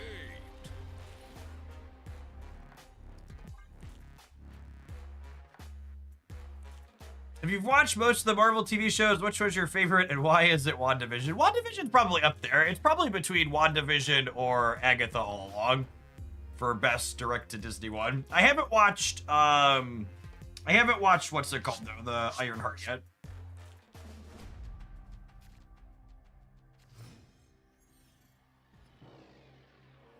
I enjoyed Agatha All Along, though.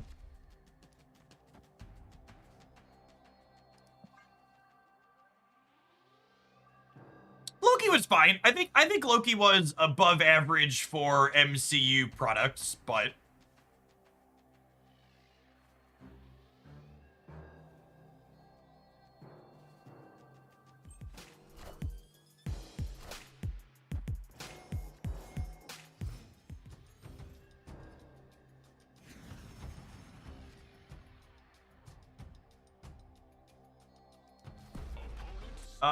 I think this is gonna be Martyr into Tau into Miss Marvel. We go from there. Let's play the game. Oh, you know, I actually did really like Moon Knight. I actually did really like Moon Knight. I forgot about that one. Yeah, me too. Me too.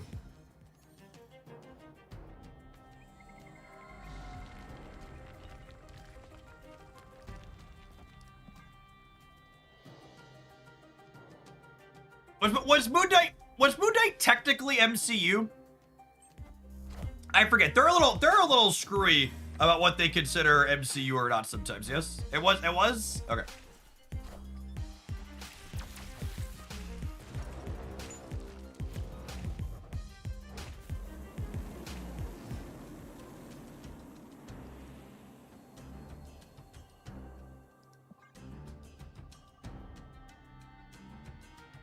Honestly, wouldn't be upset if we didn't win the Rocket Band here, but unfortunately, we're probably winning the Rocket Band.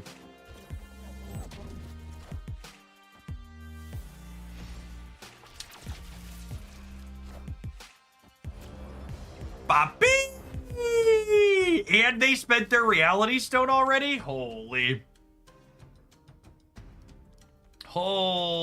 they spent their Reality Stone already?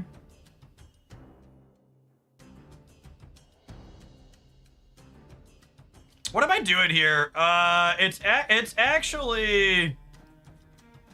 No, I need the energy, right? I want the energy.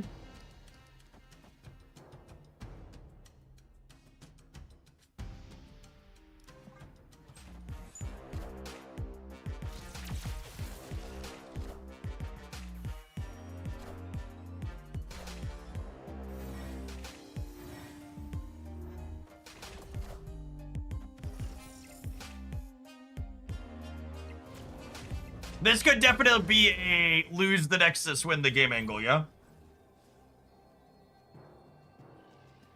That was one of the worst draws in my deck. It's a damn shame we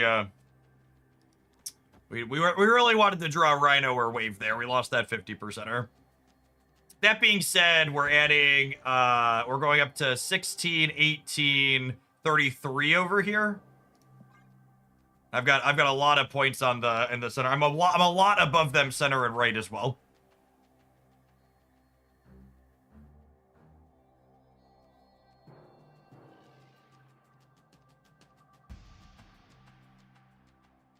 They would need to like cold shot Eliath us right here, I think.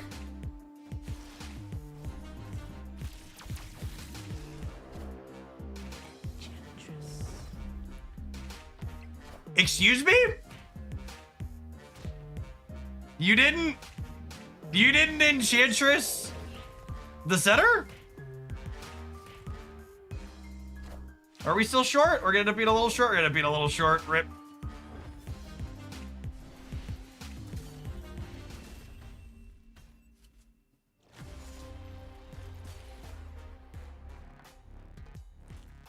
Alas, our Marvel Snap reality comes rapidly crushing back down as we played a series of very fun games and then end up queuing into Thanos tech card mush, because the more things change, the more they ultimately stay the same, unfortunately.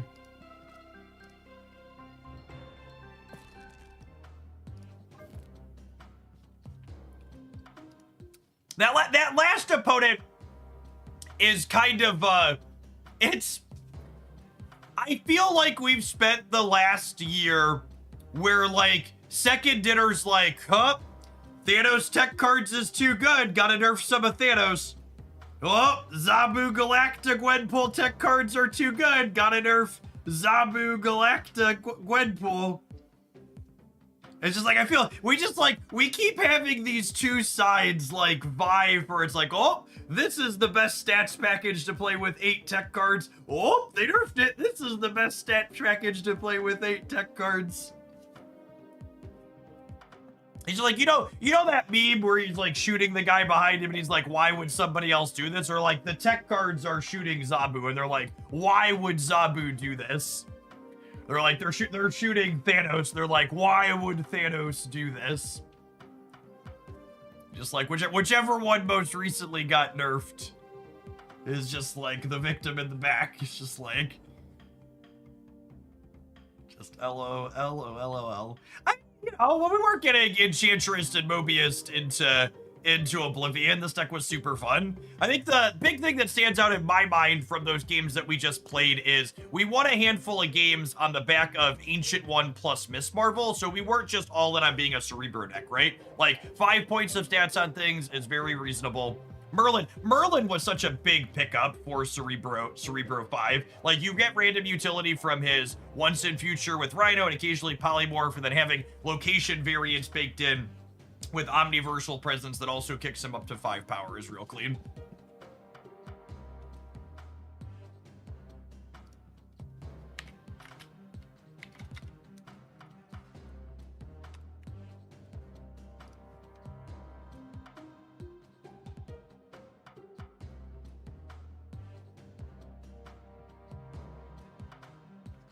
All right, what are we doing next? Oh, I didn't see that we have another Cerebro pile of cards. And this one, I use the term pile lovingly.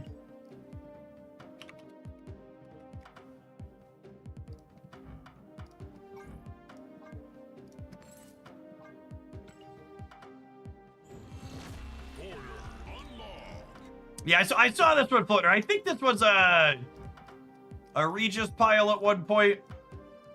Some more black borders while they're in the shop here.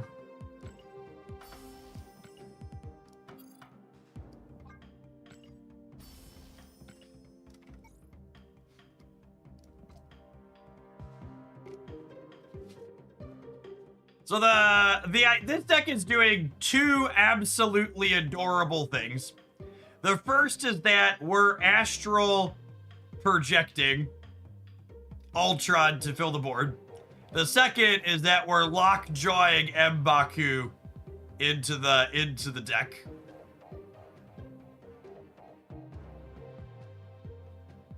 Does astral projection work with lockjaw? It does not. It does not.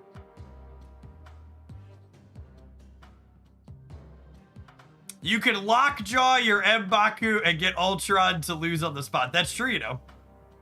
Yes, you can also lockjaw Ultron on turn 6, swapping him out with something else in your deck so you keep your Cerebro bonus.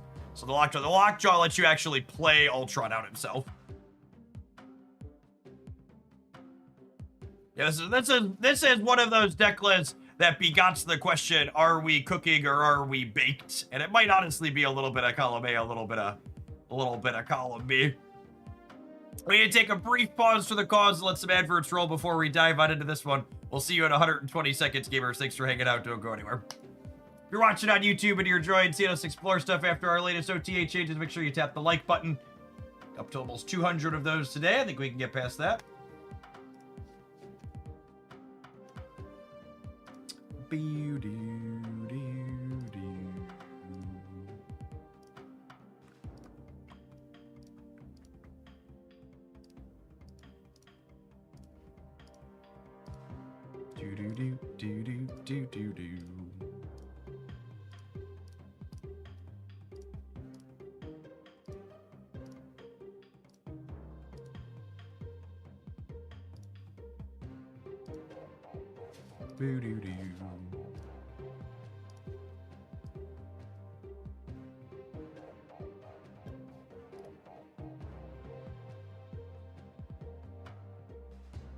How many more OTAs until they rework Kang? That's a good question. Kang is probably, I would wager Kang's actually, we need to patch this to change it. because they can't change VFX inside of OTAs. Although, did they kill Kang's on reveal animation?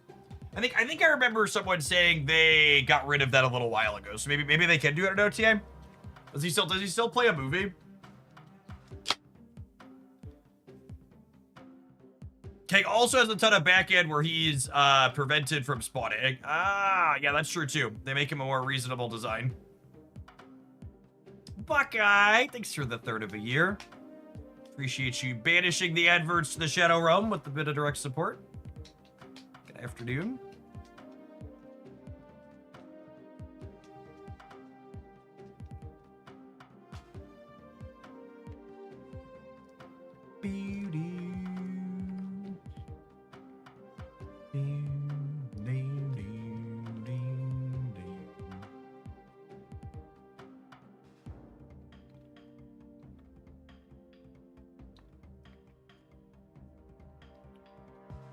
Oh, that's a good call out, actually. Kang is basically the first skill card. That's actually exactly the case, right? Kang is the OG skill card. He's not even a character. Like he's like legitimate. I've never heard anybody made that connection before, and I hadn't thought of it myself. He's legitimately is a skill card.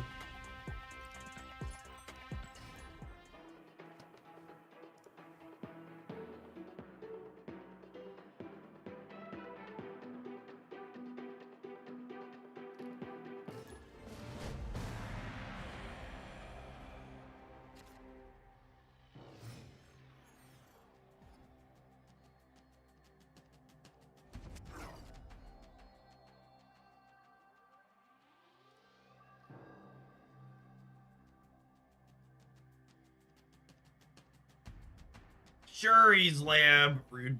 Snap. Opponent snapped.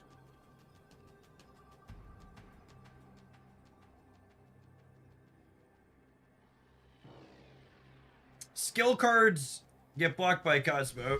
Yeah, that's true. Oh yeah, that's technically Kang is functionally different because if Kang gets Cosmo'd, he doesn't banish himself. Whereas skills banish themselves even if they get Cosmo'd. Actually, nerds! Get on my level.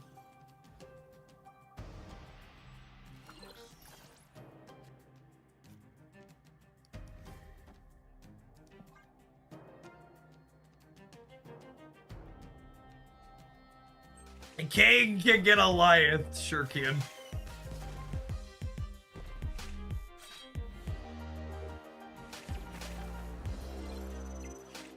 Alright, Nico, give me a nice neutral location, please, girl.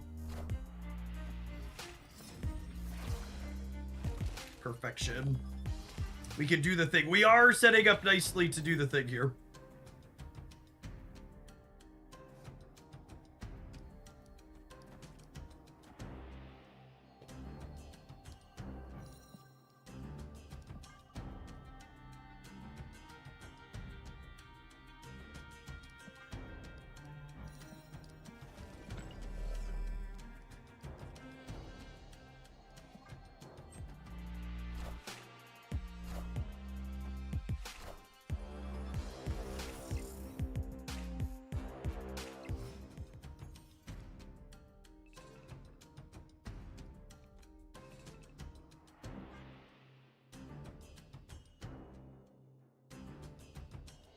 Is the plan to Lockjaw Ultron or Astral Projection Ultron?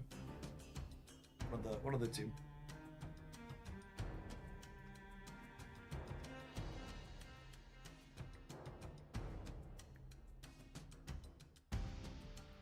Utopia looking real good for the home team here.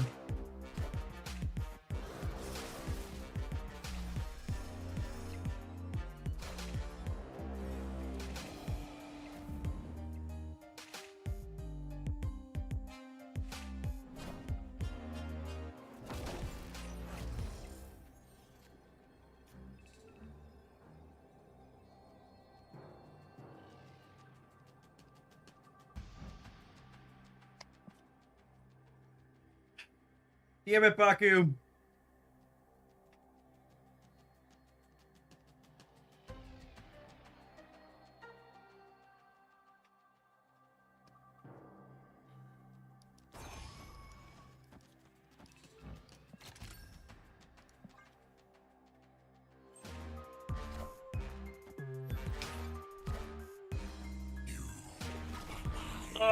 Cooked you. We're winning the right. Venom pull center, so we lose that. We win left and right.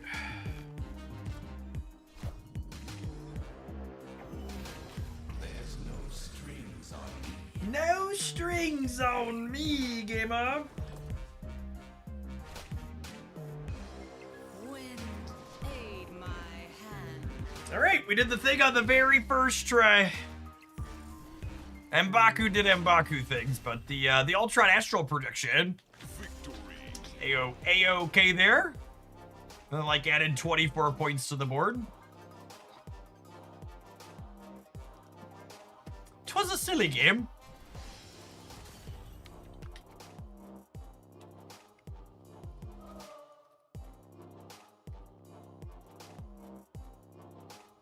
Game was a silly game.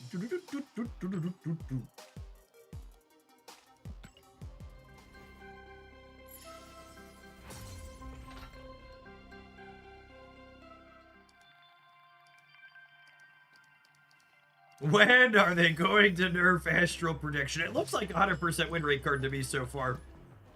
Pretty offensive, honestly.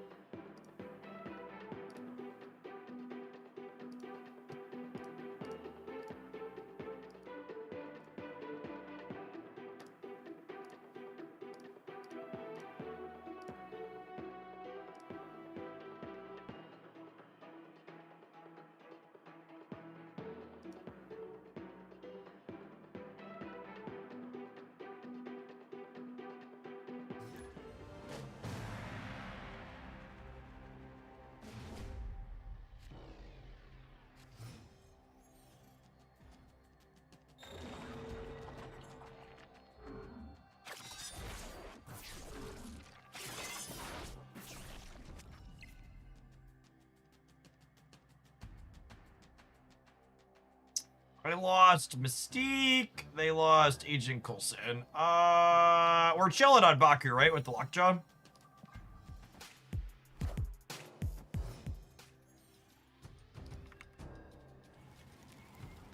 Breaking news.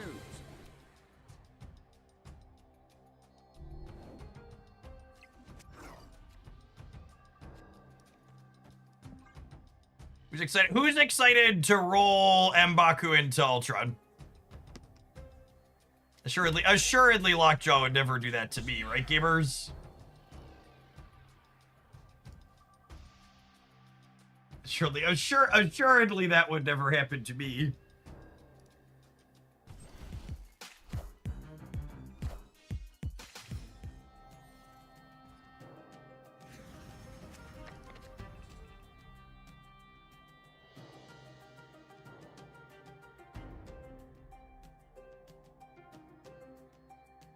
Never, ever. Never, ever? Never, ever. I'll play Nico on copy mode, then we're going to top deck Cerebro, and it's going to be glorious. Glorious.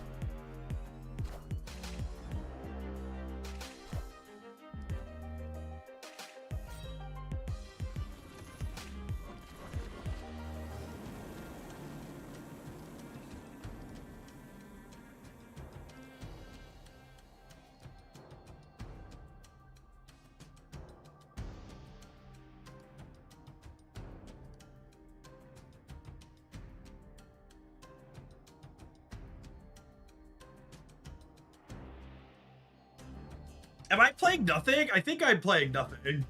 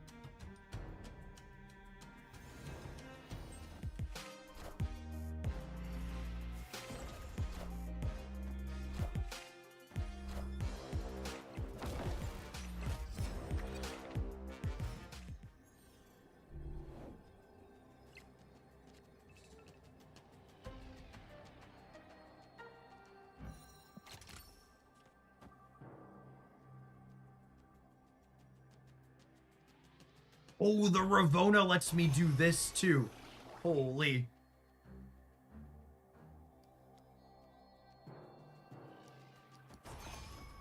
Is this actually cracked? I think it might be cracked, chat.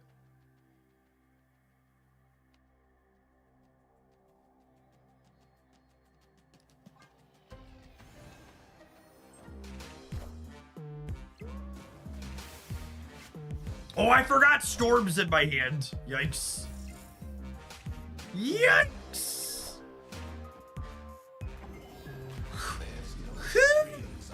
Ain't no strings on me, gamer. Ain't no strings on me, gamer.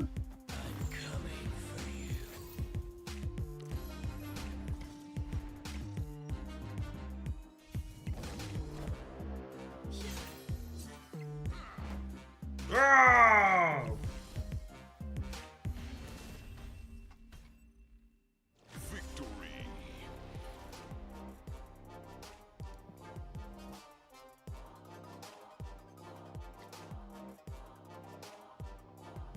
Mr. Baku. Mr. Baku.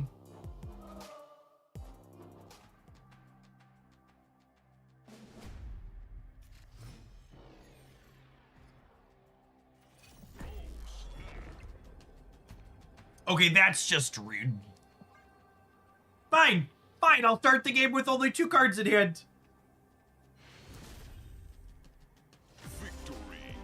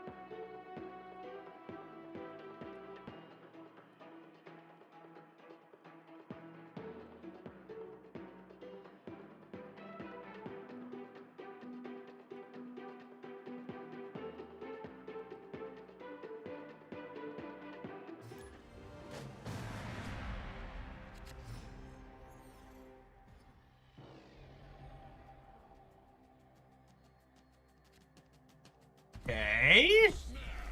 Excellent.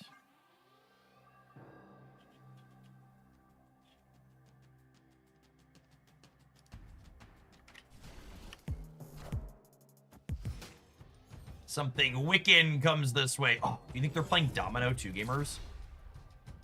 What are the odds? What are the odds? What are the odds they're playing Domino?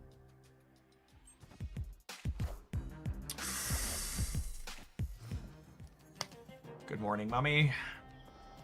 Good morning, mommy.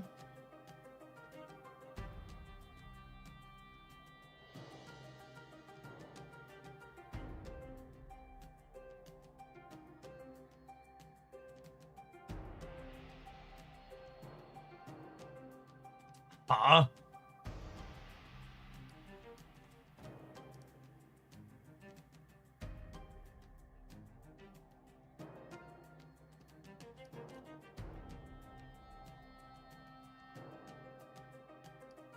I think it's just Lucas. I think it's just Lucas. Oh.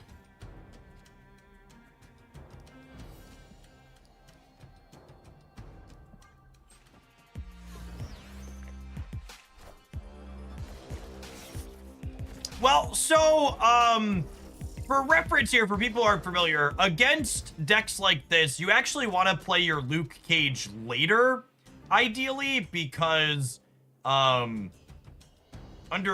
perfect circumstances,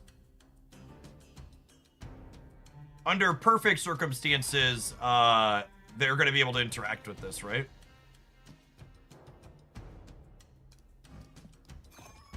Do you want to flip the coin on this? Not actually sure.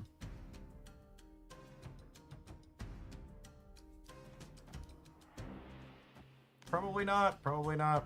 If I flip the coin, I can blue Marvel as the upside.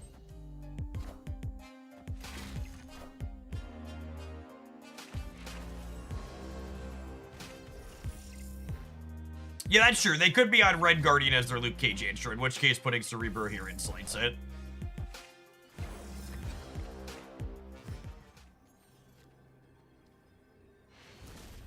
No! Come back! Victory.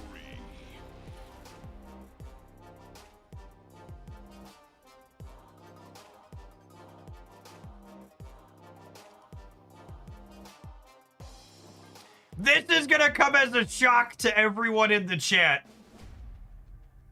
But it appears that Donald Trump has announced he's firing the person in charge of reporting the job numbers.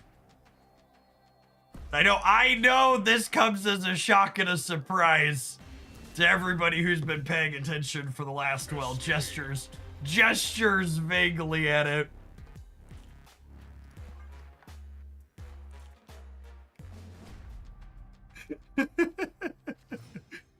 Oh my goodness.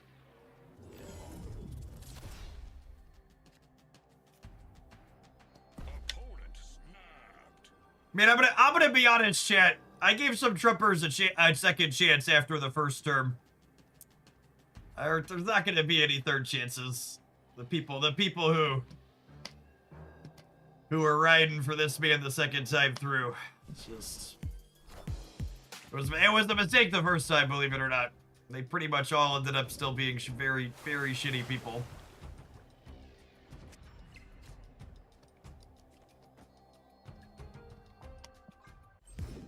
This life's just a new season of The Apprentice, basically. Confirmed.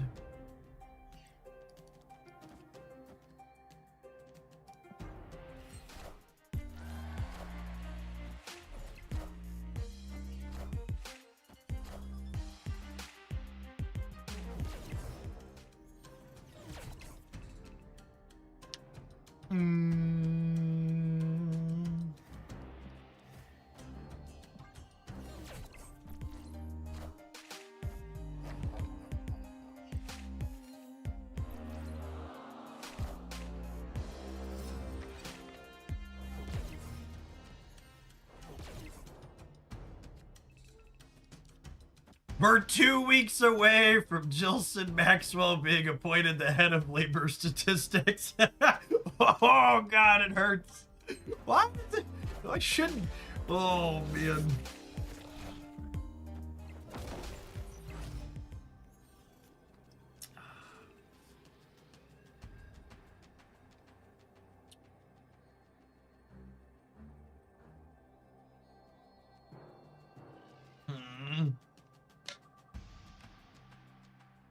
So I have to play Luke Cage.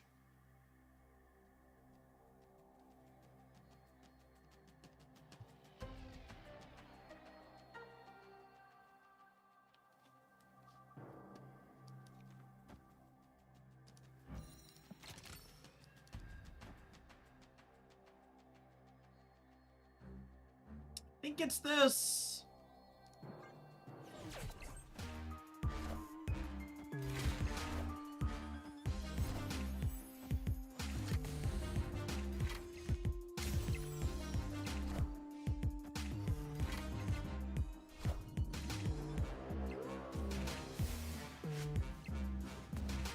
Wind, aid my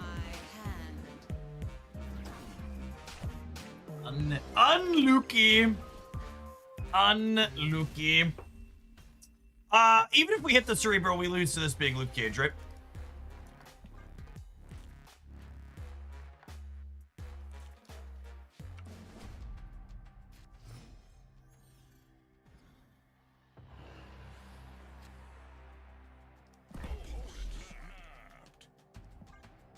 Everybody's feeling good about Death's Domain.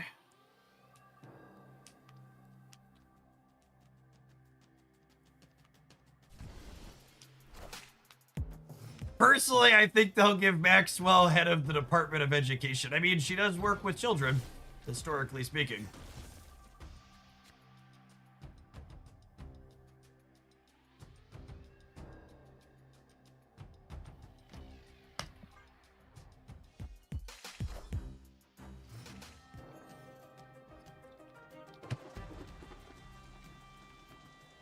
Where are we storming? Where are we storming? They lost Diamond back in the center.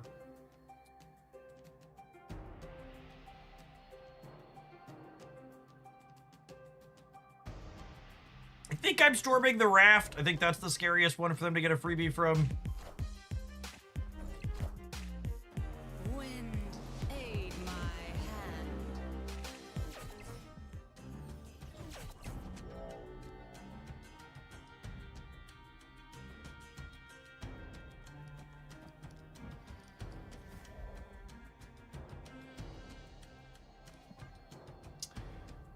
I'll take a reroll on Death's Domain here. See where we end up at.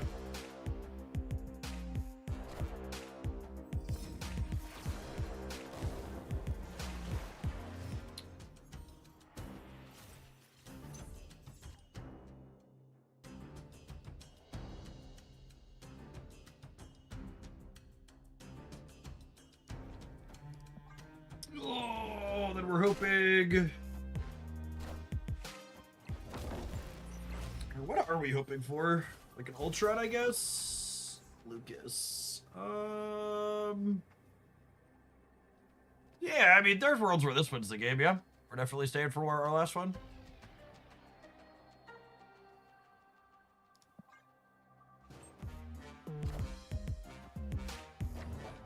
And then with our own Luke, we don't have to worry about hazmat, so they're dead.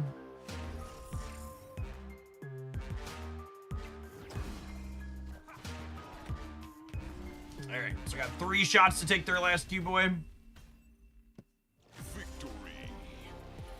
Luke Cage, guys, gals, and non-binary pals. Luke Cage.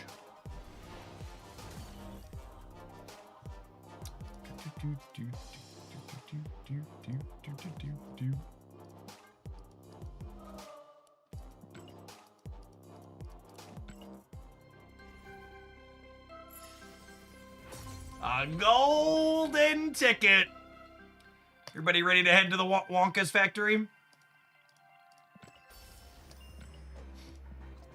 What a lovely golden ticket.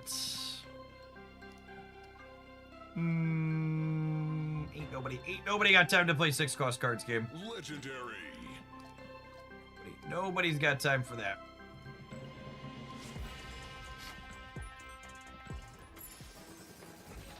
Putting more Luke Cage in your Marvel Snap deck is like me trying to tell gamers they should play the 25th land in their mid-range deck.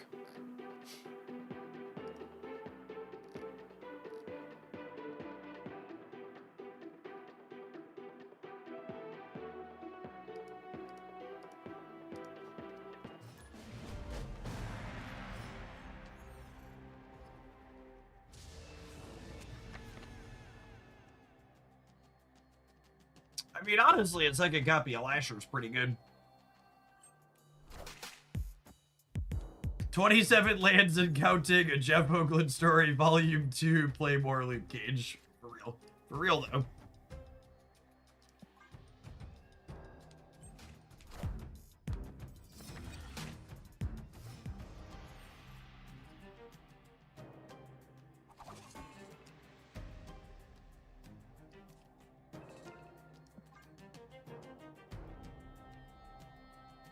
We'll go Lucas here, and then we'll go 2-2 on turn 4.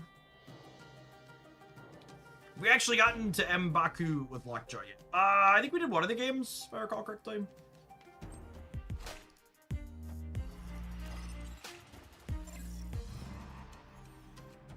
Sage, famously not very good in the Cerebro matchup. Can I snap? Their draw is real bad. Oh, snap. Mine's not incredible, but theirs is real limp.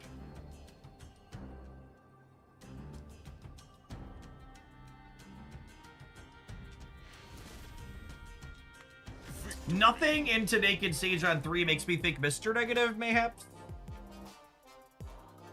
I did see they added a building block sink in Dark Legion, which is good. I had way more blocks than I did cash to spend, or in-game cash, or whatever it's called, or dollar currency.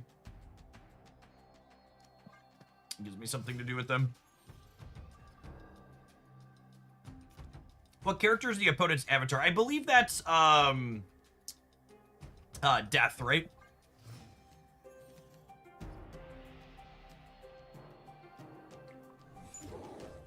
This fucking guy. All right, we are officially on a fact-finding mission.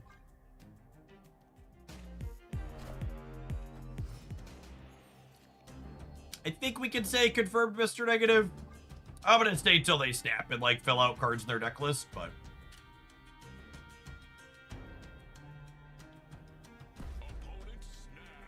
maybe they'll shag us. Wistful thinking.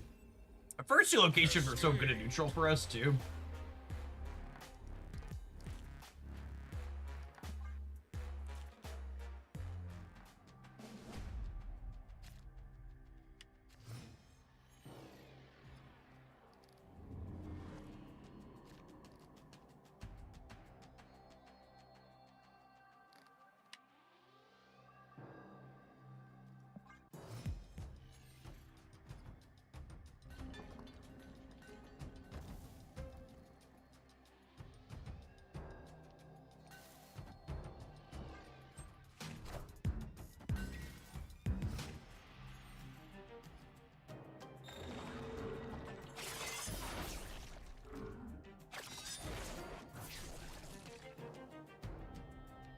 Losing astral projection to draw Ultron. I don't feel so good, boss. Not feeling so hot.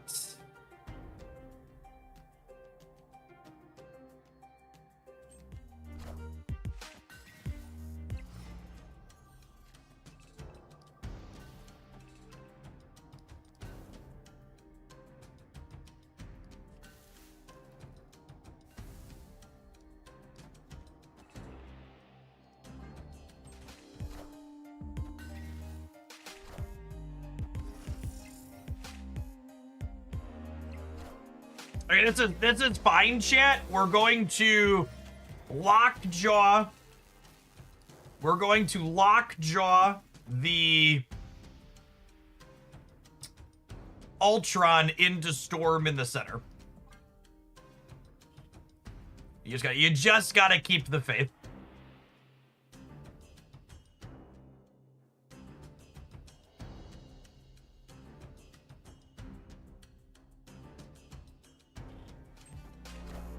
Some of the haters out there don't believe in us. The real ones know what's about to happen here.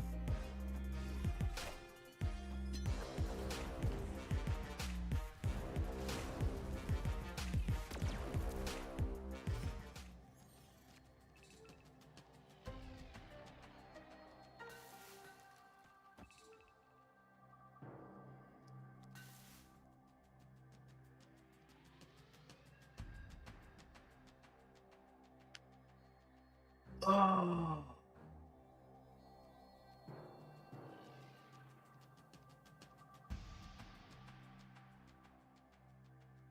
Opponent snapped.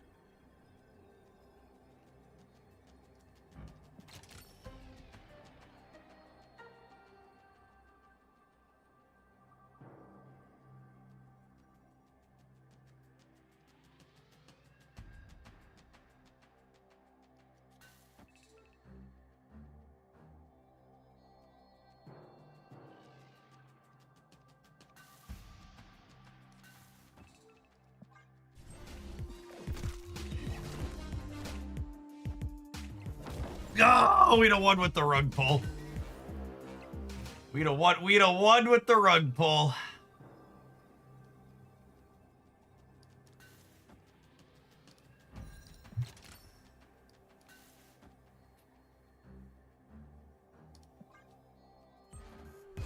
Needed to have faith. Wind, aid my hand.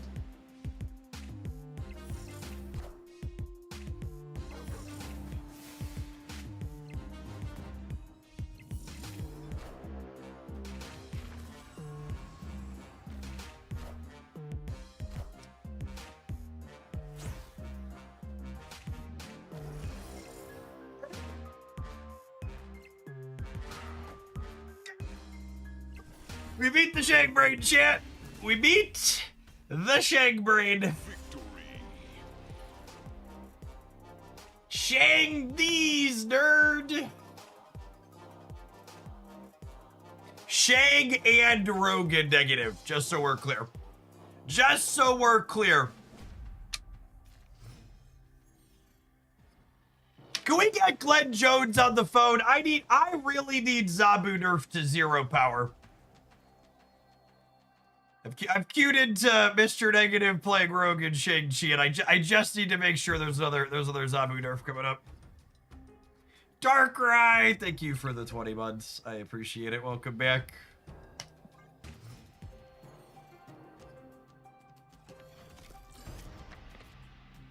Gosh, these locations are terrible for us.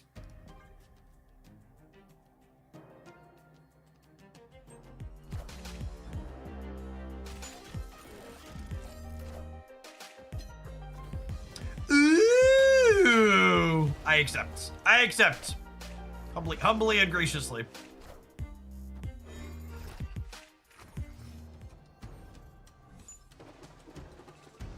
Dang it, Bobby.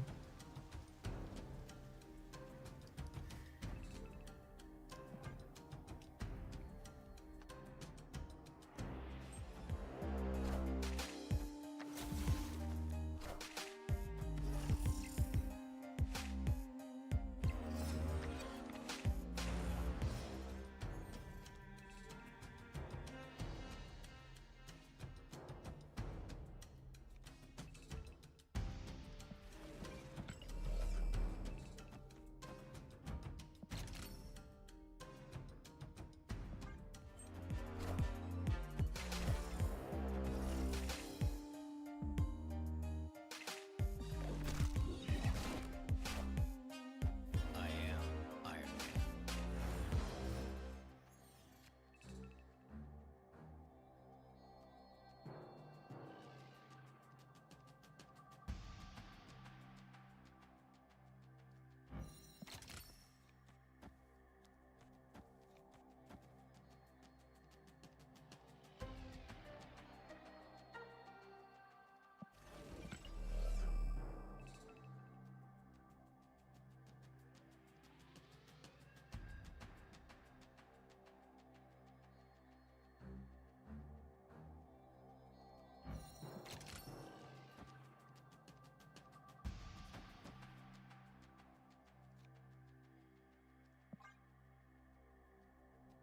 Incoming Ultron. Lockjaw would never do that to me. We go way back.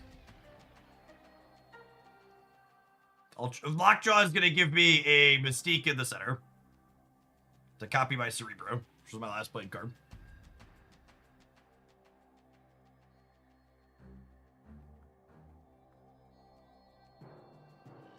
And then we're going to redraw Storm, and we're going to Storm the left and play for all three. It's going to be glorious. Wind, aid my hand. Oh, yeah, Mystique will do nothing, right? No! No, no!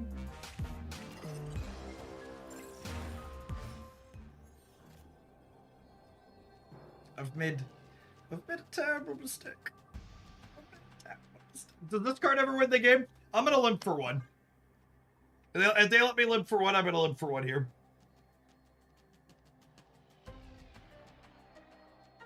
I think there's a chance. There's a chance we win if they let me limp here.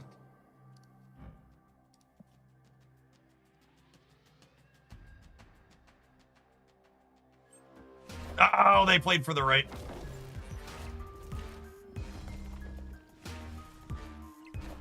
Rats.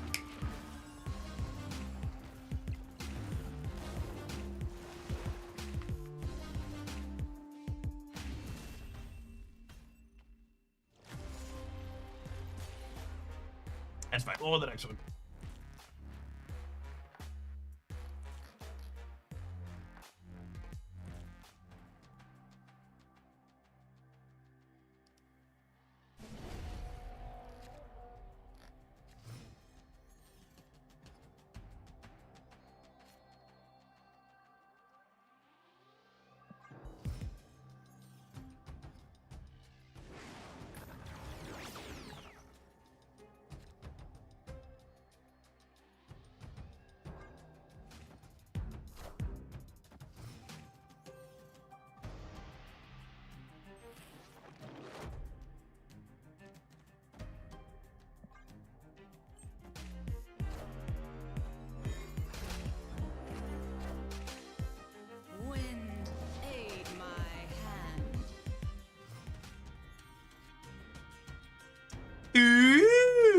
piece of candy. Nummy candy. Mm.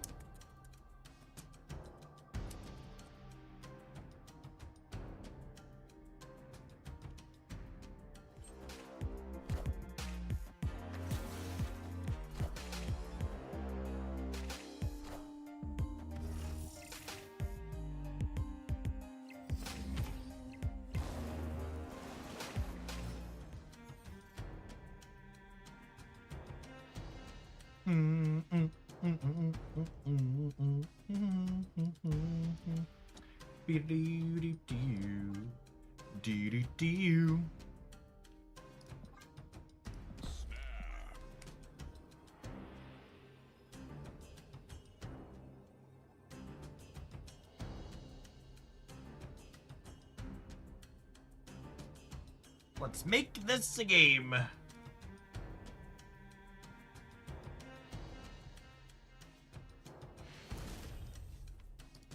Victory.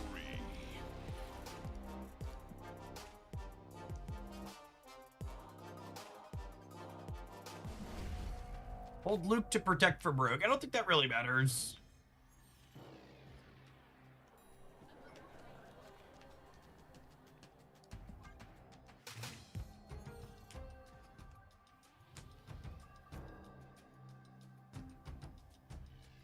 Opponent snapped.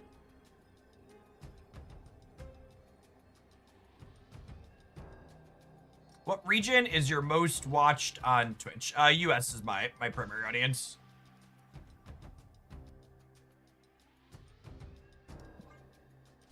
I think US and Canada are close to half. Is their last card Killmonger? Probably.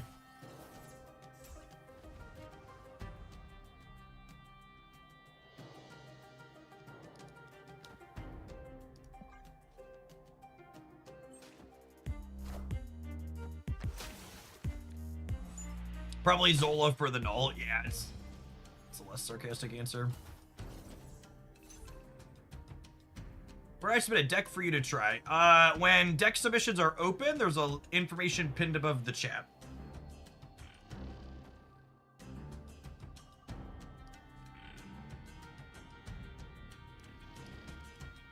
Fill their hand. Yeah, it's actually probably not a bad idea, huh?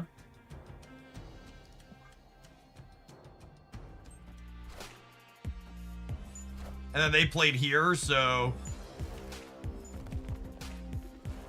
they actually don't get to draw a negative card this turn.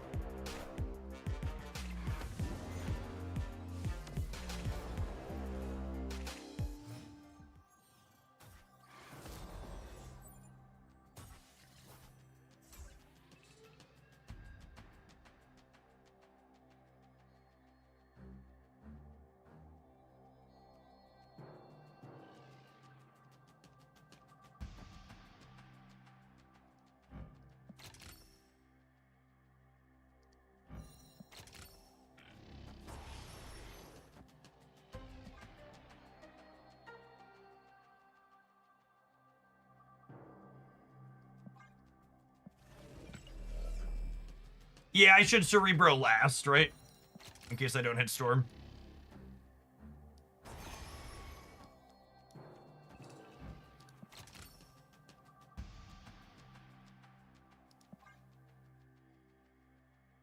Oh, this Astral Protection might hit Mr. Negative as well.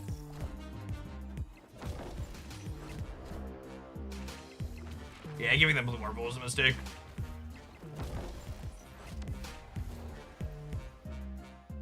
Storm is still game winning here.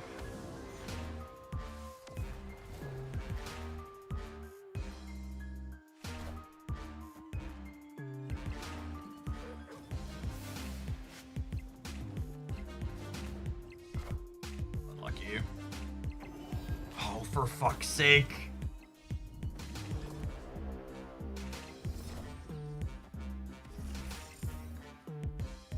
Just a comedy of errors.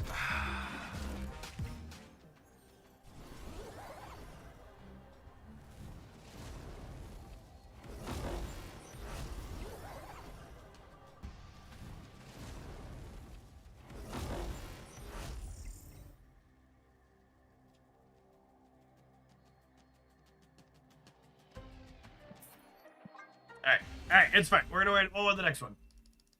Escape. I can win the next game, or I can win the 2 after that.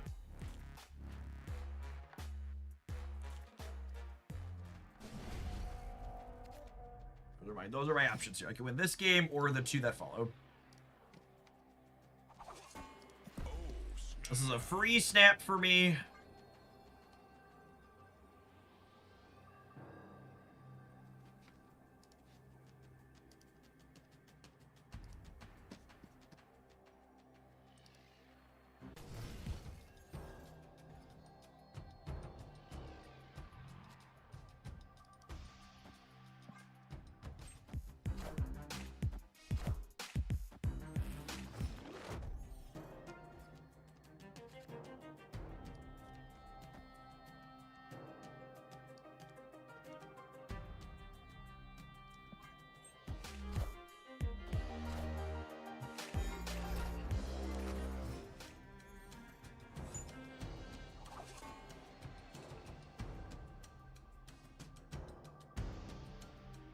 We're a little pressed for space, gamers.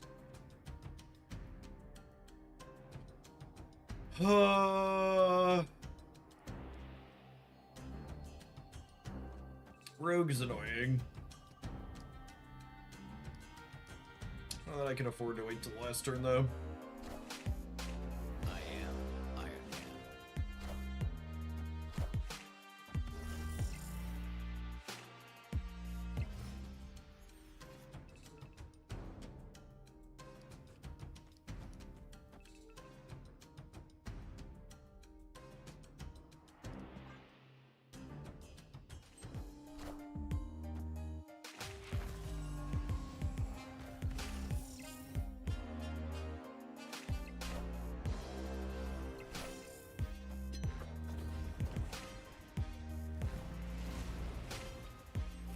Gonna be another gamble on Lockjaw into Storm Angle. I think it is, honestly.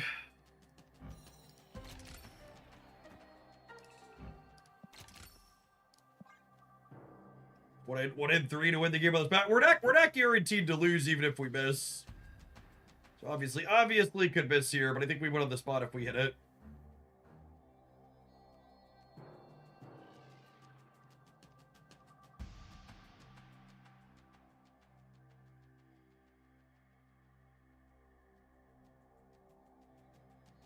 New Lockjaw skill you cannot. There's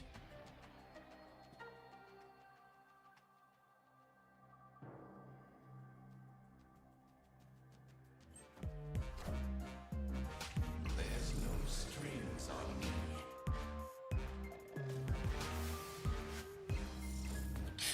Wind aid. Fair and due, champ. You missed that last game. We got it this game. I'll do pig. Who's a good dog? Yes, you are. Yes, you are. Good doggo. Victory. Good doggo.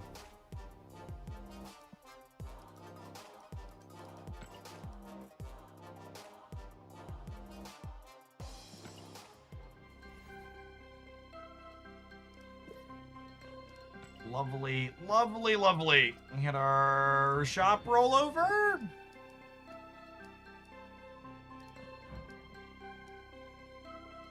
That's an okay piece of art. Mirage is nice. I think I have just seen a Dura Mirage that I'm a fan of. I don't think that Mirage is bad, but I like it more than the one that I already have. Infinity.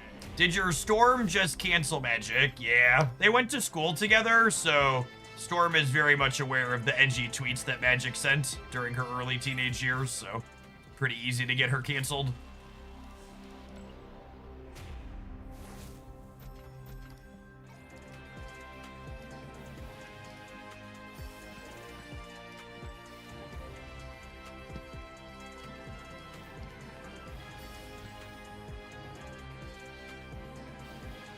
Prodigy split?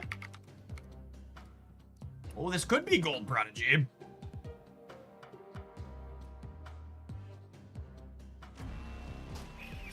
Never lucky. All right, are you gonna do some more with this? This has been pretty okay. How long have you been playing this for? What do my notes say? I've only been doing this about a half hour. I'm gonna tap an Admiral. I need to run to the restroom, but then we'll play at least a couple more with this when we get back. It's been a very serviceable variation of Cerebro 2 with some amusing high rolls and lockjaw swings. Thanks for hanging out. Don't go anywhere. If you're watching this on YouTube and you're enjoying the content, make sure you tap the like button, gamers.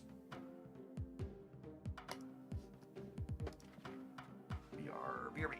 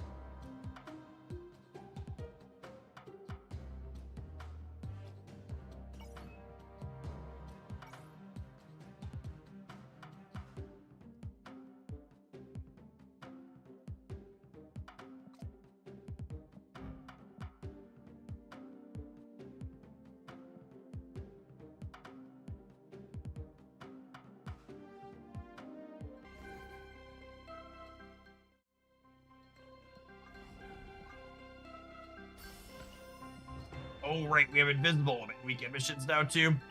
Mr. Fantastic. I'll have to do those at some point. So, let's see if Cerebro can run down the end of this gold conquest or not. Thanks for the 21 months, Synonym. If you only had 6,000 tokens, would you pick up Invisible Woman first steps or Gwenpool after the OTA nerf yesterday? I mean, it really depends on what decks you want to play. Invisible Woman goes in one very specific type of deck. Gwenpool is definitely much more widely applicable.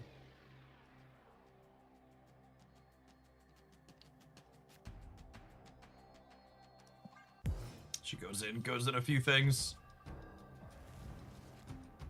Asgard besieged. Rude.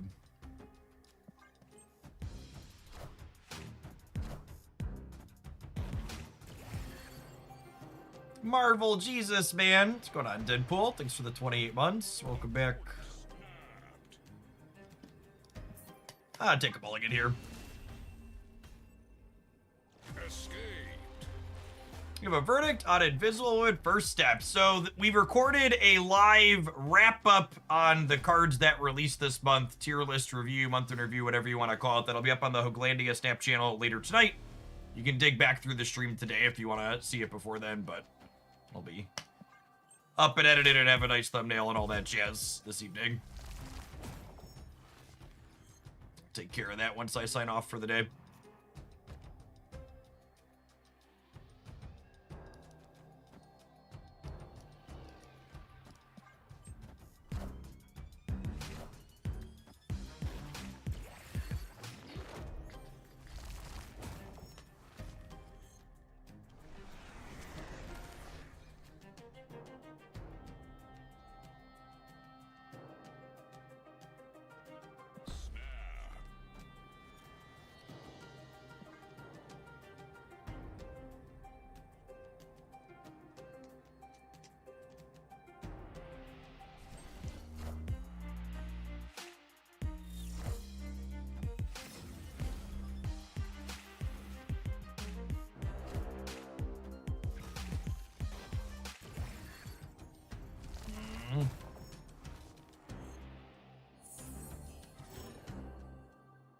Ooh.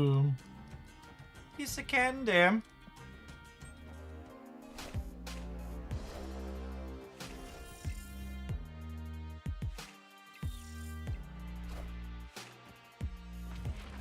Real decks have curves, gamers.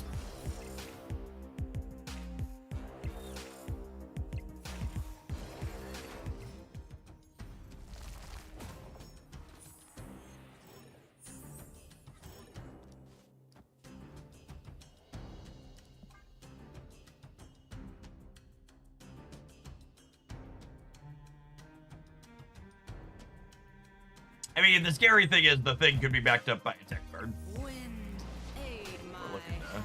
Looking to dodge here.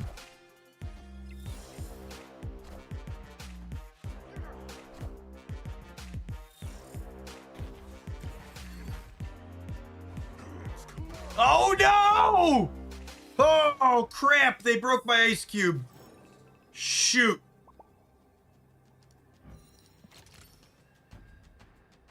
Ugh.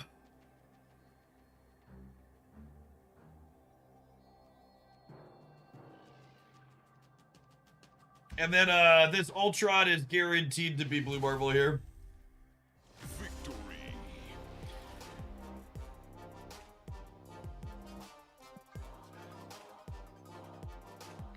Play Astral because of Eliath. I don't think they're Eliathing the left there ever. I think if they're Eliathing, they're doing it in the center.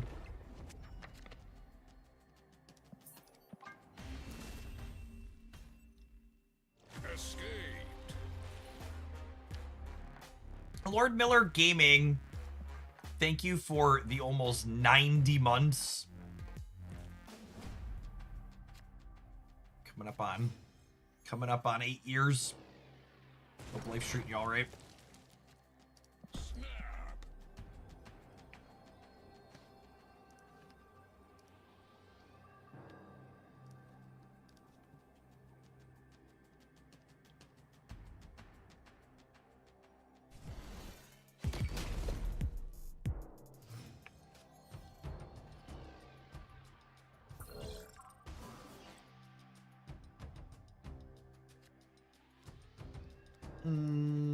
Lockjaw.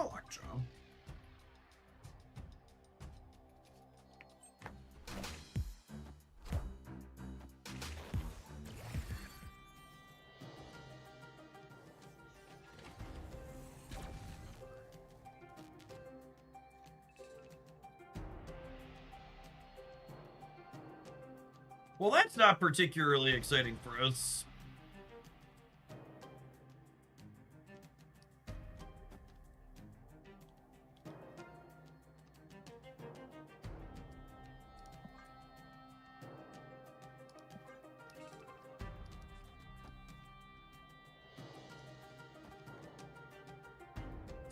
I guess I'm doing this. Wind, aid my hand.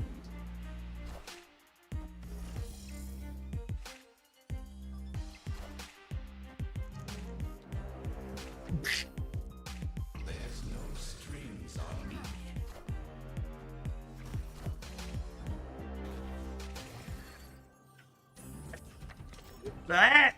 That's funny right there.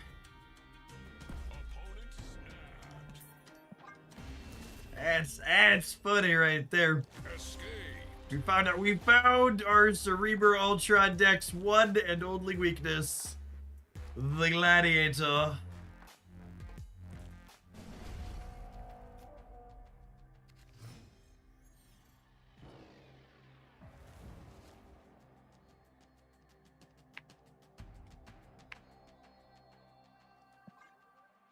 Yes, my Samsung Z Fold is the only piece of hardware I've ever bought in my life where it's actually the only cell phone I think I've ever bought where it died before it was 2 years old, just completely bricked because the hardware was bad.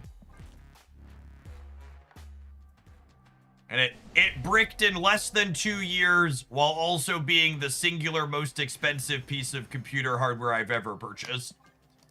I think with taxes and stuff, I spent a little over $2 grand out the door. It was dead in less than 2 years. The 6 is great. I mean, the 4 was great until it just didn't work. I guess that's not completely true. The 4 also periodically installed things like Raid Shadow Legends whenever it did a software update.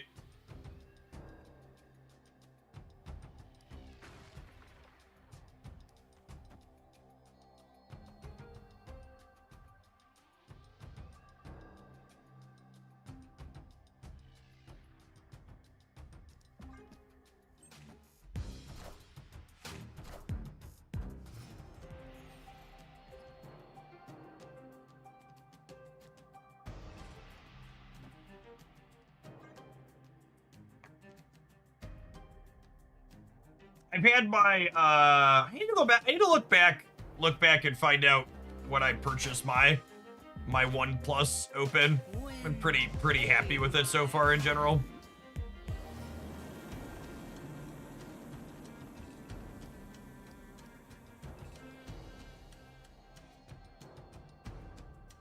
A drawback of leading edge projects, the consumer is often the beta tester. I mean, it was their 4th iteration of it. It wasn't really a beta product. I explicitly waited until they were multiple generations in.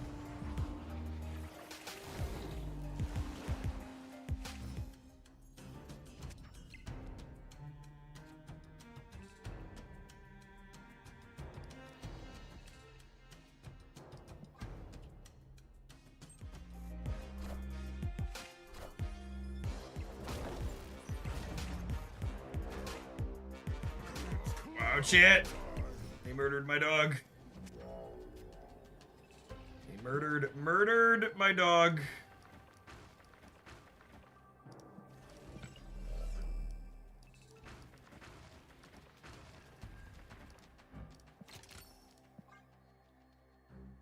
Let's reroll the center.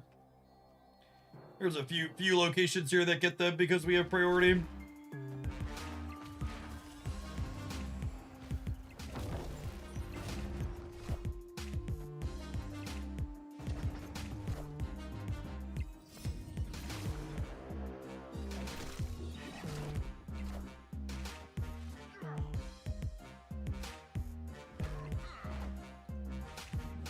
And Baku's like, I'm here, boss! Put me in!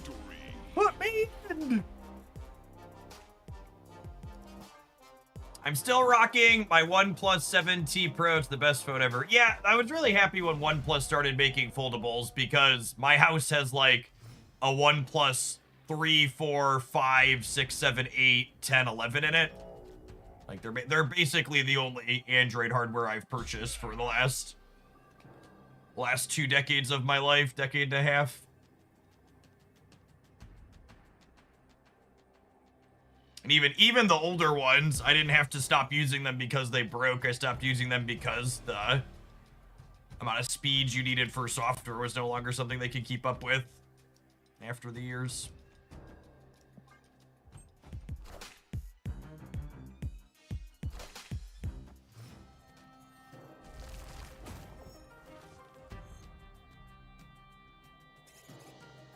Squirrels!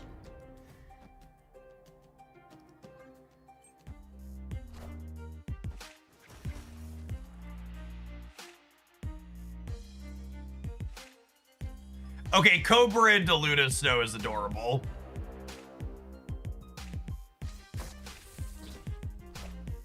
That's cute. Wind, aid my hand.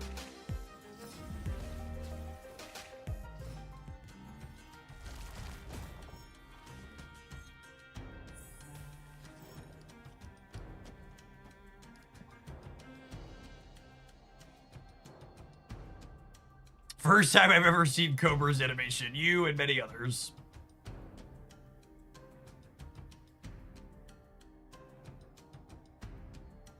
I get caught by a teenage warhead somewhere.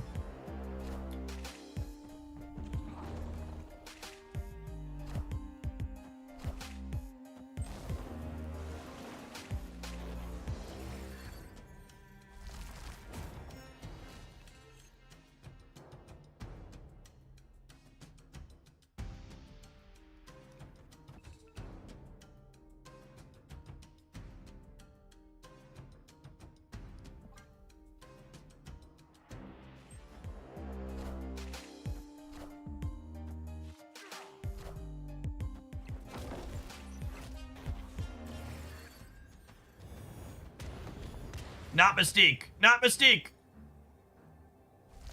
Oh, I guess that means I'm drawing in Baku. Oh, that's sad. All right, I have to win the coin flip. So I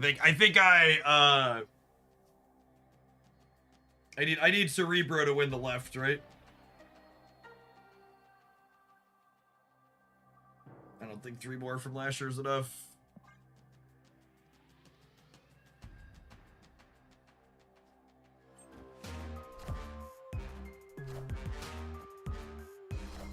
Oh! Oh, yeah!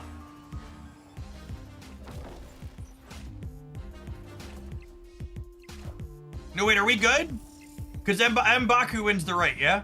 We're good regardless? Wait, what? Oh! Warhead doesn't work on skills anymore. Warhead doesn't work on skills anymore.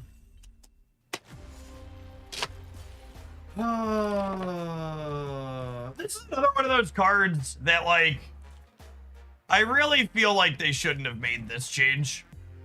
Skills providing counterplay into this card was the type of card where you want there to be more counterplay into it.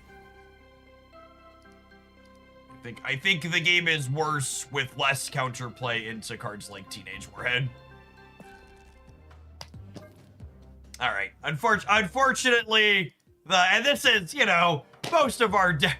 I feel like most of our deck techs end this way these days, where it's just like, well, that was fun, and we played a lot of games where we did a lot of neat things, and then we ran into someone who had 60 tech cards in their deck and blew our stuff up 8 different ways, and it didn't feel particularly competitive, and we died. So, novel, neat. I think I can say exceeded expectations, but unfortunately loses to the good snap decks. And when you're playing more casual snap, like, I think that's an important thing to acknowledge, right? Like, we've talked about how people were so upset about all the tech cards in Grand Arena, but I really don't think it's that tech cards are better in Grand Arena. I think it's just purely that Grand Arena's less casual than most of snap because of the ticketing system. And like when you're playing things like Conquest or even the ladder at lower MMRs, the game's just casual enough that most people aren't playing all the tech cards. They don't really care about winning. They're just trying to have fun. When push comes to shove, Grand Arena has a lot of tech because people really are trying to win there.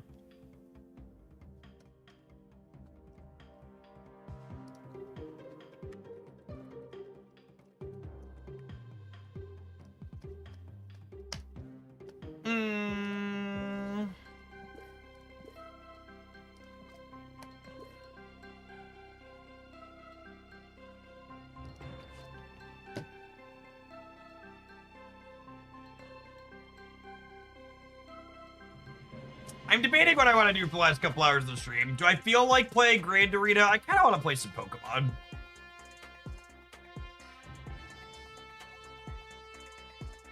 They did update Grand Arena. I assume Grand Arena. I'm gonna look at the Grand Arena stats real quick here. Is it Grand Arena still just a bunch of people breaking things? It's probably still just a bunch of people breaking things, right?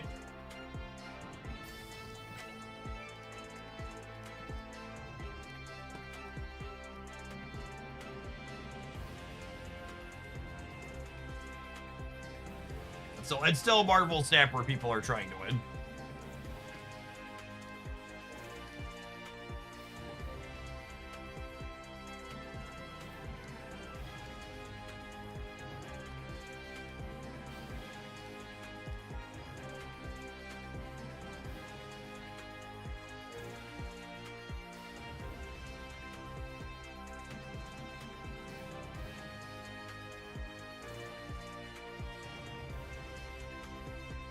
Destroy's doing some stuff at least.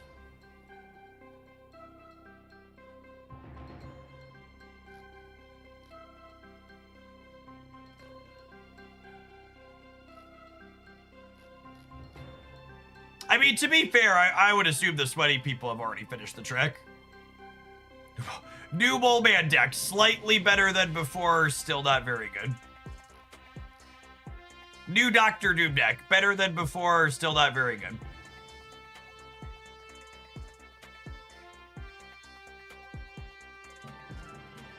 All right, I'll play Pokemon for a little bit to wrap the stream up. If you want to watch on the YouTube side, I'm going to kick over to the Pokemon channel there. On the Twitch side, I'm going to go ahead and tap it in and get my app fired up. BRB.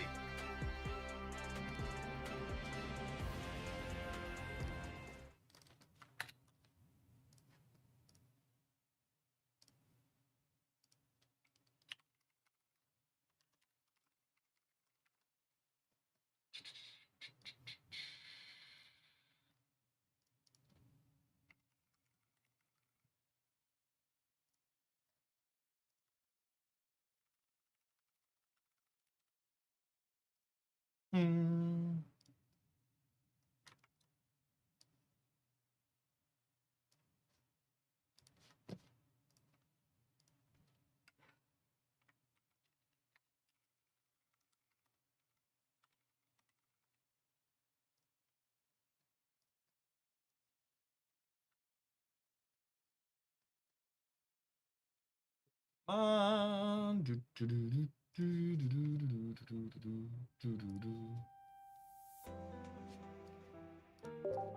I need to...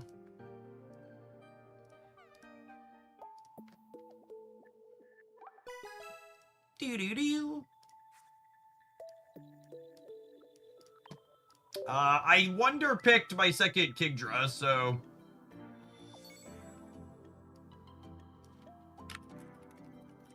Don't think I'm looking for any... I think I'm looking for anything in particular here. I wouldn't mind a full art Lyra, though, at some point.